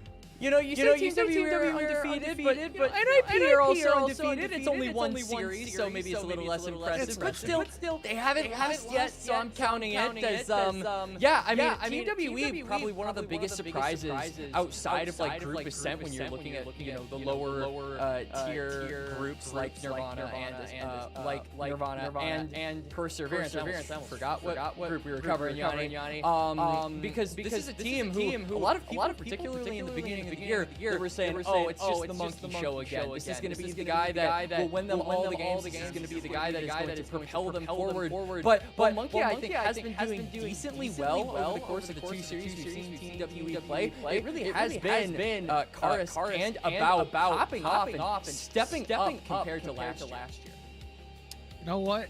I couldn't agree more. Karis has gone from somebody in the back seat, kind of, to now in the front seat, right? They are now the navigator, the passenger up top, so to speak. And now we'll see if he's able to dole out the snacks properly and, just make sure the music is always to the tune of what Monkey wants. Yeah, and Monkey in particular, I think one thing that we are really concerned about as far as this team goes is really when they know how to stop, right? Or when they're able to kind of put their foot on the brake and kind of say enough has been something that we have to be a little bit concerned about, simply because it's what's gotten them those negative gold leads in the 20 minutes of the game, the first 20 minutes of the game. Could not agree more, Quacks. We're going to take 1 second to go and fix a bit of an audio issue that we have going on. Sorry about that, guys. We'll be right back in just a couple of moments.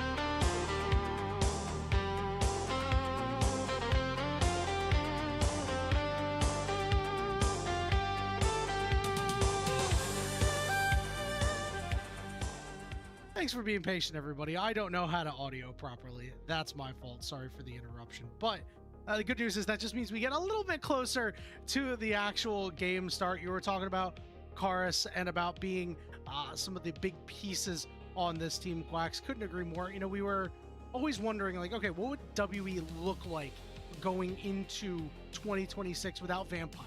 Because we were like, okay, Monkey's the big driver, but Vampire had a big hand in moving the game forward along with Monkey. And now with Monkey losing his right-hand man, we're like, who is going to step up? And it looks like it has been Karis. Yeah, I feel like Karis, a big criticism that a lot of people levied toward him in 2025 was that he would often take a ton of resources and a ton of time from Monkey and just the rest of the map to try and get him ahead. And sometimes it just wouldn't pan out. He would take a lot of time to get into this position where he could carry, and it wouldn't nearly be as far ahead as it was required to be in order to get Team WE some of those dubs. So I feel like not only has Karis made the time of Monkey and Yao Yao's roams and the attention they pay toward mid lane more worth it, but he's also been able to stand on his own 2 feet a little bit more. I think that he's been a more independent laner, separated from his jungler and his support, helping him, that has actually been able to, in the 1v1, look a little bit better. So a lot of credit going over to him, but he's not the only one, Yanni. I think About has also been a really crucial piece to this team's success, and you know, he was kind of coming in as the new guy for this team, the guy who was on Genji Academy, and that kind of prestige in the LCKCL is something that gets a lot of heads turning, and frankly, I feel like he has been turning heads toward a lot of the audience members with his performances and clocking a lot of the heads of a lot of the people he's gone up against in the bot lane. Glad you mentioned him, Quacks, because it takes more than just 2 players to play a game of League of Legends. So let's take a look at the roster for Team WE, because you know, we've been doing a lot of Monkey and Karis talking, but they also have Q up in the top lane, the aforementioned Monkey and Karis in jungle and mid, and then About in Yao Yao down on the bottom side. And you know, we had mentioned Yao Yao a couple of times. He has had some really good games so far, and you know, Yao Yao had a very heartfelt message that he had posted on his Weibo. We want to thank you for providing the little bit of the post from his Weibo. Is, you know, it's got to be very, very difficult to have that sort of pressure. I mean, anybody who has done anything seriously in their lives will always have this level of pressure. You know, to self-shout. Casters are not immune to that either. And I'm very glad that Yao Yao has an opportunity here in 2026 to play this game he's invested so much time into, to play at, you know, the pinnacle of competition, professional league over in China, and he's just saying he's going to play every game like it's his last. Yeah, and I really respect the comportment and the mentality from Yao Yao. I think that has been a trait that has really stood out to me over the course of 2026 so far when I've joined the LPL crew. This is a guy who definitely has the mentality of a competitor, and I really admire that, and I think that this message really puts that at the forefront, that even though Yao Yao has had some pop-off games, him as a person is definitely the most, I would say, biggest driving factor for why this is an interesting player to watch, and why, frankly, I think a lot of people are suddenly kind of wanting Team WE to succeed, because Yao Yao is putting himself out there. He is talking about his experience in competitive, and when you've got these guys who have committed so much to trying to make this dream come true, and who are now, you know, saying that they're gonna start playing every game like it's their last, you can't help but silently root for them a little bit every single game that they play, because it is always a treat to see these players go in with a mentality and go in playing like they have nothing left to lose.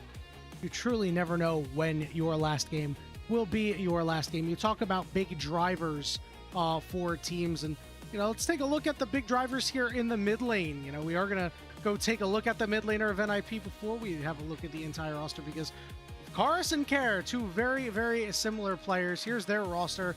It's Hoya, Guan, Care, Awesome, and Zhuo rounding out that lineup. But these guys are, you know, really, really, you know, a cobbled together team of guys with stuff to prove, but have, you know, through their first game have been able to do so. Yeah, and I think that NiP obviously was an organization that a lot of people were looked back positively on somewhat in 2025, as they were basically the perennial second place team in Nirvana. Of course, were always in EDG shadow for like 95% of the year, and then eventually beat EDG with that roster. But then they blew it completely up after that pretty impressive result of 2025, going back to basics, building from the ground up, and trying to get to that same destination, but with a different cast and crew, is a very difficult task. But it seems like they have set themselves up nicely on the road to do it, as I think the biggest driving force so far has definitely been Kara. I've been really impressed with what he's been capable of showing in the laning phase, and also his ingenuity in general. I think it's Nymera that said this is one of the best Ahri players in the world, and I hope we get to see that played up against Karis here in this matchup. His most recent game on Ahri was truly fantastic. You see the scoreline of 7-0 and 5, but honestly, his fingerprints were all over that game. His impact was felt a little bit more than just the stat line, and you can see this Cassiopeia pick coming through as well You know, this is a team that has gotten very creative in the early goings, Quacks, and you know, many casters have criticized a lot of teams for this early on in the season, not doing a lot of the really fun stuff or having super secret picks or anything like that, and they've just kind of been going through the motions and just picking what's been a good along the world and around the world. But NiP's creativity has been really, really awesome to see so far.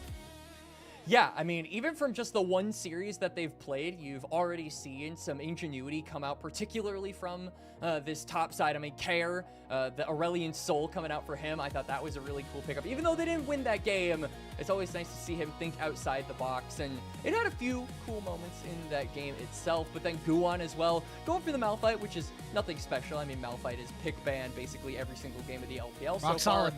Rock solid, but he's going for the spell book. A lot of people have kind of questioned, myself included, along with like Ulk Battery and Cubby on the casting crew of the colors here in LPL, what the best keystone is for Malphite. And I'm glad we're in agreement that spellbook is actually really good. And then Hoya going for the Poppy. So I like the ingenuity of this top side and hope we get to see some of that ingenuity come through here in this series against WE. Well, we're into the draft, so if we're going to see any ingenuity, it's going to start now, Quacks. And right now, we're already seeing Varus get through. This is a champion that's been banned quite often in the first set of bans for either side, but this time he'll be around. So a lot of that early pressure going to have to be matched by NiP. And I wonder what NiP are going to go here. If they decide to match with an AD carry, I would imagine it's probably going to be something that can exploit him in the lane. I think a Felios Corki could be an answer, but instead, NiP are just going for the straight-up hot pot combo. They are going to be locking in the Rumble along with the Jarvan. Graves and I talked about this a little bit in the last series, Yanni, but we said how common Jarvan has been here so far in the LPL. He's been one of the most successful picks of this season thus far, just because of the amount of early pressure he can provide. Rumble does give him an avenue to play for that top side if he chooses to do so, but Yorick, while immobile, does have that play place and is a bit more difficult to take down once he gets some items under his belt. Hey, listen, everybody's going to be in the arena from Jarvan Cataclysm to Dark Procession.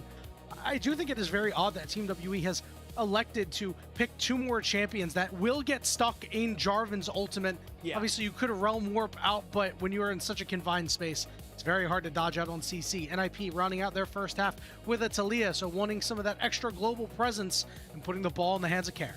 And this is the most, I believe, played champion by Care when we're looking at stats, not only from this year, but Demacia Cup, and then a little bit at the end of last year when he was on Fun plus Phoenix. And that's the big thing that we're looking at for particularly a lot of these players, Yanni, is how are they going to adapt to this new home that is Ninjas in Pajamas? I mean, Care has spent his whole career basically on FPX, first in their pipeline, and then being able to start in Tier 1. Awesome was kind of the same way toward the latter half of 2025. So it's about making an impression and being a staple for a new organization. And I think Care going back to his roots, going for this Talia, pairing it up with the Jarvan and the Rumble, already is setting themselves up for successes. This is a very front-to-back-esque comp, but I think to round it out, you need a little bit more sauce in that hot pot. And I was going to say the Misfortune, but they picked it before I could sound smart. I like this lock-in from Awesome. Oh, it's fantastic, especially because we mentioned everybody getting stuck in the Jarvan ultimate earlier. Two members are going to be stuck in there at some point, and that bullet time is going to rain hellfire over them. We'll have to see what the answer is going to be for Team WE, and Mundo could be a potentially good one. If you want to survive a bullet time, just have too much health for them to actually take you down. And it looks like that will be the lock-in. Quacks, it looks like we do need a lot of heavy CC coming out of the support role to kind of cobble this team together.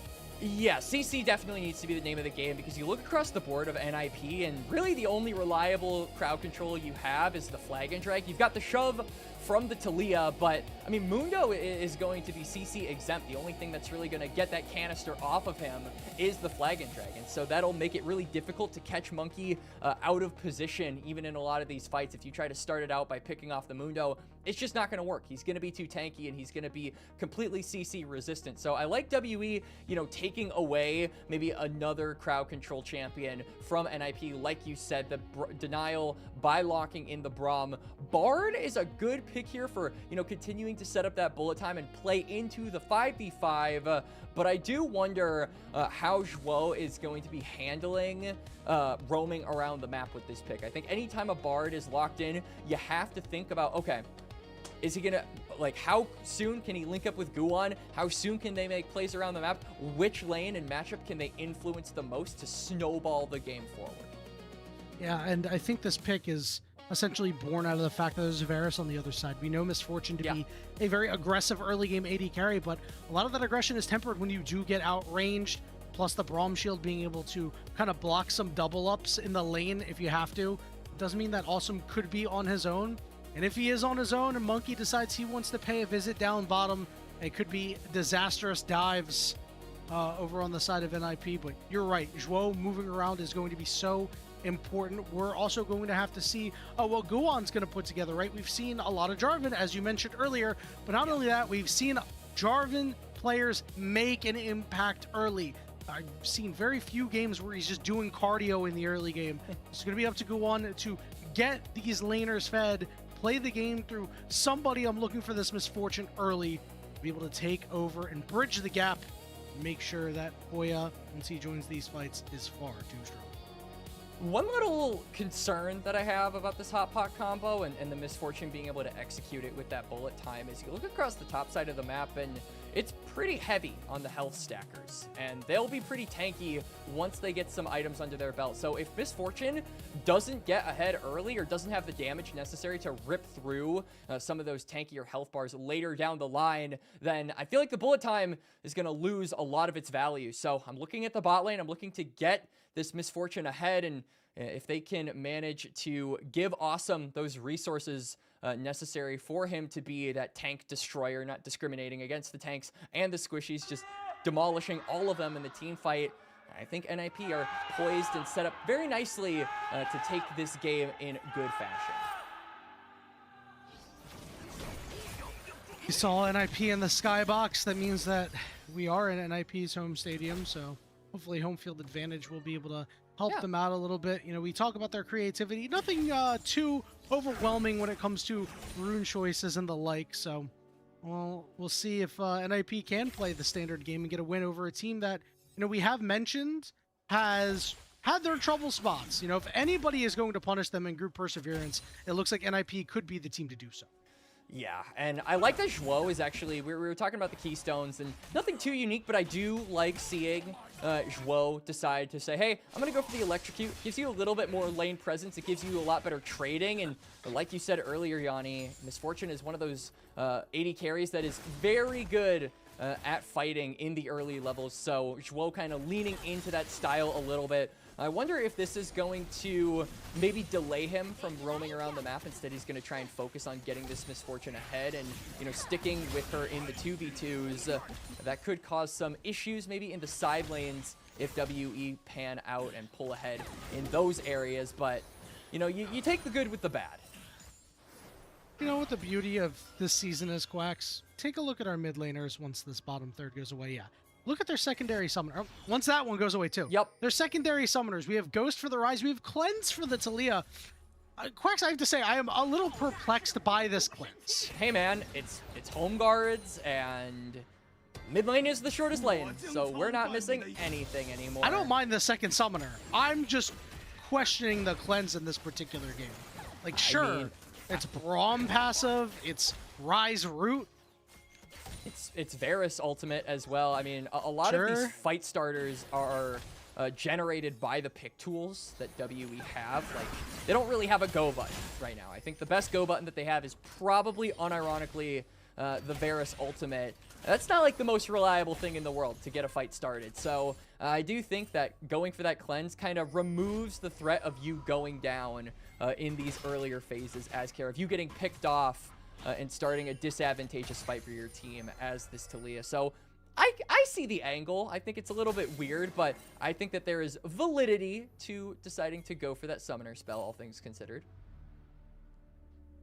Ships passing in the night for these junglers so far. Monkey is on the top side here, anticipating that Guwon may be the one to show up as he immediately had stopped. But is he sticking around? He was waffling between it once he saw the ward go down. But yeah, We'll just head to his Gromp anyway, and really that's all you care about right now as Mundo. Mundo, oddly enough, one of those champions that you want to just farm until you're level 6, so those early skirmishes are so difficult for the other side.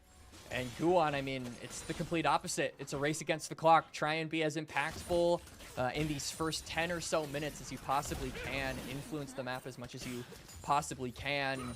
So far, you know, obviously it's only 4 minutes into the game, but hasn't really had the opportunity to do so. I like this vision that WE have kind of set up on the top side to really track where this Jarvan is and prevent him from getting any surprise plays off on the WE members, because I think it's not even just the Mundo that wants to scale, but it's also the Ryze, it's also the Yorick really wanting to hit some of those level or item breakpoints, and Jarvan is one of the things that can disrupt that. So as long as he's not interfering with the scaling of this WE topside, I think that they're in a pretty good spot, all things considered.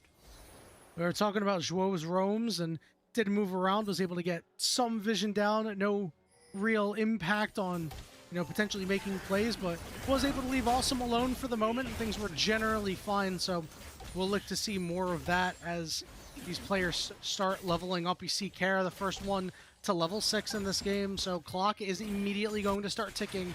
When is he going to use that first Weaver's Wall, and what are you going to get at him? See maybe some action coming out toward the bot side. Magical Journey. Guan just shows his face in the bot lane, trying to impact it. We did see heal expended by Yao Yao. It's a small summoner spell, but is worth noting in case any scraps come out here. As good trading here by Care, just trying to start up something for Guan to be a part of.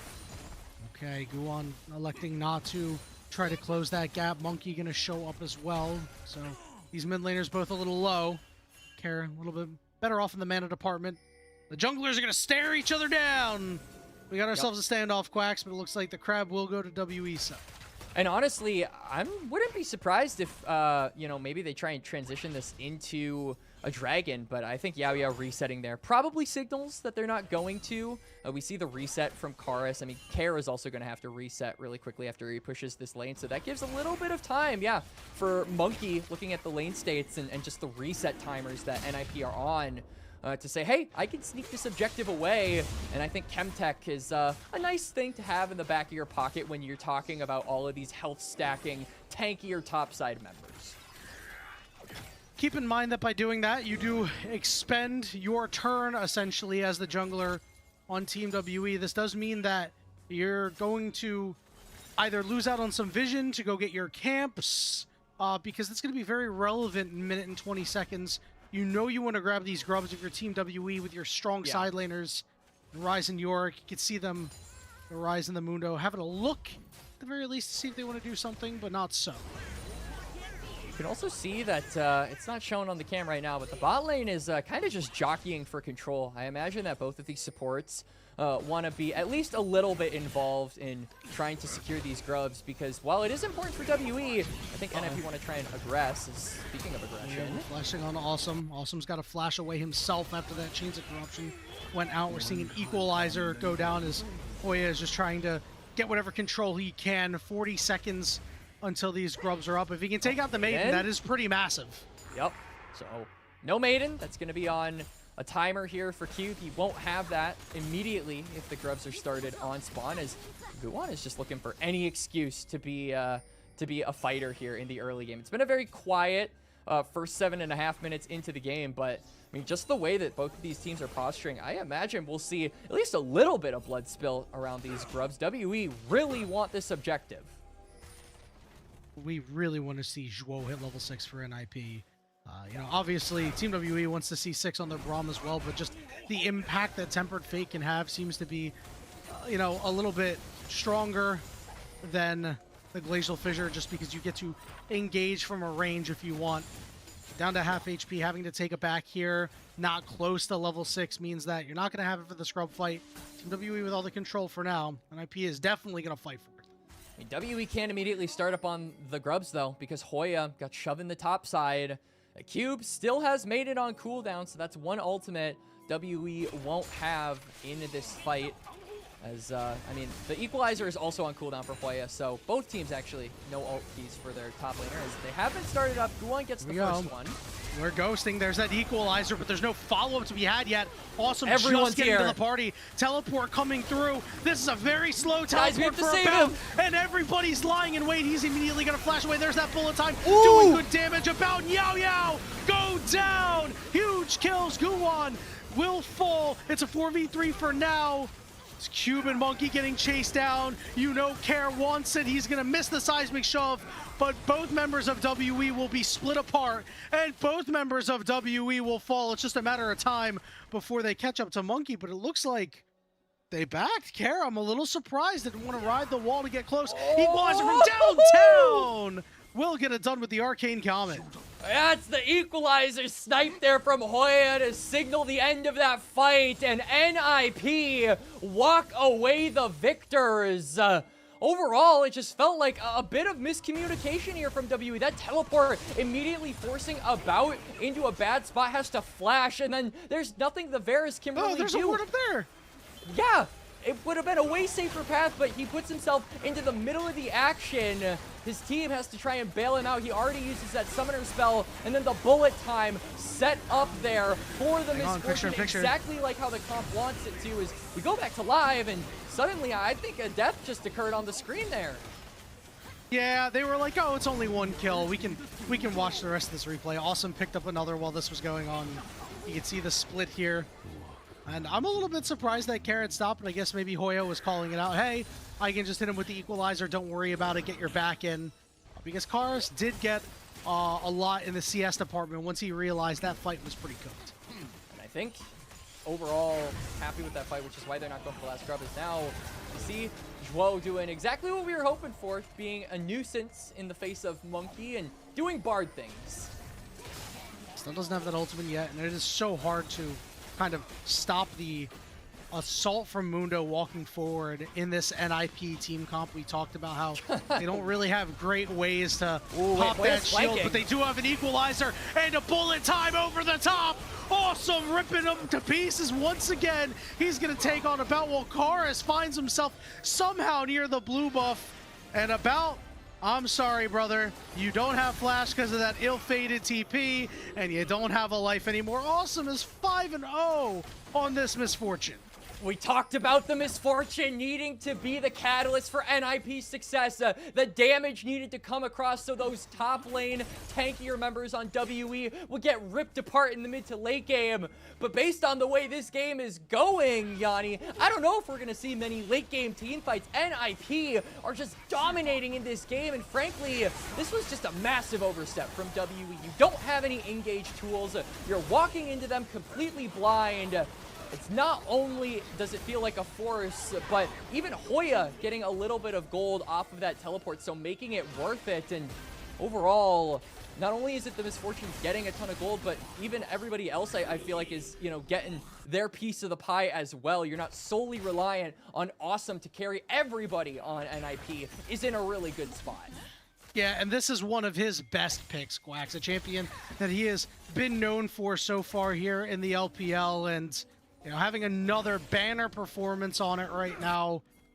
We'll see if he's able to keep that up. I would assume that he will. It is very difficult for Team WE to get on top of him, but the good news for Team WE is while they are down 3,000 gold, this is their comfort zone. Wax, they've been down in gold at 20 minutes in every game. If they turn it around before the 20-minute mark, though, that's what I'm saying. Team WE's losing this game if they go ahead in gold before 20 minutes. Yep, Clearly, so that's their kryptonite. Everyone in the chat saying, oh, NiP 2-0, you know who you are. I don't know who you are, but you know who you are.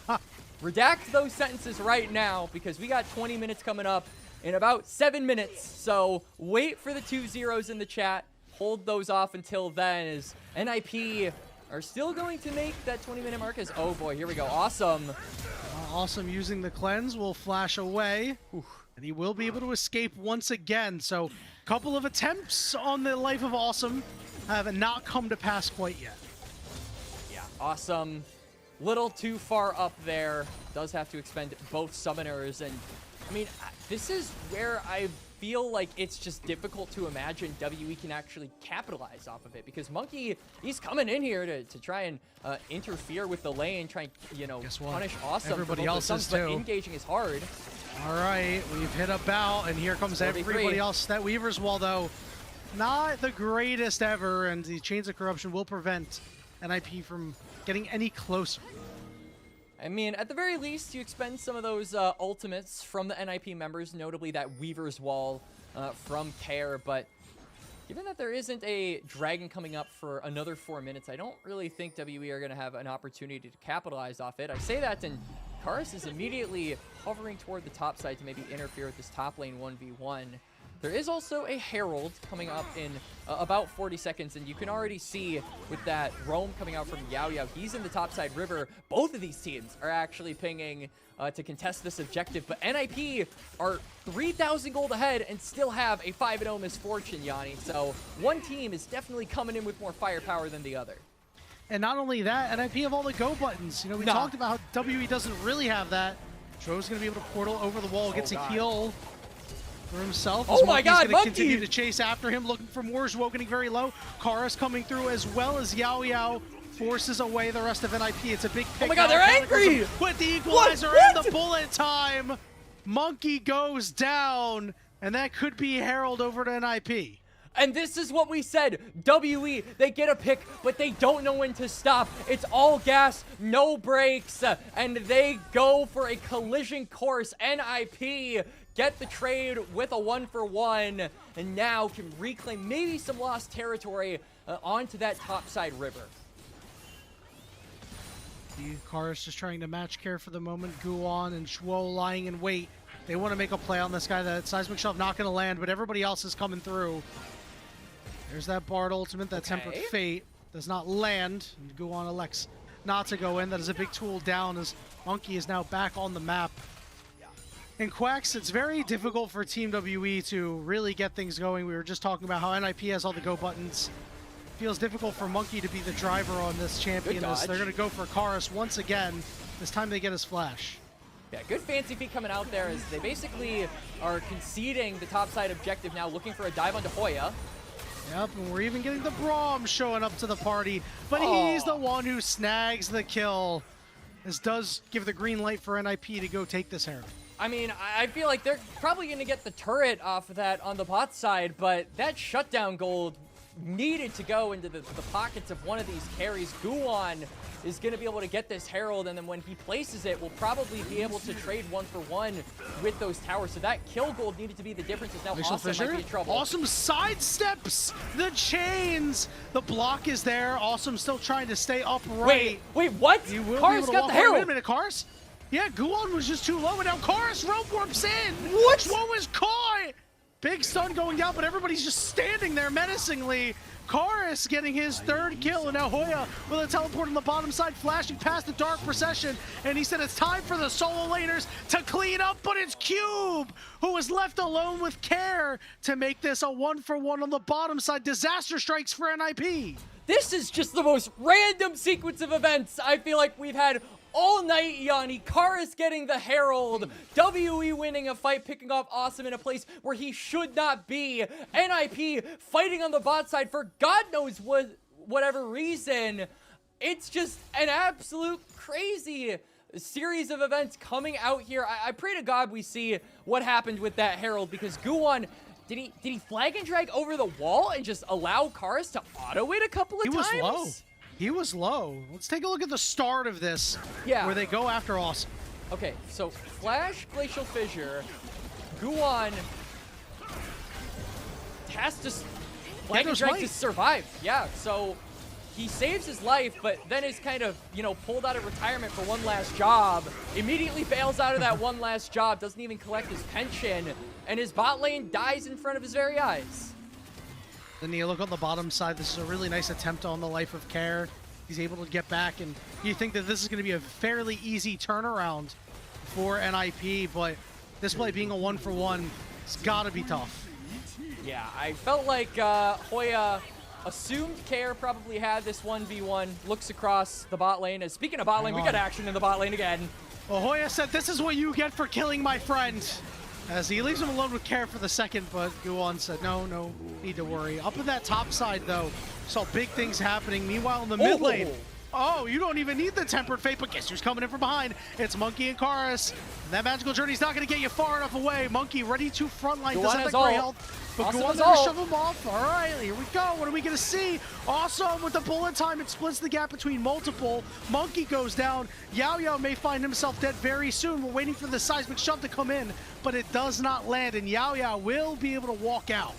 And it just kind of felt like WE, they were going in one by one. They weren't able to be a collective front in that team fight. It starts with about going down, and then Cube and Monkey trying to save face end up falling as well. NiP win out on the exchange. They'll get themselves the mid lane turret, and honestly, you know, before we even started that play, it was basically the WE top side raising that top lane to the ground. They got multiple turrets worth of gold, but it all feels equalized now that NiP have won out in this exchange, and with that mid lane tower going down, it's going to be a lot easier for them to set up for these future dragons.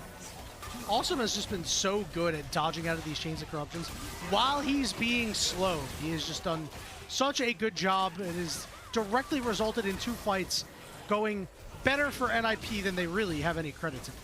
Yeah, and it just kind of feels like positioning errors on the side of WE. I mean, we even go back to that one play where they were trying to look for something onto Guwon around his blue buff, them just walking into total darkness and allowing themselves to essentially get flanked by the Rumble. It feels like they are looking for plays but aren't setting up for them properly, and they're going to have to start doing that. NiP, if they get this next dragon, that'll be soul point for them. They need to be willing to take the time to carve out vision on this bot side river so that they can prevent that from happening and extend a bit of life in that win condition for themselves. Quacks, it's past 20 minutes. Hold on, they're going to go all the way after about, but they won't be able to get them. Wrong side of the wall. But yeah, past 20 minutes and NiP have a gold lead. That means that Team WE is in that comfort zone that we were talking about. And to their credit, they have fought back over the last few minutes. Remember that this was a 3,500 gold deficit. They've cut it down to just 700 at this point. Karis, incredibly strong at this point in the game. That Rod of Ages in just a couple of moments is going to tick over and get full stacks, but he has been well farmed on top of it. I'm expecting him to do some big things this game if he can position himself properly. With how accelerated Awesome is, I actually wouldn't hate if this Misfortune decided, hey, maybe I go for like a Serpent's Fang this game. It would really only affect the Rise, but Karis is the most fed member. You should be building against the most fed member. The biggest threat to your win condition definitely is the mid laner of WE right now, so I think she could go Serpents, as Monkey is, he's going where he pleases. He's going where he pleases for sure, but now he's got to use his ultimate knock up onto Awesome, chunking him out. Nothing more to be had on the bottom side. Care taking a turret on his own. Some solid side laning. We've yet to see a ton out of Cube as we see him down there hanging out. Outside of him and Karis taking those top side turrets, he's been fairly muted, even with 2 grubs in the back pocket. And honestly, because Monkey doesn't have that maximum dosage now, it's a lot more difficult for WE to step up and look for some of these deeper wards. You can see that Yao Yao is going to be able to place some vision, but that's really only because they have control of mid. NiP should not really be conceding these waves at this point. Not only do you need mid lane priority in order to transition that into vision around the bot side, that tower is also extremely low. I feel like NiP need to be willing to guard around that area. Yeah, you can't really guard around this, though. Monkey is just going to face tank the tower. But still, without that ultimate, I feel like NiP should have the ability to walk into that bot side river without fearing that Mundo can just go wherever he pleases. They did leave some meat on the bone. You don't get turret candy when you do that. So that is true. They will elect to say, you know, we're not getting any candy at the checkout today. We have candy at home. Now we have 10 seconds until this dragon. NiP in a very interesting spot because Awesome is very close to that Infinity Edge. It looks like they will opt into the fight regardless. Just trying to make sure that they get themselves on soul point. Looking across the board, WE, all of their members have Flash, except for Yao Yao, who elected to go for the Ghost Teleport. So I'm looking at that Cataclysm to be a big thing to burn those big suns. damage. Awesome's in trouble. He's very low. Awesome. Okay, he'll get the portal out, trying desperately to get away. Oh! Bow snipes him from downtown, and that means that NiP has got to run. Will they look for a re-engage? 2,000 HP on the Dragon. Instead, NiP say, we are out.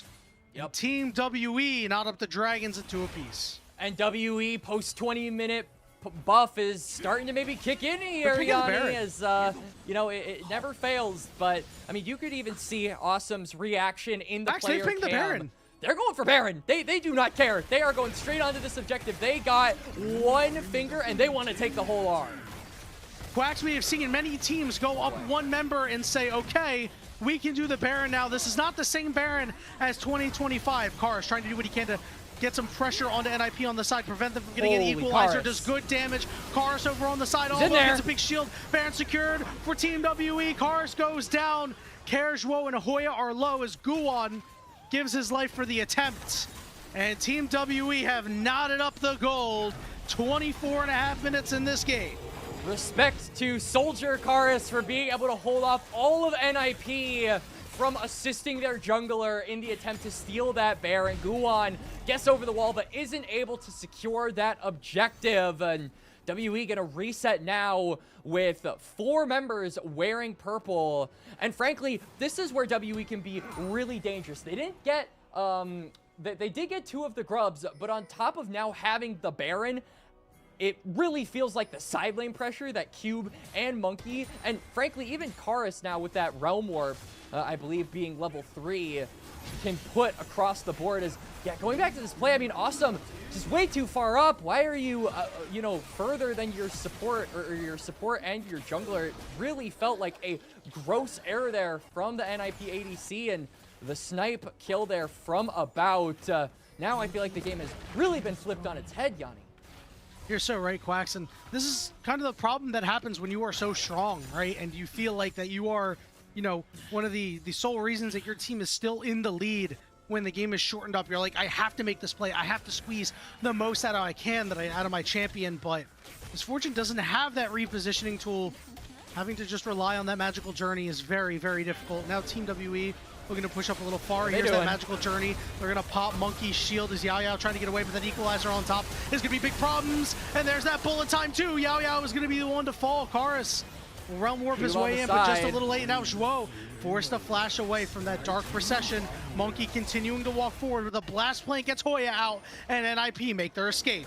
Yup, it's a 1-for-0. It's just Yao Yao that goes down, but the Baron buff is still on a lot of the critical members here for WE. So even though NiP get the kill, they're still kind of having to play maintenance duty here, Yanni. They're still having to pick up these waves, absorb the pressure that WE are putting in mid and bot, and that isn't really allowing them to progress the game. But this might be the opportunity.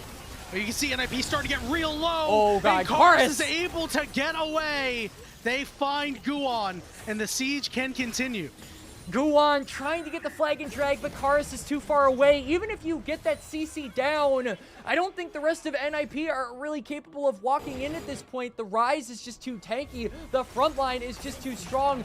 WE, the 20-minute post buff to this team. It's a real thing, ladies and gentlemen. Let there be no doubt about it. Karis and Monkey have been on the map for quite some time. Yao Yao and About now rejoining their squad, continuing to siege on 2 fronts, mid and bot. So we all know how difficult Yorick can be to try to shove off. There's that mid turret going down as Team WE look to get inside the base of NiP. Equalizer will be able to clear out most of the wave and will force off Team WE. But a very effective Baron power play puts them up almost 3,000 gold.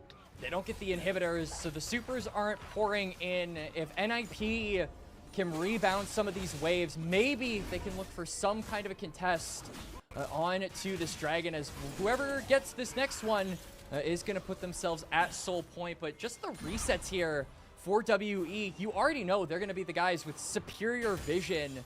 And so this is where I feel like NiP could maybe look for some of those creative angles. You've got the Bard with his magical journey. You've got the Jarvan with his flag and drag. These are tools that you can use to attack WE from pockets of vision that wouldn't normally be possible. That Realm Warp.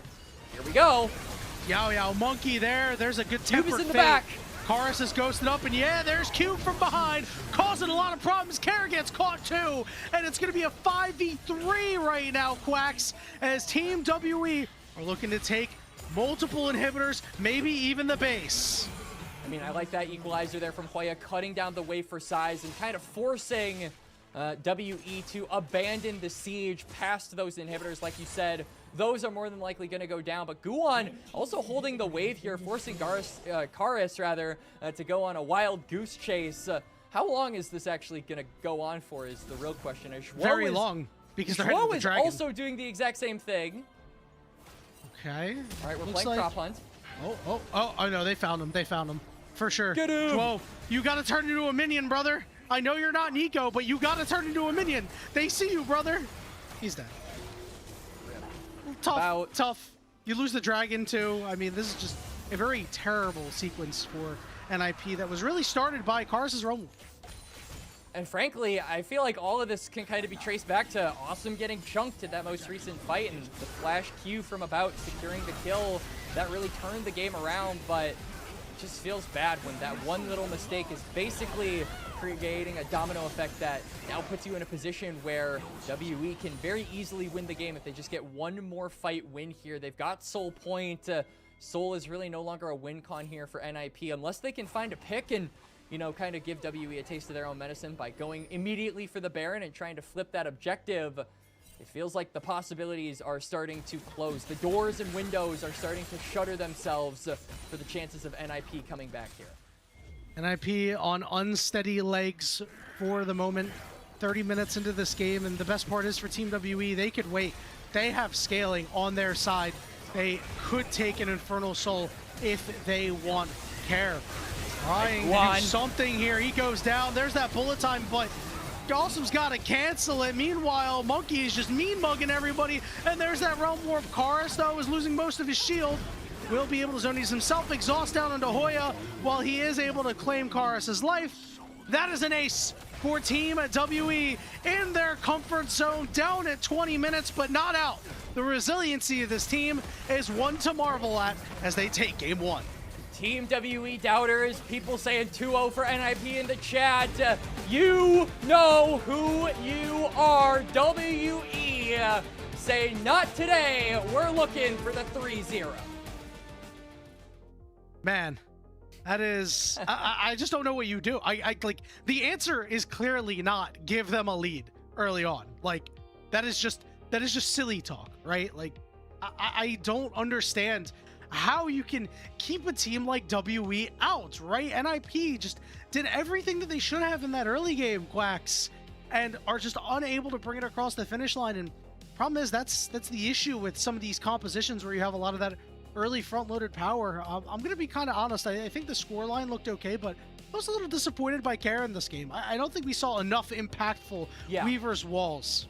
No, I absolutely agree with you. I mean, the Weaver's Walls were good for being used in conjunction to, like, link up with Awesome and link up with Guwon. And, you know, it was nice to have the Talia in some of these aggressive fights that NiP were dominant in toward the earlier phases of this game. But toward the mid to late game, honestly, I felt like this comp fell apart. We talked about the very clear-cut identity of these guys being, okay, Cataclysm into bullet time, just look for the burst of that ultimate from the Misfortune to do the job for your team. And for the early phases of the game, that was exactly what happened. It was crystal clear and it was perfectly executed. But once they lost that fight, once Awesome got picked around that dragon, everything fell apart. They were no longer able to get Cataclysm bullet time combos. They were no longer able to get the burst necessary to win out on these fights. And frankly, it just crumbled so quickly that I feel like you didn't even have time to really process exactly what happened. Like, you could pinpoint where things went wrong, but the decline was so rapid. Couldn't agree more. I mean, it's kind of difficult because, you know, Awesome, I think, for the most part, played a really solid game. Obviously had that positioning error that resulted in a big fight loss that ended up really turning the game, but this is the guy who got a pentakill in Misfortune and lost the game in pro play. So it is a tough pill to swallow, but a familiar feeling for him. And one player that I was impressed by a lot was Karis. And I think the most impressive part of what Karis did was very subtle. In a lot of the early game fights, where it was like, he immediately recognized, we are not winning this fight. I am going to go shove my lane.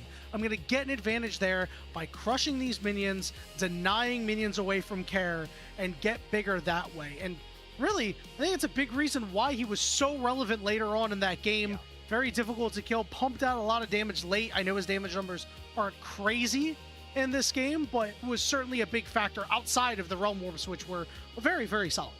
And this kind of goes back and harkens back to what we talked about before the game started, Yanni, where we were saying Karis, the big difference between him in 2025 and what we've seen so far in 2026 is the self-sufficiency, being able to stand on his own two legs, being able to get resources from Monkey and Yao Yao. You know, those visits from your helping hands are paying dividends at the end, but also being able to generate those leads yourself, being able to go into a side lane and crunch those minions like you said. I feel like we saw this new version of Karis in this game, and it's frankly what allowed WE to be resilient in the early phases, take a lot of this and dish it back out once they were able to scale on up, is because Karis was able to remain relevant throughout basically all of this game despite the early game woes.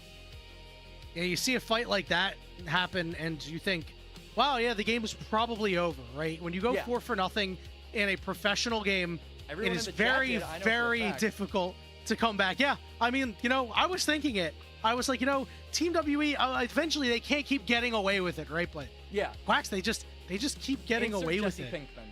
Yeah, Right? They can't exactly. keep getting away with it. Yeah. Well, I'm Walter White in the car screaming at NiP, no, don't give them a gold lead. Or don't give yourself a gold lead, I'm sorry. You know what I meant. Man. I'm Gus just watching it all happen, man. Like I'm along for the ride. I'm in my suit and tie and I'm just ready to see what crazy stuff happens next from the members of WE, because you know, you could have a lot of questions at the end of this game, but Yanni, one question you don't have is, am I bored? Because you are not bored. This Oh is no, a never. really entertaining game. And I hope we get two more, frankly. I think that these two teams, even though NiP did not win this game, they were in control of it for about half of the game time. And I feel like if they are able to just be a little bit more mistake-free and not crumble the moment they meet the slightest bit of resistance from WE, we could very well see this be a competitive series from them. Quacks, I want you to think back to the moment where About was at that dragon and, you know, unfortunately was unable to make an impact in that fight. Do you think that's an error of him being up too far, or that's an error of NiP maybe not being up as far as they could have with him? Straight up, I think it was an error from him. He was ahead, like, you can literally see, like, if you draw a line, like a vertical line, there should never be a point where Misfortune's line is above the Jarvan. Agreed. And it was. Why it was, no one knows. Sometimes, I think it was a positioning error from him. Sometimes you're strong, though. Sometimes you're just like, I'm so strong, guys. Please, walk up. You know, listen, I'm an AD carry player. I also play support. If you ever do that mostly in, like, an AD our carry player. scrims for the future, I mean, bro. I play support. I play support in our scrims. So I never will. But I will be the one vocally telling my team, please, guys, step up. I'm very strong. Let's take a look at our player of the game. No surprise, in my opinion, it is Karis. Again, not the craziest stat line, but certainly if you watched this game, if you paid attention, made his impact known. This is his third MVP as well. I mean, this just goes to Look show at him. The he glow. knows he knows business. This guy has been really good throughout the series, or rather throughout the split. Rather, thinking a little bit more grand here. Third MVP, I think, really shows that he is a much more self-sufficient player. The metamorphosis between season 2025 and season 2026 has turned this guy into someone who is a lot more entertaining to watch and who has a lot more of those pop-off moments. I think back to the Baron when he was essentially maneuvering around the fight and 1v3ing to prevent the rest of NiP from getting involved and trying to steal that Baron. It's plays like that that I think really show the evolution of Karis throughout the new year. Both Team WE and Karis embodying the spirit of group perseverance. We'll see if NiP is able to take a page out of their book, or if Team WE are going to take it 2-0. We're going to go ahead and take a break. And on the other side, we will see Game 2 between Team WE and NiP. We'll see you on the other side.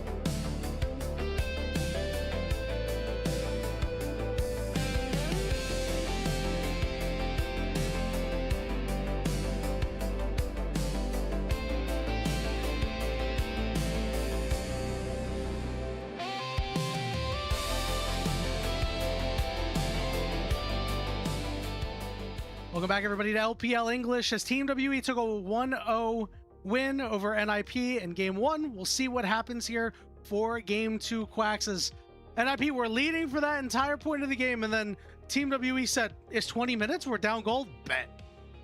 Yep, in their comfort zone, for sure. As like we've said, they've been down gold 20 minutes every single game that they have played, and this game was literally no different. So we're going to add that one to the tally. The undefeated streak continues there for that trend. But, I mean, kind of going down to dissect that game a little further, Yanni. I mean, obviously, the big thing was awesome getting caught out at that dragon. I think that we have kind of hearkened on that quite a bit. But, I mean, there's even other more granular things that I think we could talk about. Guan sacrificing the Herald, giving it over to Care, or giving it over to Karis is definitely one thing that I think didn't help their chances. Because after that, the side lane pressure from NiP disappeared. It felt like Cube had way more agency on the York than he had any right having, and NiP were just really slow to respond to a lot of these side lane plays that WE were putting on. So I feel like with that Herald, they were just able to be a bit more relevant, spread NiP more thin, and allow for those mistakes to show up. I don't know if we can 100% blame that on Guan, and here's why. So we can't 100% blame it on Guan, but it did happen.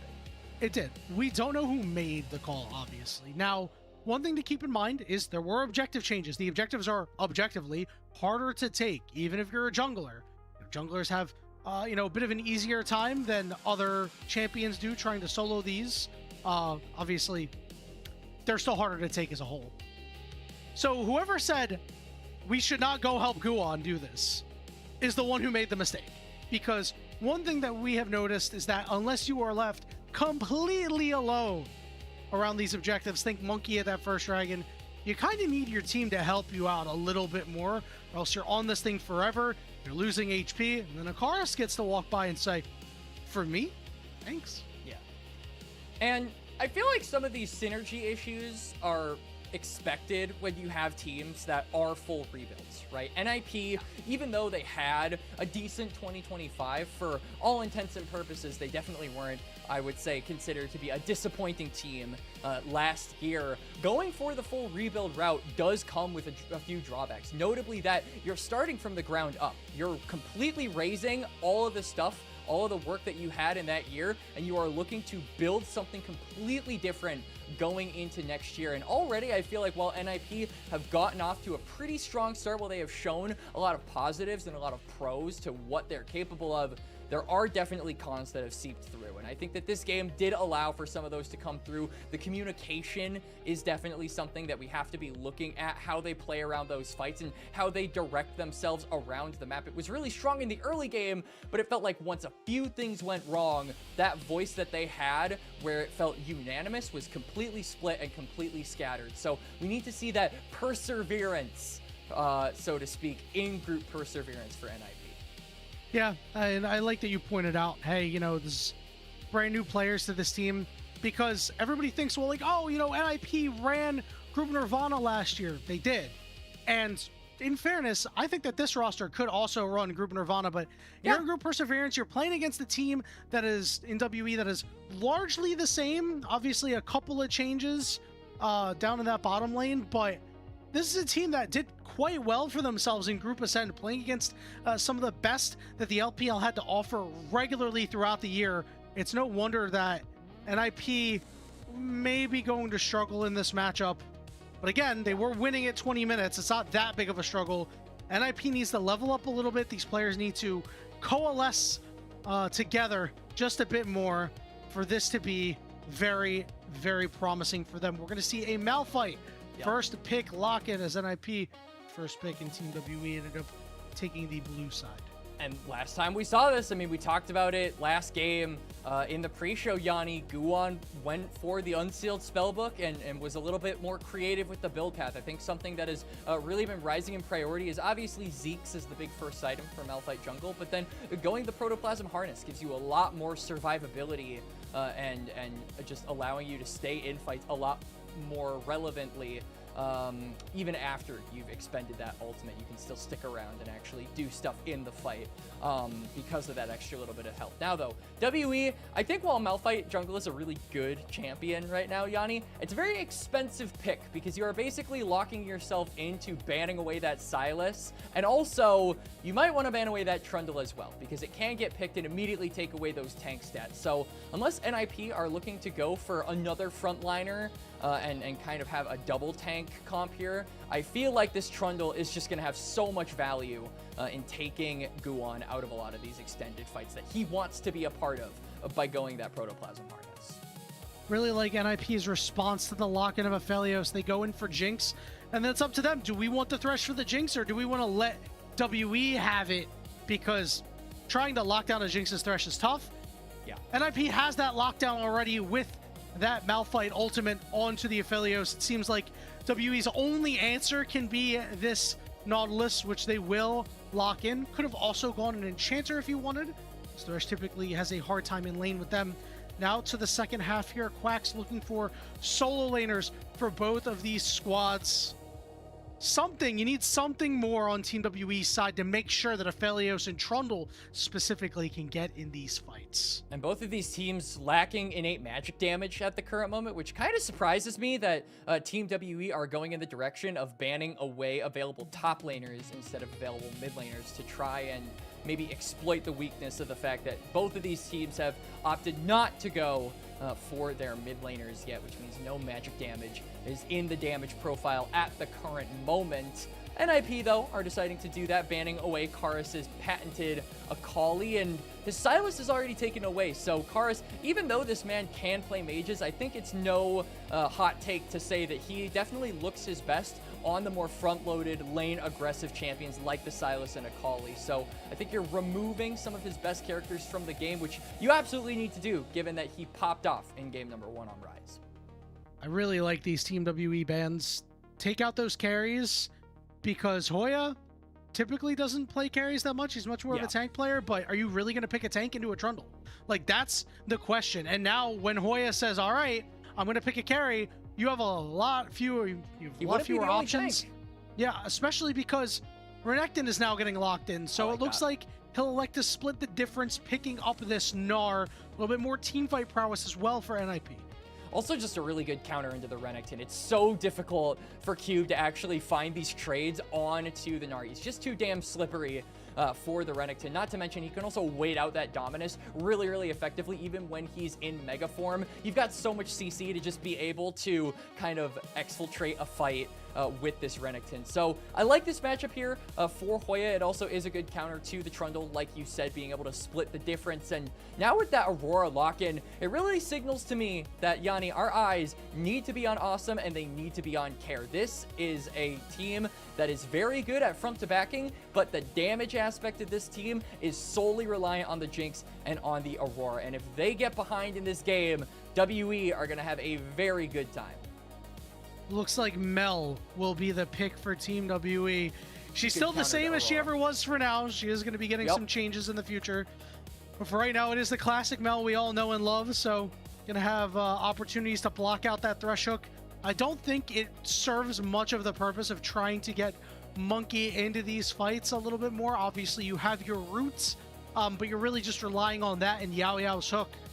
That being said, NiP, those are the guys who are looking to engage, so maybe the fight will just come to Monkey in the end. This is exactly what we kind of talked about in game number 1, where NiP were stock full of engage tools to start up fights and wanted to be the guys initiating every single time we saw a scrap around the map. And Team WE were kind of the guys who needed to take that damage and then dish it back out. And I feel like this is kind of the same story here, Yanni, where you've got things like the Dominus, you've got things like the Subjugate, you've got the ability to take this damage and then kind of push back a little bit.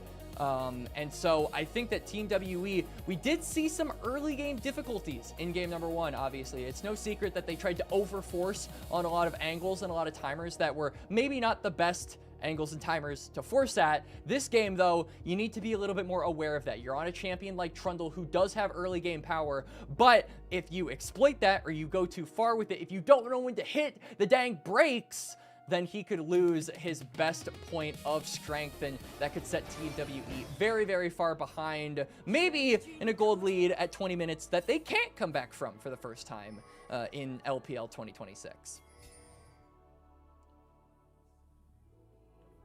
This time around, I think Team WE will have a bit better of an early presence. It's very difficult when the main driver of your team, as we call him all the time, Monkey, on something like a Mundo, a little bit harder to dictate the pace of the game. A little bit easier on this Trundle, especially with the ability of Yao Yao to make some picks happen. Really want to see those guys link up. So we're getting a couple of late Gyos in. Awesome, and Zhuo just jockeying for any kind of aggression that they possibly can. Heal popped already. Good flight.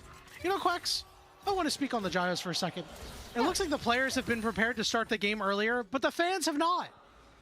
No. They are not gyroing as soon as they get in, you know, like they were last time. You know, the game would pull up at like a minute, and now it's pulling up at like 20 seconds, and it feels like they're unprepared. We need the fans to adjust a little bit. I mean, I remember, you know, going on as a guest last summer Split and being not necessarily scolded, but like, oh, Quacks doesn't know about the fans cheering at the beginning of the game.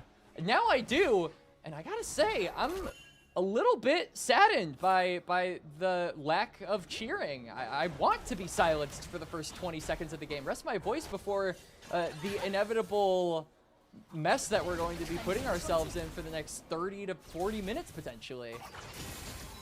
You're right, but you know what? Again, a new season, we're still seeing players and teams adjust. It's okay for the fans to adjust, but they gotta pick this up by playoffs. We're looking for the fans to have some progressions. Monkey walking in, trying to be a little aggressive here, but Guan will be able to claim the Grump, as Monkey will take a bite out of the blue buff, but he wants to stick around a little bit here. Do anything he can just to disrupt Guan, as Zhuo and Awesome are like, I think we have to go help him.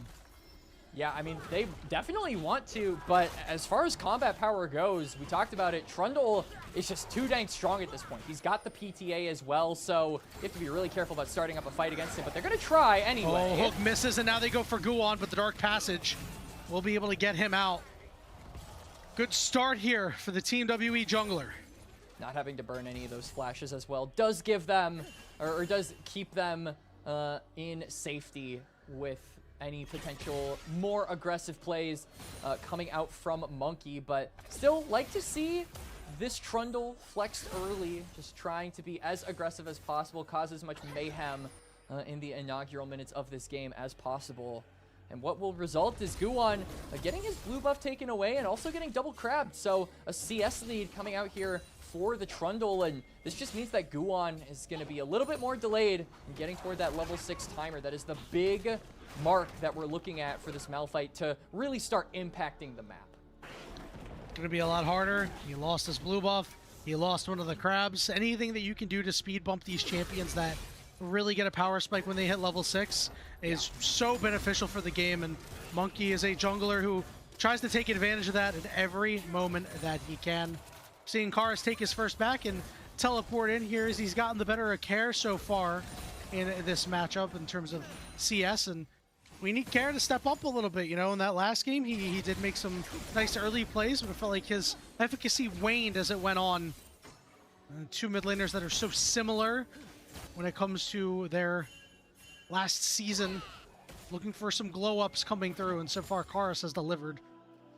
And for the case of Care, I mean, it's on a different environment, right? We mentioned it a little bit earlier in the stream, but this is the first team outside of the FPX pipeline that he has been a part of, so adjusting to this new environment, adjusting to this new team, and, you know, in a way, I guess having a fire lit under him, because now he doesn't have the protection of being in the good graces of that organization, means that he's got to work hard to, you know, make himself an individual talent, that he has to stand on his own 2 feet, like we have praised Karis for doing. So that is what we're expecting from Care in this game. Like we said, the Aurora, imperative that this gets ahead in order to secure that damage profile for the NiP comp. Him and Awesome, we are definitely staring down these guys to be the main tip of the sword when it comes to this comp. Guan hanging around the bot side, but he's still only level 5. So he's just going to be rocking around. You know, maybe he'll walk up and throw a seismic shard at somebody. It looks like he's going to be on a collision course with Monkey in just a minute, immediately turn tail. And that means that it's hard for Care to do a whole lot right now when Monkey is always around. You've talked about it. Monkey does a good job of walking through, making sure he shows up just like this. Try to help Karis out in any way he can.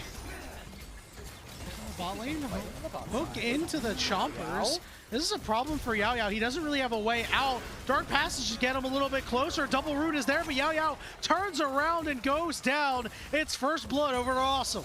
Yeah, Yao Yao understanding that he's definitely dead and just trying to make sure that once the Get Excited passive goes through, the chase down onto his AD carry is not possible. Awesome does get the kill, but Yao Yao just trying to make sure that it doesn't go beyond that. As good opening here for NiP. Awesome was the main carry of game number 1 and was the main tip of success. As, hold on, Guan has spotted out his red maybe being taken here. Monkey does not have smite, so he's actually forced to concede that, and now is seen on vision, so they know where this Trundle is and can definitely track him from there on out. Guan should hit level 6 by the next time him and Monkey do encounter one another, and that is a good thing for NiP. The game pace hasn't really been accelerated at the current moment, at least not in WE's favor. So this will just allow them to maybe fight for this dragon or these grubs that are spawning in about a minute at full strength and with those R keys that we highlighted so much. Gonna get your pick of the litter, and if you're Team WE, maybe you're setting a bit more of a focus on grubs. Trundle, even in the jungle, will still be able to make great use of them and still be a very strong split pusher. And, you know, they're able to do that simply because Malphite's not really a champion that will be able to easily solo the dragon in a reasonable amount of time. It'll take him a little bit, yeah, unless his bot lane comes to help him out. You know, credit to his bot lane for getting ahead, but it is very difficult to move about in Yao Yao for the moment, provided Yao Yao doesn't make another mistake like he did. And I mean, the item difference between the AD carries isn't even that big. You look, they both have BF Sword. Awesome's got a slingshot over his counterpart, and you know, if Glowing Moat didn't exist, I feel like this would be the item that gets memed on the most. Well, Glowing Moat's kind of good now if you take Jack of all trades. That's true. A Glowing Moat will get you to so is Slingshot the new meme item then? I mean, I guess. I don't... Alright. I know the Slingshot's not good, but I don't hate the Slingshot. Yeah, but it's honey, it's a slingshot. Yeah, it's you know, it's not the greatest item. So with grubs being done on the top side, NiP have realized this is probably happening. So Guan has the R button. He's ready to use it. About as like, Yao Yao, please. All right, Yao Yao's gonna stay under the turret here. The root's gonna go down onto Zhuo, so that turret's gonna be doing some damage. Moonlight Vigil coming out as well. Dark Passage to try to get him out, and he will be able to escape. It's Zhuo taking him out, and now round 2 potentially. About's got red-white, but he has to get away from the turrets, trying to escape. You mentioned it. About flashes away. Yep. So 1-0 in the end. Good cross-map play coming out here from Monkey, especially because he also secured the grubs for himself. So this means not only will they be able to bully Hoya off of this lane, but they'll also maybe be able to collect a plate for their efforts. As now, I mean, the tempo is a little bit in WE's favor. Even though NiP get a successful playdown on the bot side, you can see that Zhuo is roaming up toward the top side. Guan is completely alone, and now Awesome has to reset. So all of these factors contributing to not being able to get the dragon and not being able to equalize in the objective department here. And this is very difficult, I think, for NiP as a whole. You know, you have good scaling over on the side of Team WE. Obviously, the AD carries for both sides are good, but I think that a Monkey is going to be problematic as the game goes on, especially in these side lanes. I would say that it's, you know, hey, NiP should be the one to pick up these dragons, but the fact that they haven't quite yet does mean there will be some difficulty. Will we even see a soul this game? Who knows, Quacks? I feel like it really has to be NiP looking for these dragons, because not only are you a team that scales in items, especially when you look at champions like Jinx and, you know, the infinitely stacking passive of characters like the Thresh, but it's Mountain. Like, this extra little bit of tankiness for champions like Gnar and Malphite and Thresh, who love armor, is absolutely massive for just being more durable in these fights. So I feel like the imperativeness that you have to be playing around this dragon just isn't being shown here for NiP. And I mean, you've got Shove in bot lane. I feel like now you got to start looking at angles to really pull the trigger on this objective and maybe get a fight started. Another round here for Guan. He's going to show on this control ward, but we do have Team WE trying to collapse. Meanwhile, in the top side, Hoya just getting some damage in onto Cube. Bot play disperses after a Pillar of Filth. Skaris getting first move, pretty huge. Given the fact that look at the CS differential coming out right now, it's about 25. I mean, Mel, one of those annoying champions to deal with, but he has done so well so far. Yeah, I mean, Karis just has basically a stranglehold over priority here in the mid lane. That's just how it's going to work with Mel, because you're so good at having that range and so good at dissuading and disengaging any fight that might come your way. I mean, Kair can try to burst down Mel, but all Karis has to do is press W, and that combo is completely null and void, as Kassadin would say. So it's a difficult lane for Kair, but we need to see some attention starting to be paid toward it, because Zhuo and Guan, for all of the shoving that Karis has done in this 1v1, we have not seen any interference come through from the Thresh or the Malphite, and they've been level 6 and have had time to roam for quite a while now.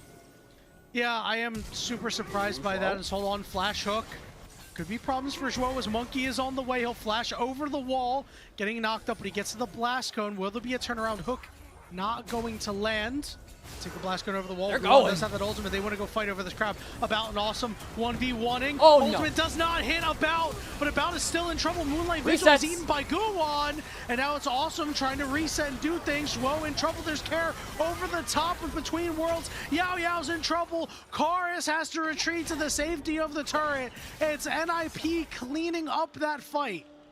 And it is Guwan. Even though he doesn't land the ultimate, he still gets plenty of gold. And Awesome with the resets comes up big. NiP, it was a bit of a sloppy start, but they win out the fight. And the gold going over to these carries is the most important part, Yanni. No doubt, Care being able to get that kill means that we're a little bit closer in gold differential. Let's take a look at this replay. I mean, Team WE, at this moment, you have to realize, all right, we have to, like, cut and run, give this crab up. Yeah. I mean, it's also just that About really had no way to enter this fight. He pops his Ghost, and even though the ultimate doesn't hit, like, he's so far away from the rest of his team, he just gets picked off, and this is ideally what NiP want to happen, right? You get one tiny reset, and then you transition it into a big fight where Awesome is accelerated, where Care can get resets on his invisibility, and that's exactly what happened. They find one target, they transition it into the rest of WE, they win out on the fight, and more gold just going into the coffers of these damage members for the NiP squad, and no objective for a while, so it perplexes me why we would be fighting here, but it looks like we might. Okay, we're gonna go after Zhuo, but a big double flay. About's got red-white, so that might be the reason for the fight. Guan sticking around, gonna get rooted up. Oh, goes down. no, Zhuo, come on! Jinx. This is a problem. Awesome is dead. It's a shutdown for About. There's the root onto Guan as well, and the Golden Eclipse getting Karis' first kill of the game. And I mean, that's just unlucky. Zhuo moves out of the way of the dredge line. Yao Yao hits the AD carry of NiP. And Awesome deja vu flashbacks to game number 1, where he got picked off in a moment that he should not have. Team WE win the fight, get back in control of this game, and most importantly, Yanni, it is mid lane turret destroyed, so a lot more control going their way as Monkey dodges out the rocket. He takes a lesson from Arcane Season 1. The ending not going to be his fate. And take a look at this replay in a couple of moments right here. Oh, the misery going to be coming shortly. Let me see this. This is a good play. Yeah, so Zhuo, I want to see him move out of the way because he's blocking and then looks for a death sentence. I think onto Monkey. It just doesn't end up panning out. I can tell you exactly what happened there. He was looking for Monkey, but as soon as he saw the hook from Yao Yao, he redirected his hook because there is a chance that he grabs Yao Yao in flight, and that'll prevent him from using the ultimate on Awesome and get Awesome out of there. The Thresh main, by the way. I would have done the exact same thing. High level. Anyway, Rifttown getting started up. Monkey says, Monkey's just time right to make there. some monkey business happen. It's going to be Harold going over to NiP. Hook going in onto Yao Yao, and he's not going to be able to go out with those choppers. But downtown, the Moonlight Visual. Meanwhile, on the top side, Cube's in trouble. He slices the backline. It's good damage, but it's just not enough. A bounce up too far, and he falls too. NiP taking the game back in their hands. And WE didn't really have any setup around that objective. They go into the topside river late. NiP are just there with the superior setup, and Awesome reaps the rewards yet again on this Jinx. The resets are just too strong in these early to mid-game fights, and WE are not respecting that, Yanni. They go down, and it's just a back and forth between these two teams. One team wins a fight, then the next wins a fight. It is a seesaw pattern here in game number 2, and frankly, I'm all here for it. It's just a more effective flank coming in from Carrot. Shoves away About and Karis, your 2 carries. Obviously, you've got some damage out of Cube and Monkey, but they're not the feature carries of this composition. Yeah, I think that it's really difficult for Monkey to maneuver around a lot of these fights, especially as the game goes on. You're very short-ranged, and when you want to go for damage, you're going to have to walk up to this comp, and walking up to this comp is going to get progressively more difficult for him. So I feel like this Trundle, we talked about and praised the effectiveness it could have in the early game, but it's very clear that this pick was on a timer, and that timer is very rapidly starting to wane. It's very close to completely striking 0. And now Zhuo hooking Monkey, but doesn't throw the Dark Passage out until now. Well, Alsom's gonna get the reset. That forces Monkey's flash over the wall. Guwon's there to follow. Super Mega Death Rocket picks up the kill as well, as NiP are starting to roll. Yup, and now teleport here from The risky Karthus' teleport. safe base. It is This definitely. turn's Hoya's down. going We're gonna Mega. Go for a hook. Look for a big play here. About is able to free hit, but there's nobody left alive. Care coming through with that ultimate. The turret will finally fall, but it's an ill-fated defense by WE that does not work out. Yeah, I mean, Hoya was about to go Mega. That was a very ill-timed teleport. NiP, they get the tower. They maybe weren't expecting more kills along with it, but hey, they'll take what they can get. They are now in pretty firm control of this game. Up 2 dragons, around 3,000 gold.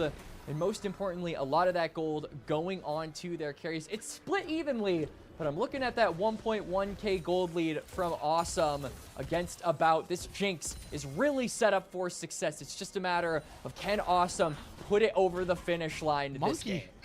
He's up so far with nobody around him. There's no CC to actually stop him, but to lose out on the crab. And Quacks, if there is ever a game where WE will lose while down gold at 20 minutes, it's got to be this one, right?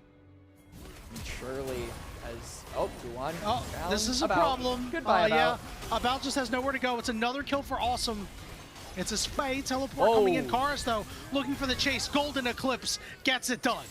That's pretty bloodthirsty. I mean, Karis expending that flash means that Guwon has his sights set on more than just the Aphelios. for a As well as flank. the flash. Yeah, this could be a problem. Monkey Cares on using the area. It's ultimate, trying to 3v4. heal up. There's Cube.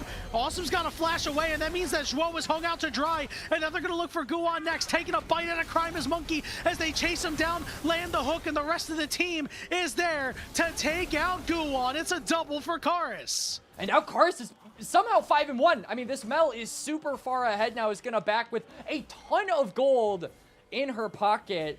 And really, I think WE needed this. They needed someone that was capable of challenging this Jinx. They needed a carry of their own. And it seems like WE's mid laner is going to be that guy. They may have just found a window to accelerate themselves, but I feel like for NiP, that mid play, they probably just weren't expecting WE to immediately go for a flank into the mid lane, to look for them in that mid lane, and they were down numbers and just had to get away. Awesome, I think, crucially, did manage to escape that fight, so the Jinx stays alive and is still very much in control of this game, at least from the side of NiP, but WE now have a lot more firepower with how fed Karis is. Yeah, and I can't fault NiP for thinking, well, Karis has no ultimate. There's no way they're going to try to flank us, right? Well, Yeah. this is the LPL, and as Anything's I always possible. say, teams will fight over a ham sandwich, Quacks. And there have been plenty of ham sandwiches to go around in this match. 20.5 minutes into this game. It's a 2,000 gold lead for NiP. We did say that Karis was doing so well this game up in CS. He just needed to get some kills funneled in. He's getting these kills finally. He's on 2.5 items. He's starting to really deal some damage. And Yao Yao and Monkey, you talked about it earlier, Yanni, but trying to link up and look for any kind of picks that they could possibly find. And they do look onto Care, just trying to get something onto the Aurora. But I like this so far. I mean, we've got a little bit over a minute until the Dragon, so it's just about trying to set up for those side lanes. But one thing I really want to be paying attention toward is the Gnar in Mega Form. You can see he's in it now, but he's going for a reset, so that bar is going to be completely dropped back down to 0 if he can catch these incoming waves that Cube is just clearing up toward his tier 2. And if he can be Mega by the time this Dragon spawns, I think NiP's chances of winning this fight are going to be a lot better. But if he is, if he's Tiny Boy, then I feel like this might be a different story. NiP's massive mistake from game 1, in my opinion, was not waiting for Awesome to get that Infinity Edge before fighting. We're at a very similar point in time. 30 seconds till this Dragon. Awesome building that IE, doesn't have it yet. If he's not able to get it before this fight, if you're NiP, you are taking another huge risk. About if you has say it we'll as well. fight anyway. I mean, About has his Infinity Edge as well, so I feel like this 1.5k gold lead for Awesome is, I don't want to necessarily call it fake, but I do think that it is significantly closer than the screen would have you believe. Yeah. That's the big thing about these late game carries, is they have to hit those spikes. No vision for the side of Team WE. They can only see Zhuo for the moment. We'll see if WE want to go over to this Baron. About does not have the white gun, so I don't think it'll work as well as they want. Awesome and Care will take care of the rest. Super Mega Death Rocket just to scout things out, as it is sole point for NiP. Will we see a fight break out? Guan looking to front line, looking to find these targets. He's got his flash available too. Looks like both teams will back off. Cooler heads prevail. Yep, they're gonna disperse for the time being, and really smart decision there from the Jinx, as now WE are gonna just go straight onto the Baron anyway. Yeah, Cube, we have red-white now. Yep, we have red-white. Cube is in the area. You can see he still has that shield for about 10 seconds more. He can look for a flank.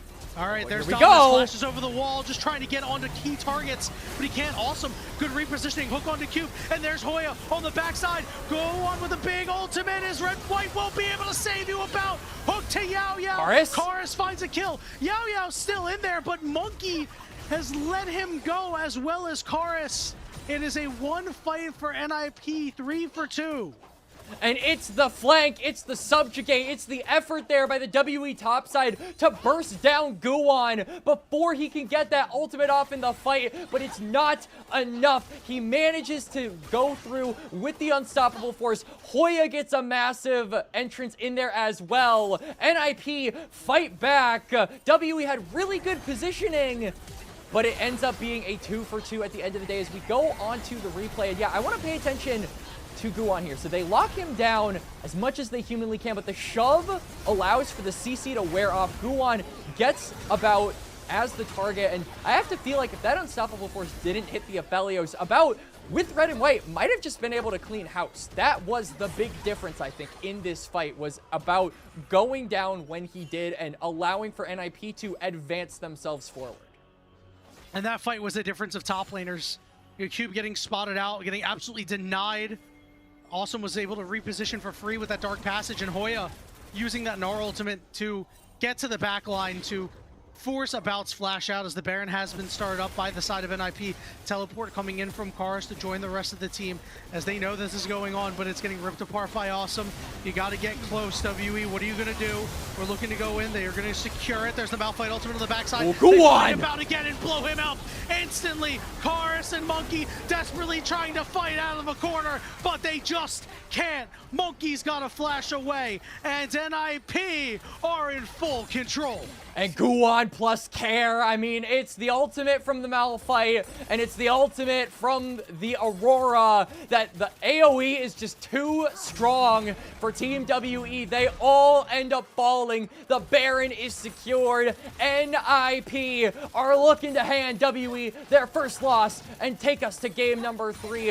One team fight, I think, stands in the way of them from being able to do that, as we do get a replay.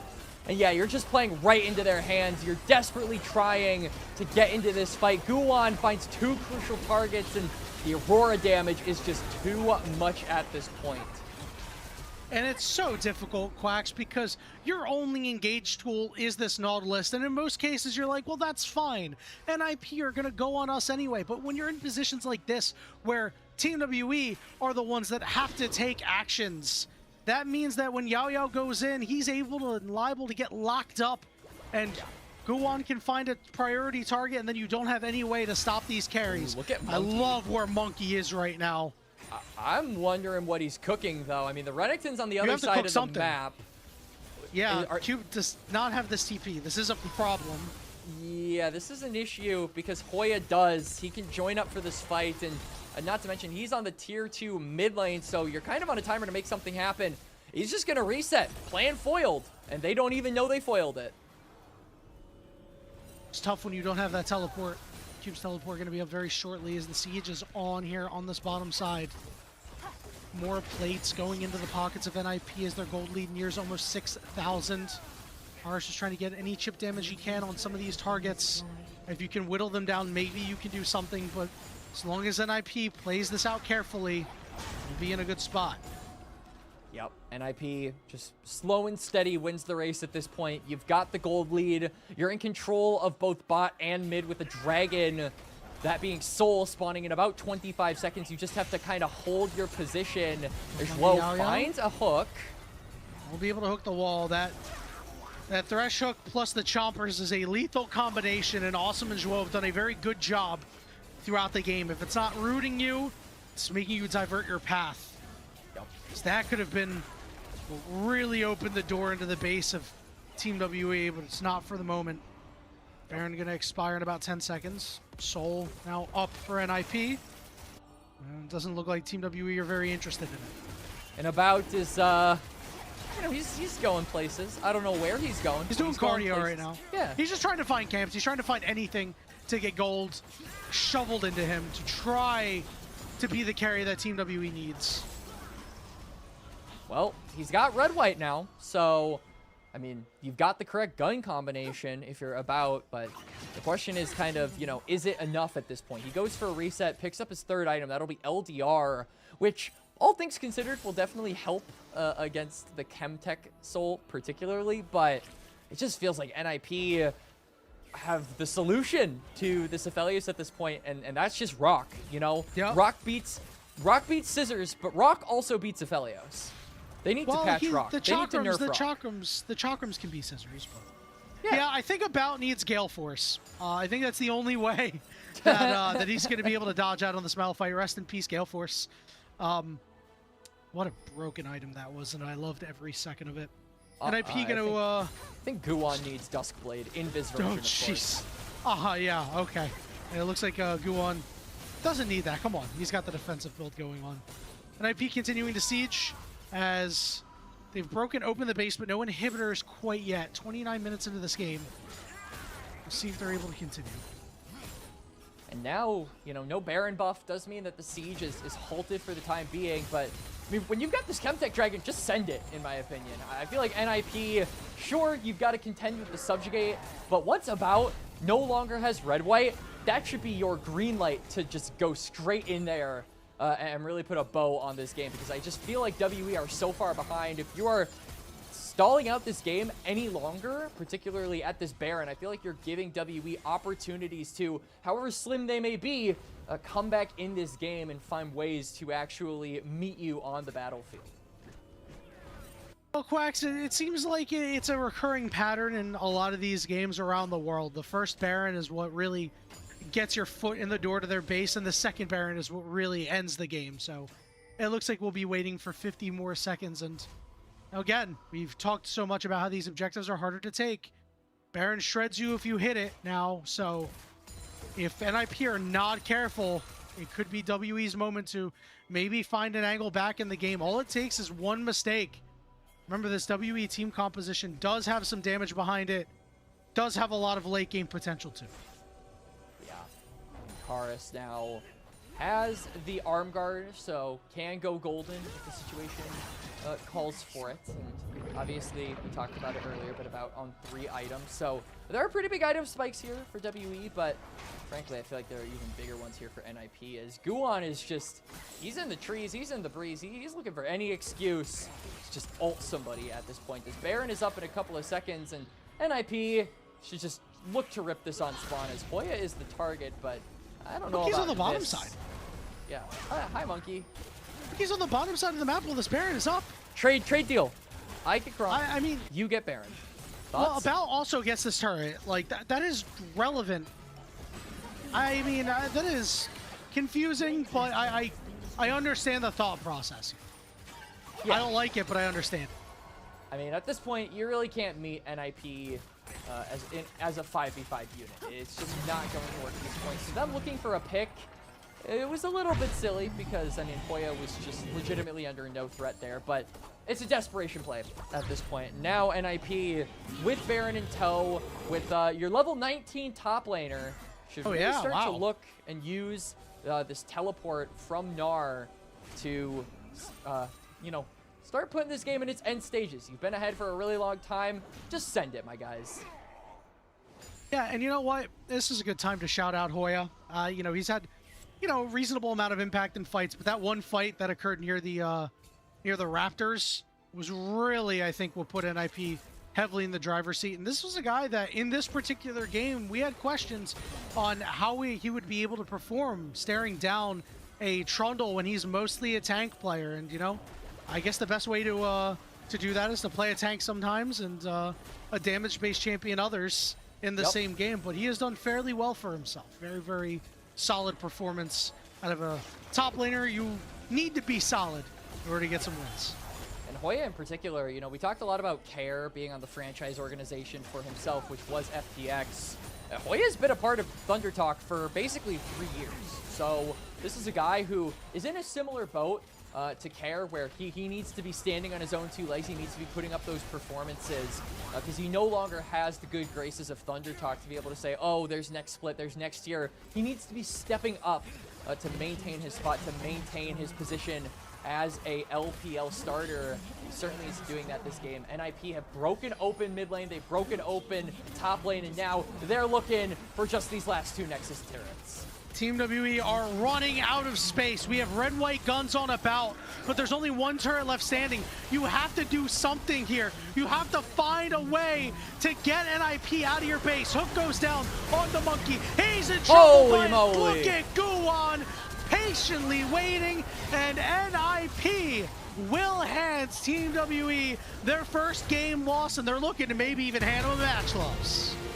WE, the 20-minute curse of being able to come back regardless of circumstance has been broken. NiP are going to take us to 3. And Guwon, all the respect for that last play, he basically flashed in place. It's like if I moved from here to here, that was the distance his flash covered, and then he just ulted. Gamer move. Yep, no notes needed there. You know, he did his job, right? There's not much to say when it comes to Malphite mechanics. He was put behind early a little bit, you know, taken off that level 6 early by Monkey, but it was able to be resilient and just understood what he needed to do to make things happen on the team. Big shout outs to the bot lane of NiP this game. Awesome and Zhuo really playing well together. I think that Team WE were not expecting the Jinx Thresh response, and it paid off perfectly for NiP. And honestly, massive credit over to Awesome, because in game number 1, you know, the ball was kind of in his court. He was looked at as the guy with that misfortune to be the one that gave NiP that first win, and eventually kind of had an incident where he choked it a little bit. He was the first domino to fall in a long series of dominoes for NiP that eventually led to WE winning that game. But he did a lot better here in game number 2. He got a lot of resources on the Jinx, and he held on to them in this game. So massive respect to him for kind of patching up that hole in game number 1 and being able to ride this ship to a victory in game number 2. Now, the question becomes, will he be able to look at the sunrise in game number 3 here? Can NiP hand Team WE not only their first game loss, but their first series loss of LPL 2026, Yanni? Quacks, who are you voting for player of the game that game? Are you giving it to Guwon, who did what he had to do? Are you giving it to Awesome, who was a big carry in some of these fights? Are you even giving a shout over to Zhuo, who, you know, helped with the repositioning of Awesome? What do you think? Decisions. I feel like it definitely has to go over to Zhuo. I think that although Awesome had a really good performance, and although Guwon had a really good performance, these guys were put behind at one point or another, or when they were able to be put ahead, it was in large part due to that thresh. I think that the Dark Passage bailed NiP out of so many bad situations in the early game that they were able to recover very quickly and kind of take over in the mid to late game. So I give Zhuo a lot of credit. I would personally root for him as player of the game, but Yanni, you're a support player. You know how underappreciated you guys are. So I wouldn't be at all shocked if LPL decides to give it to Guwon or Awesome or even Care potentially. Yeah, I wouldn't either. I think it might end up going to Guwon myself. We'll find out shortly, but we're not going to find out on the cast right now. We're going to go ahead and take our break now. And when we return, the final game of this best of 3 series, one of these teams will remain undefeated. The other will be nursing their first loss. We'll see you there.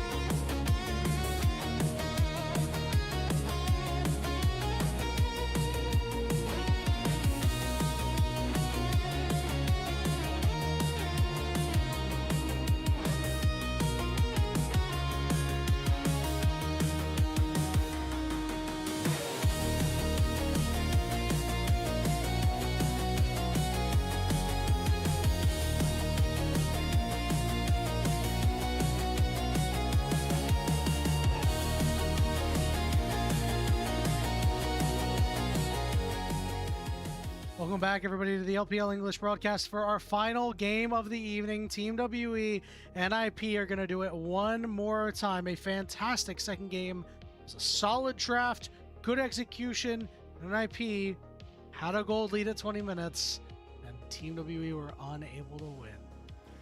Yeah, and I feel like kind of going back to that draft is a really important thing. Obviously, a lot of people have had the Malphite discussion, you know, is this champion worth the cost in draft? Is he not? But one thing you cannot deny, Yanni, against immobile carries, this champion is an absolute nightmare. And I feel like every single time we saw Guwon, he was looking for a bout, he was looking for Karis, he was looking for somebody to target in the fights, and managed to hit his target more times than not. Obviously, looking back to that one moment where he just shorted the knockup onto a bout in that first bot lane play. But all things considered, NiP with a really stellar draft here for game number 2, and I'm curious to see what they're thinking of for game number 3, as you know, they're a team that has been taken to game 3 before. Team WE are the undefeated squad, and they've 2-0'd both of their series. This is their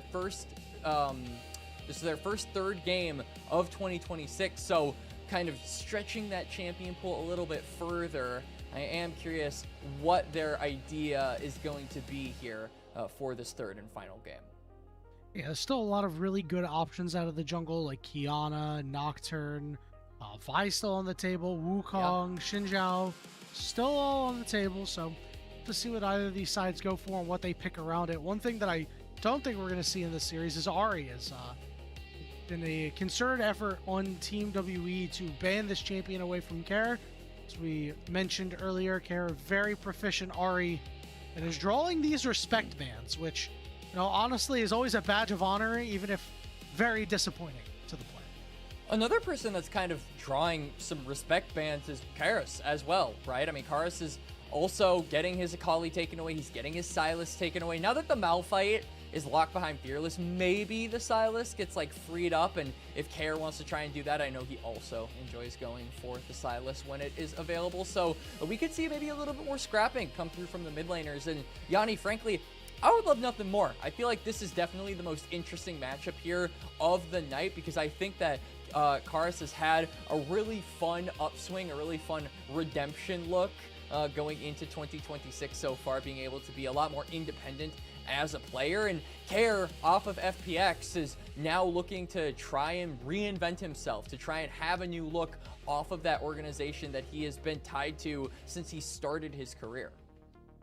And credit to Karis in that game. While they did not get the dub, he looked really good individually. He won that lane with very little intervention from Monkey. So want to see more of that, especially in this group, and maybe Karis will start developing into the player that Team WE believe he can be, as we're into the final draft of the night. A couple of junglers, a couple of mid laners, and that pesky Nico getting taken away.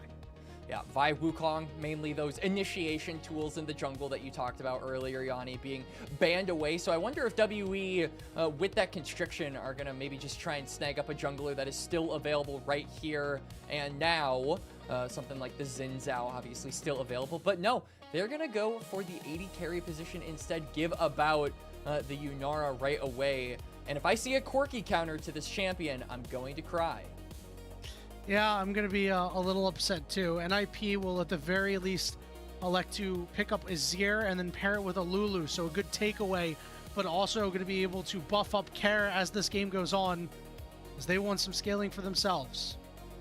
There's that Xin Zhao that we talked about being hovered here by Monkey, but I mean, I'm trying to think about better options, and I don't really think there are many of them. So I think that this Xin Zhao would be very wise for WE to just lock this one in straight away, unless they fear some global presence, and maybe then Nocturne would have a little bit of value. But they're just going to lock in Xin and then go straight for the Rakan, actually, which I think is really interesting. I actually was looking across, and I did see some Xayah games here from Awesome, so maybe with the constricted champion pools, WE are anticipating that the Xayah Rakan might be an avenue that NiP attempt to go for.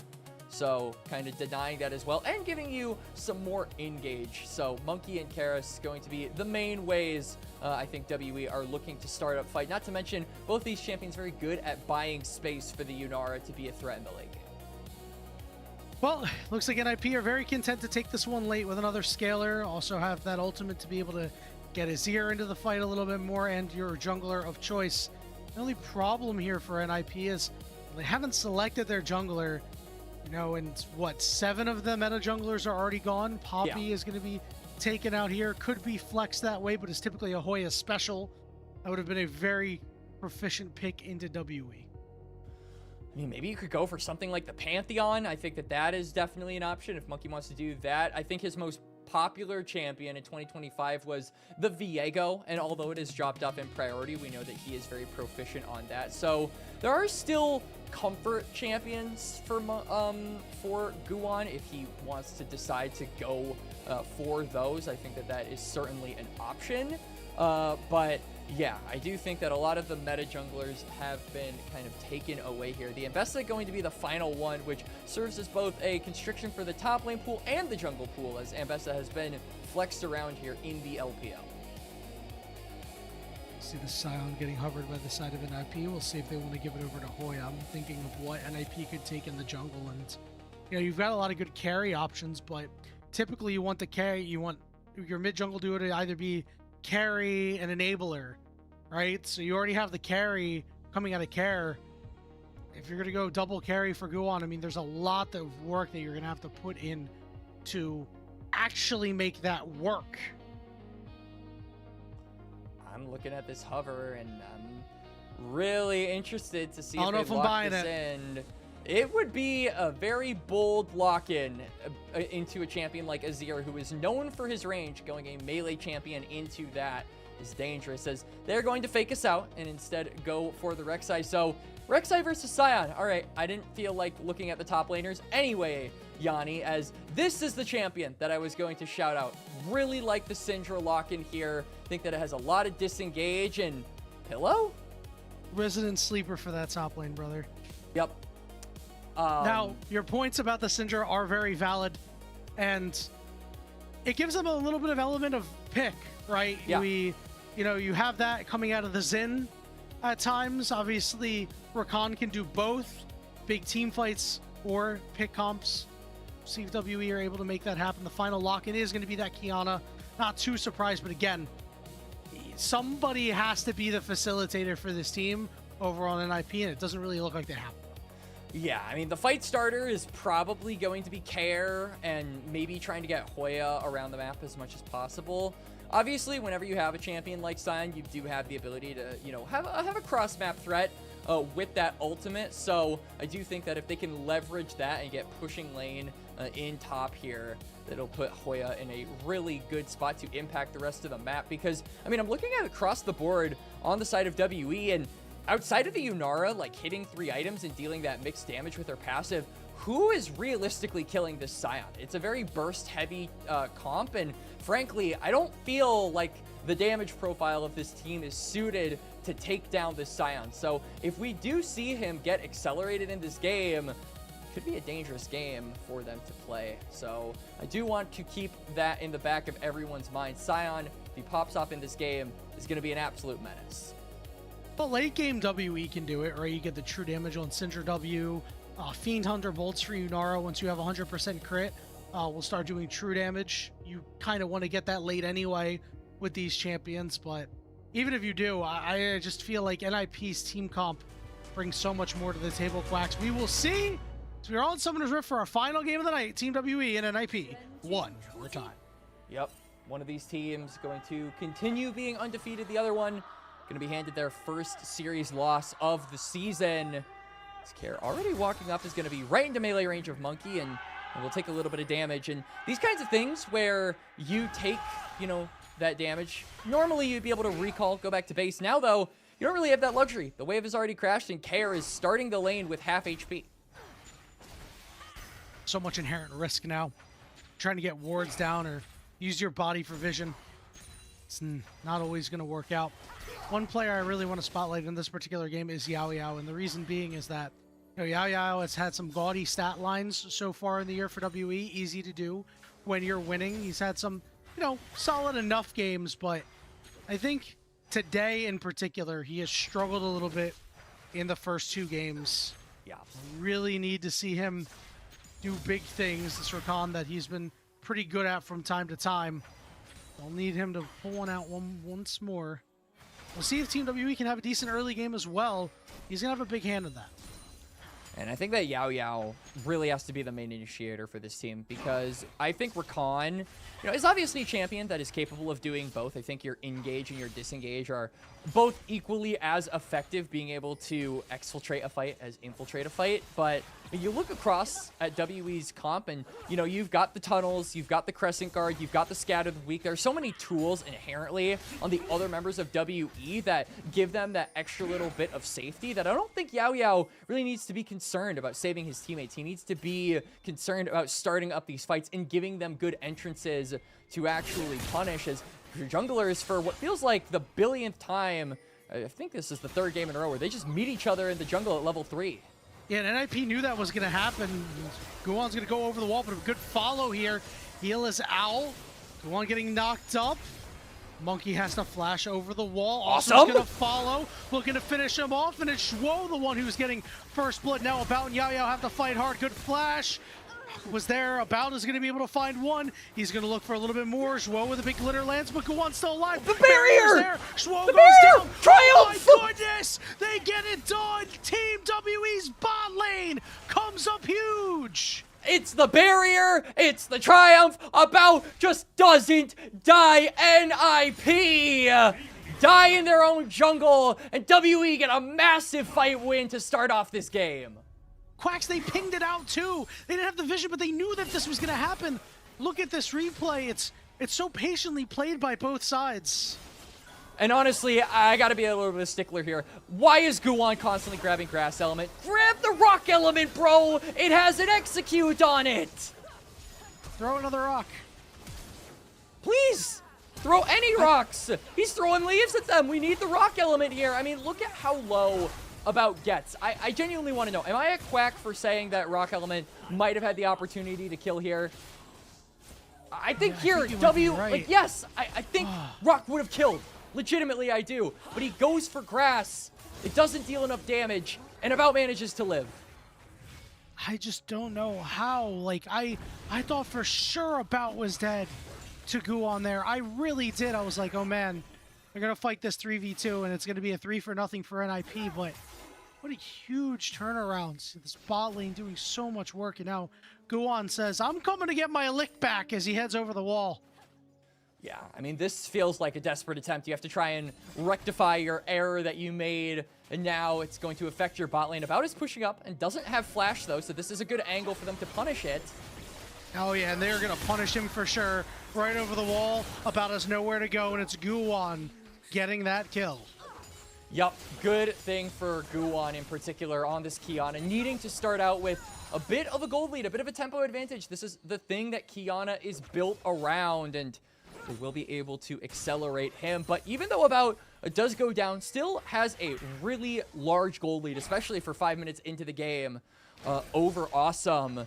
And how fitting is it for About, a player that we have talked a lot about as like having an interesting story and being from Genji Academy, but so far I think that Awesome has kind of gotten the better of him. He had a really good performance in the early phases of game number 1, and then obviously it was the big pop-off factor on the Jinx in game number 2, so he needs a redemption game himself here as Guwan. Well, when it becomes lightning, and because of the scout of the week, Guwan had to take a step back. Who's gonna get this kill? It's Monkey who picks that one up, as Guwan now 1-2-1 has had a tough time in the early going. Yeah, Guwan, I think, just trying to be as proactive as possible, but, you know, getting a little lost in the sauce there. Gets picked off for not really any discernible reason. And now Monkey gonna be able to go for a reset and match him in the item department. Guwan having that brutalizer does make him very dangerous. So if Monkey's able to return to base and get like a tunneler, I think that he can meet this Qiyana on even ground. And yeah, he's going to grab up that item, be a lot more tanky, and this is just going to make it more difficult for Guwan to secure kills against the Xin Zhao in these skirmishes because of that extra HP he's getting. One thing to note, speaking of some differences, while Monkey is down in gold, the mid lane, Karis is up in gold.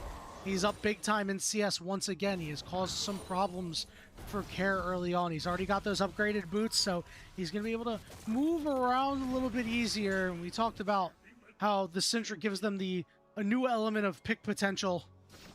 That's going to come up huge very soon. This dragon, remember, is up. Guwon looks like he's headed toward it here, at least the crab for now. Yeah, and I'm going to be annoying here and say I really don't like Karis going for the Ionian boots, because we talk about needing to be this magic damage source that is capable of taking down Hoya, and I feel like if you're not indexing into Pen, it's just going to make this Sion that much more of a threat. Obviously, Sion is only one cog in the machine, but if you're not able to kill this front line, it doesn't matter how far behind you put this back line. Eventually, they'll find a way to dish out enough damage to take you out. So, I'm a little bit, I'm being a bit annoying, just, you know, nitpicking builds here and there, but I do think it is important for looking at the mid to late game damage profile of this WE comp and their ability to take down the front line of NiP. That's valid. Remember, you know, Syndra, a little bit more of a late game oriented champion ever since her changes some time ago. Now Yunara, of course, going to be big in the late game, but so are the side of NiP, the unkillable Hoya. We're expecting Karen Awesome to make big plays. The teleport is coming in here. It's Awesome. He's finding himself in a little bit of trouble. Drops that ultimate down. Going to get knocked up when it becomes lightning, but he flashes away. It was a Yao Yao spellbook teleport to get good summoners out of Awesome. Yeah, Awesome forced to burn that flash makes him a really easy target for both Monkey and Karis in any future fights or excursions that they decide to partake on that involve the Sivir. Doesn't look like this dragon is going to involve the Sivir. In fact, it doesn't look like this is going to involve NiP at all, as they are the ones actually conceding this objective. As now Awesome is moving toward the top side of the map, but Hoya has yet to channel his reset. So this swap that NiP are going for is really delayed because Hoya doesn't have teleport. So that just means, yeah, free plates going over to a bout and more acceleration being put into this Yunara for essentially free. Yeah, no TP either means that you just lose all of that. Now we do see NiP going after the grubs here. Obviously going to be a very big pickup for a guy like Awesome, who's a little bit shorter range, but any stray hit you're able to get on the turret, you're going to get a lot of value out of. And of course, Care in the side lane. You know, Azir with grubs, with Nashor's Tooth is very difficult to deal with as Hoya flashes away from the knockup.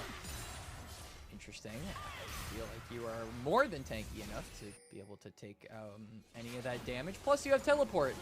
So, it's a bit of a perplexing decision from the NiP top laner. But still, I don't imagine there's going to be much consequence for it at the end of the day. What will have consequence, potentially, is Guwon looking for this late invade. Even though he's not able to secure the blue, and even though he'll get out, this does mean that Monkey just has a slight tempo advantage over the Kiana at the moment. You need to change that as NiP, so they're going for a fight.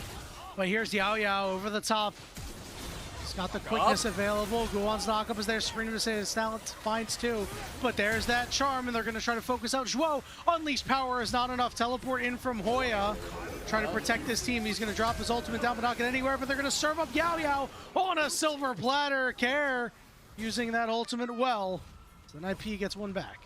Really good angle there from Care. They managed to get the one kill, and I feel like definitely, it felt like NiP were going into overdrive now. Hoya, no flash. Okay, maybe it is relevant.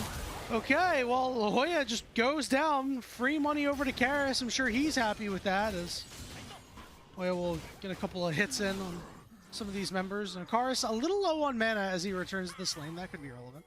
So he takes the crab away. I love that. Yeah, so... You know, crabs save lives in the jungle. That's the philosophy we gotta live by. But especially in the LPL, they save lives when you take them away.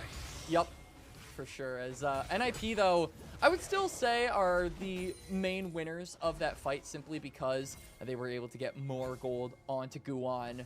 We're really just gonna have to see how this Kiana pans out. Obviously, there are a plethora of squishier targets onto WE. About and Karis are, at the moment, the main beneficiaries of gold on Team WE, and if the Kiana can find angles onto them before they can really get started in these fights, that's the max amount of value I foresee for this Kiana pick. But it feels really difficult because while she can one-shot you, Kiana, especially in Season 16, it feels like can get one shot very quickly as well. So positioning for Guwon is going to have to be something we really keep our eyes out for, and it'd be so funny if he goes for Malphite where positioning is important but is forgivable if you mess up, to Kiana where if you put one toe out of line, it's lights out. And it's so important in this game in particular, right? Like, Karis already has, you know, some gold on him with a kill. About's got a couple kills, so Monkey doesn't need to bridge as hard because they were able to kind of do so with that early jungle fight, but Guwon has to bridge very hard in this mid game, right? He's the guy with all the gold on his team. He has to be the one to make sure that Karen Awesome are able to get to the late game stages to make sure NiP has a big fighting chance, because early on it's hard. And it looks like Kare's going to be the one to set him up. Guwon gets that third kill. Looks like they're right on schedule, Quacks. I mean, Kare has just been on it with the Shuriman shuffles this game. First, we saw the scoop near the blue side blue buff, and now it's a free kill for Guwon onto Karis. More gold for the Kiana. Now, he might be looking for some more, but this is a Rek'Sai, so I don't know if it's going to be possible. Oh, it looks like they are going to find him. He's going to use his ultimate, but he dies before it goes off. It's a fourth kill for Guwon. He's up 2,000 gold in the blink of an eye, Quacks. Yeah, that's absolutely gigantic. Now he'll be able to reset and get closer to that second item mark. In fact, he might actually hit it. I don't know when the last time he backed was, but he already has that Profane Hydra. If you're able to get 2 items at 13 minutes, that's like that would be the coolest thing for my assassin heart here. That is like the best feeling in the world, because it's going to be super relevant. You're going to be able to flex those new toys. You've got Dragon coming up in about 30 seconds. Hoya is able to crash this wave. So there is a possibility that if they want to, if they really want to focus on this Dragon, they could rotate the Scion down toward the bot lane, or at the very least have him in the vicinity ready to join up if need be. Yeah, and you know what? Look at where his pathing is. Yep. It looked like he was heading toward the middle. Now it looks like he'll head toward that top lane, but it seemed like that may have been the initial idea. Said Hoya will head up there to catch that wave. Oh, that's huge. Guwon has 2 items. 14 minutes. Before 14 minutes even, Quacks. Before 14 minutes. We're not even there yet. I'm really glad that Guwon is also going Axiom's Arc, because I've been seeing some Kianas go for the new Umbral Glaive. And no. Just no.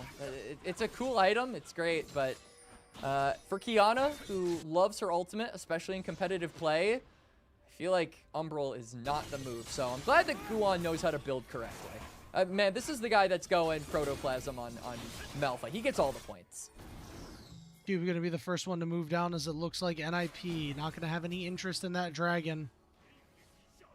We'll go over to Team WE as their last quest has been completed. Now they're going to try to make a play on this bottom side. Zhuo already recalling, and everybody on NiP are out of the area, so it's just, all right, let's go ahead and take down this turret. I mean, it's now going to be kind of a race here. Hoya should be able to get the first turret. All right, yeah, there's no race. Never mind. Hoya's got it. So first turret going over to NiP now. I'm really interested to see what this Scion does, because although Hoya has not gotten any kills individually, he's not exactly been put behind. And we emphasize the importance of this frontliner getting ahead, and he's definitely in a place where he can be a huge nuisance toward the other WE members as they're walking in blind. This is a very dangerous avenue to take right now. Very aggressive retake as well. It's like Team WE might want to go on the mid wave, but the rest of NiP have realized, hey, nobody can go after Guwon, so we don't have to give up mid control here. Guwon can just do it himself. Yeah, I mean, Guwon gets the Herald. Now they're going to be able to use this in the future to knock down this mid lane or bot lane tier 1. WE, they want to start a fight so bad, but they have no idea where Guwon is, and without information on the Kiana, it's super difficult. They finally get a lick of info. There's that Scion ultimate. It's going to split up Karis from the rest of the team. He's going to have to get away very quickly. Good sidestep, but the rest of the team has shown up. Scout of the Week knocks 2 away. He says, Cube, help me, brother. Here we go. Guan and Kara have to try to get out. Sabrina's Monkey? talent lands, but Monkey is there, but he gets hit by the Emperor's Divine, and Zhuo closes out the kill. Now about over the wall, looking for more flashes forward. Really wants to take him out. Yao Yao trying to get close as well, as Kara stuck between a rock and a hard place. Flashes over the wall, and NiP lose no one. NiP, though, escape with blinking health bars. WE trying to avenge their fallen jungler.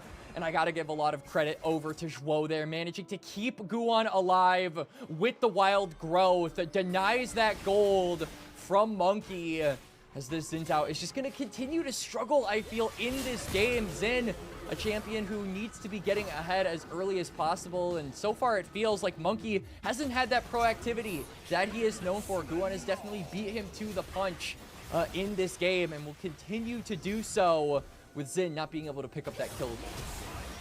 A huge root there, by the way. Yeah. Because Yao Yao had just used his ultimate.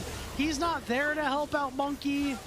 Doesn't have any cooldowns left, essentially. He has to wait so long to try to help about, and he can't even get close to these guys.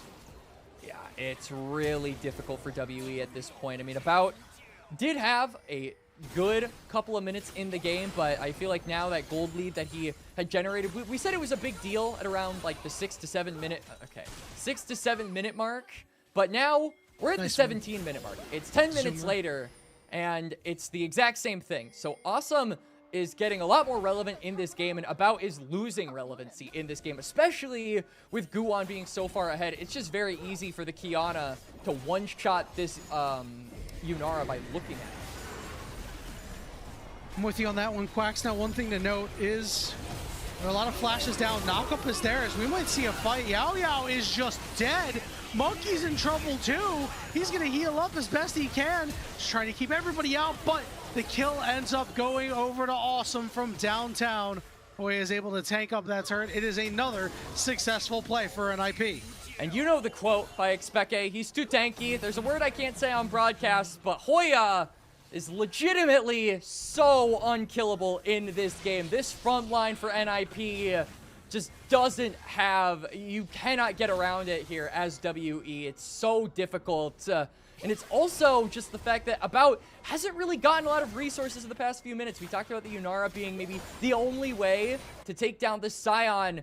It's not going to happen anytime soon. He has that last Whisper in inventory, but I legitimately don't think it is enough at this point, as we do go for a replay.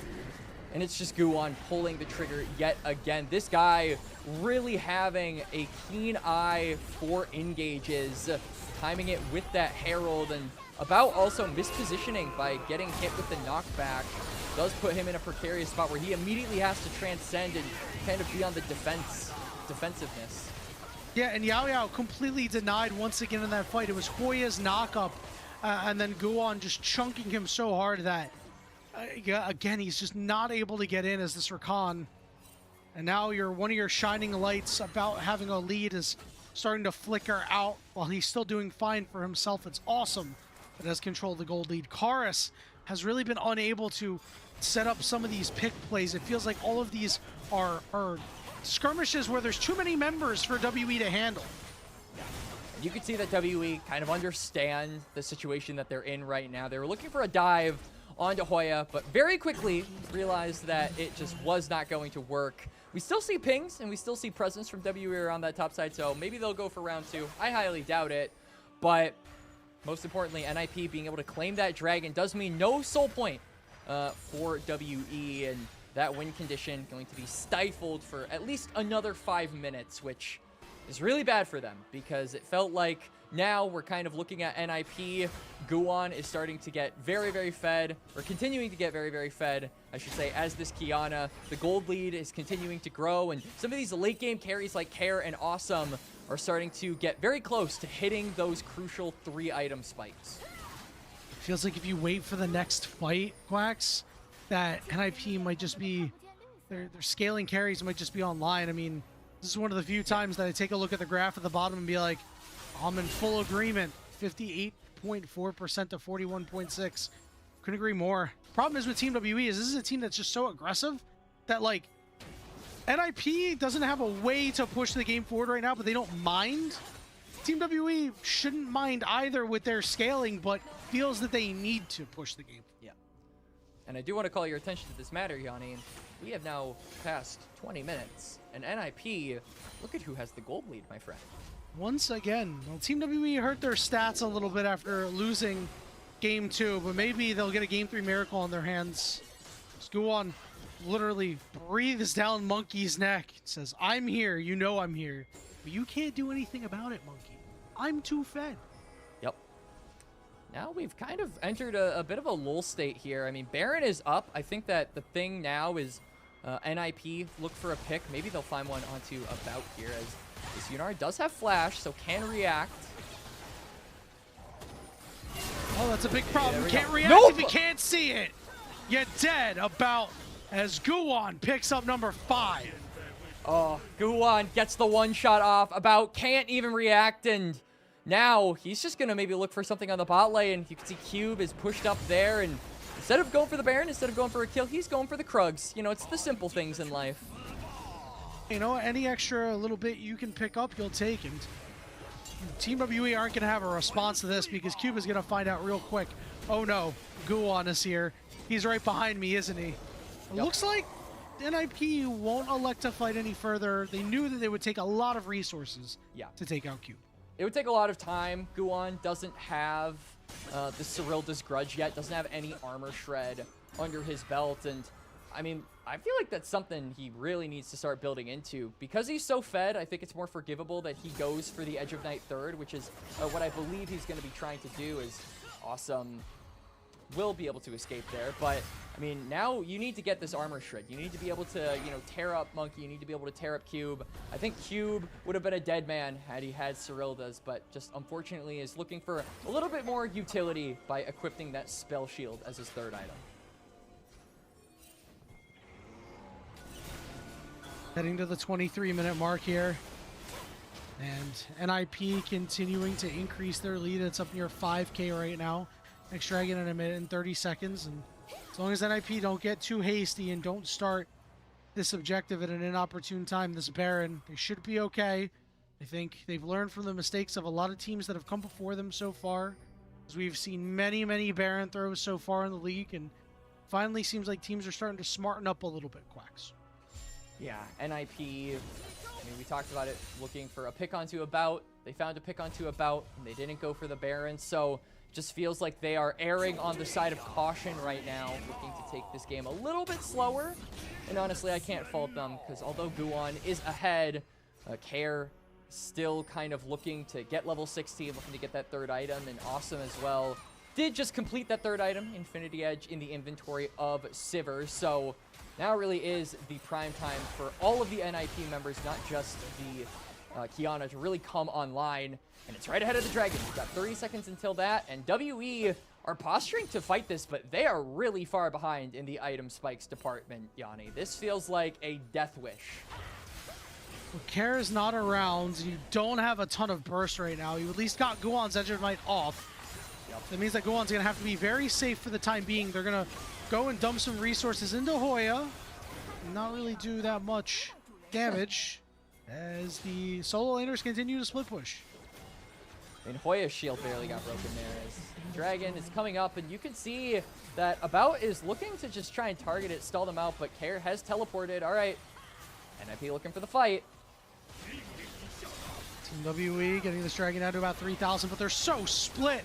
NiP looking much more together. Monkey goes in, but it's only him, Cube, and About on the other side. Care walls off the other members. About will fall. Monkey will fall. It's a double kill for Awesome. And NiP locked all windows and doors in that fight.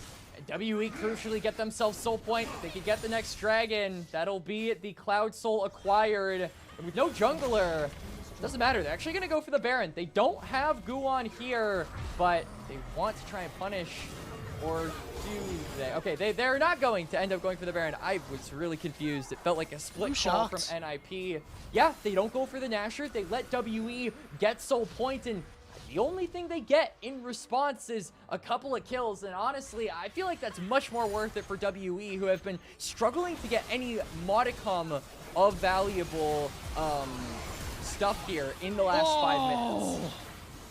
Did you see that? Yao Yao over on the side with Care, not with the rest of the team, is like, all right, I can find an angle to help my guys. With Care, the Emperor's Divide, so much more impactful than initially thought in that fight. As we are just looking to pump our damage numbers onto Hoya, I guess, because it's not really much of anything that's actually happening. As NiP are now looking to corral Team WE on this top side. It's kind of a long con, but Cube has a flank here. I mean, if Team WE can look for a fight starter, he is seen on the wards, but still, I feel like NiP are just really afraid to pull the trigger here. They're quite far ahead in this game, but they're sacking side lanes at the current moment. I mean, Cube is able to push in as this Rek'Sai with essentially impunity because there isn't really anyone on the NiP side that can deal with him. And this is Here's Yao Yao, but the wild growth. Yao Yao can only get onto one member and it's Care, but he's just fine. Emperor's Divide about gets to the backline, but can't kill Awesome. The knockup's onto Karis, and Hoya will drop his ultimate. They find Yao Yao. Next knockup onto Cube, and it's just dominoes because they're knocking down member after member after member of Team WE. A triple kill for Awesome and a Baron for NiP. NiP going to claim their reward here. Dragon Soul point be damned. They find the fight win. Awesome, living with just a little bit of HP, but it is enough to make the difference. Every member of the Ninjas in Pajamas will be dressed in purple. As we do see the replay here, and Yao Yao continues to try and look for these engages, but Team WE, or Team NiP rather, have been really good at stalling those out. We talked about the importance of Rakan needing to start up these fights. He's really trying, but NiP are just peeling him off every single time, forcing WE to go deeper and deeper, where NiP can continue to wrap around them and choke the life out of them in every single fight. Now, it's getting really difficult to imagine a world where WE can come back from this game. NiP might just be the first team to hand them the first series loss here in the LPL. Certainly looking like it, Quacks. We're in the miracle stage for Team WE at this point. We talked about how they scale pretty well, but NiP just scales harder, and everybody has a gold lead for NiP. Even Hoya's up about 100 gold. Good for you, man. It's been a game where you've sacked a lot of CS. You were talking about it. Cuba's up 60 CS at this point, but it's not like it matters. It's Rek'Sai and Sion. One of these guys is going to be more relevant. One of these guys has been more relevant. It's been Hoya. Yeah, Hoya has just been so unkillable in this game, and we talked about it all the way from draft. Who on Team WE can deal with this front line? And it feels like it is one of the big central issues that WE have no answer for at this current moment. One thing that they also don't seem to have an answer for are the relentless waves of Baron minions now pushing into their base, slowly whittling down these turrets. I'm curious if NiP are just going to pull the trigger at any point. Hoya is so damn tanky. I would not put it past him, the ability to just ult in there and cause some chaos. Take some WE members. Ghosted. I feel like that's an option. Yao Yao used his ghost just in case he was able to see an angle, but it's not the case. He's going to swap over to Exhaust. That's going to be important in this fight. Team WE are running out of time. That bottom inhibitor taken out. Looks like they are going to transition over to the mid lane. Monkey getting chunked out so hard. It's just Care's poke. It's Awesome's bouncing boomerangs. You know, you hit the minions, you just get to chip everybody else. That's a Sivir ultimate down, so that is a important tool for NiP that they won't be able to have. But Hoya also just gets the front line like this, so don't think it matters all that much. NiP slowly closing their grip around this game, but not going to fully choke the life out of WE. They get a double inhibitor, and now they're going toward the dragon, so just further denying that soul, which I already felt like has been a foregone conclusion for the last 5 minutes, honestly. It's just more demoralization on the side of Team WE, knowing that this dragon will slip their grasp, and more and more we get into this game, it feels like the game is going to also slip their grasp, as now they are kind of relegated to clearing out these waves. But I am curious what NiP are going to do in regards to trying to close this one out. I mean, Baron isn't around for another 3 minutes. So are they just going to wait for that objective before going for a game-ending push? Or are they going to be looking to use what they have in the super minions on mid and bot to just kind of end this game from there? I hope they take Destiny into their own hands, Quacks. I really do, because Me too. I always worry, especially because, again, we've talked about it, Team WE, they can scrap this late in the game, right? They are very far behind, and that's why it looks like they can't. But if these champions manage to get a breath of life into them, if this team manages to get a breath of life into them, you know, there's a world where this game could be turned around on NiP. It is, I don't think a world that we live in, but it is possible. And I think that if you go and you wait to go take the Baron and Team WE meets you there, anything could happen at that point. And honestly, I just want to see WE send it, or NiP send it. Like, this has been a team who I think is very different from WE, who maybe maybe throw caution to the wind a little too much. NiP, it feels like in this series, especially these latter 2 games, have felt a little too overcautious. And while that has been a method that has led to their success, them winning game number 2 and them being on track to win game number 3, it's not fun, man. I just want to see them go crazy. Hey, listen, sometimes you just want to see teams hit the go button, but sometimes they're unwilling to, Quacks. And as we tick seconds closer and closer to this Baron, it looks more and more like we'll see once again a team wait for the second Baron to actually end the game. Yeah, KR just putting on a little bit of pressure toward the bot lane, forcing Cube to respond. And now, I mean, the Rek'Sai Tremor Sense is going to be really instrumental for trying to find some of these picks. So if you're constantly relegating Cube to being on the side lane and the rest of Team WE don't have access to viewing that Tremor Sense, it makes these picks, these flank angles, and these creative little crevices for NiP to engage fights on that much more possible. 35 seconds until this Baron is up. We're seeing Yao Yao use that Summoner Spellbook teleport just to get on the map a little bit faster. That flash is going to be up again. We talked about him being a big guy this game to try to push WE in the early game and make plays, and he has just been denied it every single turn. I think that even if he's able to find a big one this time, it might not matter. We're going to see a fight break out. Here we go. He finds a couple of members, knock up on the side as well. A bounce over the wall. We're free hitting, but it just doesn't matter. The wallet difference is just too strong. Zhuo will live on the backside on top of it. Team WE can hold a candle to NiP in this game. No Baron needed, 19 kills to 6.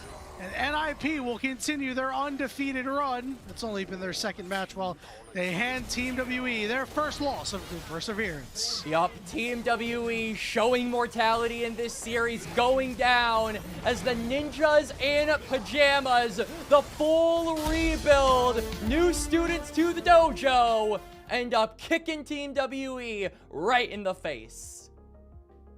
Love that for them, Quacks, as you know, you and I were talking about it. Team WE can't keep getting away with it, and today they got burnt. They were down in gold in every single game at 20 minutes. Sure, you got the one, and it was game 1, so we thought that maybe it was just going to be their thing the entire year, but eventually, when you play with fire, you will get burnt, as they say. And NiP, with this knockoff of Team WE, kind of sends shockwaves through Group Perseverance. I think that many thought that Team WE are going to be far away the #1 team. Maybe this team should have been in Group Ascend, is what we were thinking. Obviously, Group Ascend a little bit more condensed, so they were the odd man out. But NiP, this new look squad, saying, oh, no, not so fast. Group Perseverance might run through us. And I do think that it is kind of now apparent that there might be a little bit of a gap between the top half and the bottom half, forming at least of the teams in Group Just a Perseverance. We got to look at EDG and Thunder Talk, and we got to see what their current level of performance is at. And even though EDG won that series and looked a little bit more closer to their 2025 selves, I don't think I'm offering a hot take by saying that they still have a long way to go before reclaiming that ability to say, oh, we're super back. Meanwhile, NiP and Team WE, I feel like these guys played much more clean games of League of Legends going into tonight's series, Yanni. So I am interested to see how this theory of mine that there is a pretty big gap between the top 2 teams and the bottom 2 teams ends up panning out as time goes on, because now with Team WE, you know, going for their third game, that's their first round robin done. They're going to be replaying all the other teams in Group Perseverance, and we're going to have to see how well they do the second time around, and if they are able to get that 3-0, or if NiP will have their number again. Yeah, you know, a couple day break for that. That's going to be the first game on Sunday. And I think that if you're Team WE and you come out and you lose that series, it's very worrying. It's very worrying to lose to a team, have a couple day break, come back and lose to them again. I do expect these teams are close enough in skill level that this might be a 1-1 at the end of the day. But again, that's all for the future, and we'll have to see. Quacks, I'm thinking about player of the series, and honestly, I want to give it to Awesome. I think that Awesome, even though, you know, didn't get player of the game in game 2, he played 3 really good games of League of Legends. Obviously had a couple missteps on the Misfortune, but may have been like you could have actually given him an argument for player of the game in that game because he was the only guy trying to hold it together. But 3 really good games, you know, a 2-1 win. I think it should go to him. I'm in agreement with you. I think that, like, obviously if we looked at like the op.gg game record for game number 1, I think Awesome would definitely get slapped with the ace tag, also known as the biggest Coper tag of all time for the people who say it's just my teammates, but still think that it is definitely... Okay. I played 7 games this year. I can't talk. But in all honesty, like, I agree with you. I think that Awesome definitely deserves to be player of the series. I was really impressed with what he did, and I mean, this is a matchup that we were really skeptical about. Like, Awesome obviously hasn't had as bright of a year so far, given there was only one series before this, as someone like About, who I think sent shockwaves of excitement through a lot of people who wanted to see a Gen G Academy player go into the LPL, and he's kind of hit the ground running so far. So to see Awesome kind of go band for band and eclipse that performance that a lot of people have commented on for About, it is a really cool thing to see, and I'm curious what he is going to be doing as the year and the split keep going. Yeah, there was excitement about him in 2025. Obviously, it was a bit of a turbulent year, a lot of instability, and, you know, he kind of became old news going into 2026. And we're talking about, you know, as you said, the Team WE AD carry and About, who, you know, did have a fine series himself. He was solid, but Awesome, I think, in my opinion, really stole the show. It's a little unfortunate because I think if you were asking me who player of the game was, I'd give it to Guan. But if you were to tell me player of the series, I'd give it to Awesome. Like, holistically, and, yeah. And I think that I am curious to see if there's something that happens there. If there's something that the voters take note of. Yeah, I think there's a massive difference between player of the game and player of the series. I think overall, Awesome was definitely the most consistent member of NiP, but Guan just really gapped Monkey in this game, in my opinion. Like, I don't think there's really any other way to put it, and especially for a series where I think Monkey has been absolutely unhinged. Like, he has been looking for level 3 invades basically every game. He has been looking to do something crazy before the 4-minute mark in every single match, and this was really the only game where Guan was able to take that and actually turn it into a positive definitively for his team. And I felt like they carried that momentum all throughout the game and never really dropped the ball on that. And, you know, Monkey's always been aggressive, but it feels like we haven't seen him this out of control yet. Like, you know, compared to 2025, we've never seen him this out of control before. It feels like he's doing so much right now. And, you know, maybe it's just because there's all this responsibility that he has to take on. And, you know, when that happens, sometimes if things don't go right, you know, you might make a bad call and you're like, all right, you know, we need to do this. You know, maybe it's just the MLXG meme all over again, except it's Monkey. Did see that Monkey played like interview a for a person. second. So Awesome was being interviewed. But yeah, Monkey played with all gas, no brakes. And when you're the driver and you're not braking, even on the highway, that could be problematic sometimes. I mean, that's a pretty big criticism I think you can levy toward everyone on Team WE, where they go for a play, they try to look for more, they end up overstaying their hand or overstaying their welcome. and they get punished for it. And I feel like against better teams, against more synergized teams, that is definitely something that you can look to exploit. I think NiP were able to do it today, but kind of looking ahead, I mean, if this is going to be, or no, all of the Perseverance teams do end up making playoffs. So if they end up going against like an Ascent team in playoffs, then I feel like they would all be able to capitalize off of this too. So we need to see that restraint come through from Team WA. I think that when they're aggressive, they're at their best, but they can't always be aggressive. It can't always be their turn to, you know, go guns blazing. And I think that NiP made that very apparent with the win today. Yeah, and Team WE, you know, they gotta get that early game short up. They're just down so much gold in the early game. They just need to either not go down that much gold or just get infusions of cash into their pockets. Speaking of infusions of cash, we want to shout out our Elite Coffee supporters, Aaron Soup, Mong, Forest Without, and owners of a Silmaril.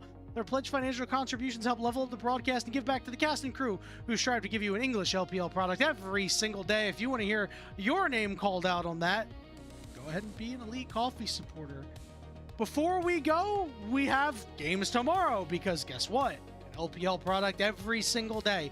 Tomorrow, Jay Beto and I will be kicking off another 3-game day with OMG versus LGD, and then Alk Battery and Slayer will be taking the baton for EDG versus Thunder Talk, and the marquee match of the day, BLG versus JDG. It's going to be a banger. Be there or be square. That will do it for us here today. For myself, for Quacks, for Caddy, for the casters that came before us, thank you all so much for being here with us today. We hope to see you tomorrow for some more LPL action.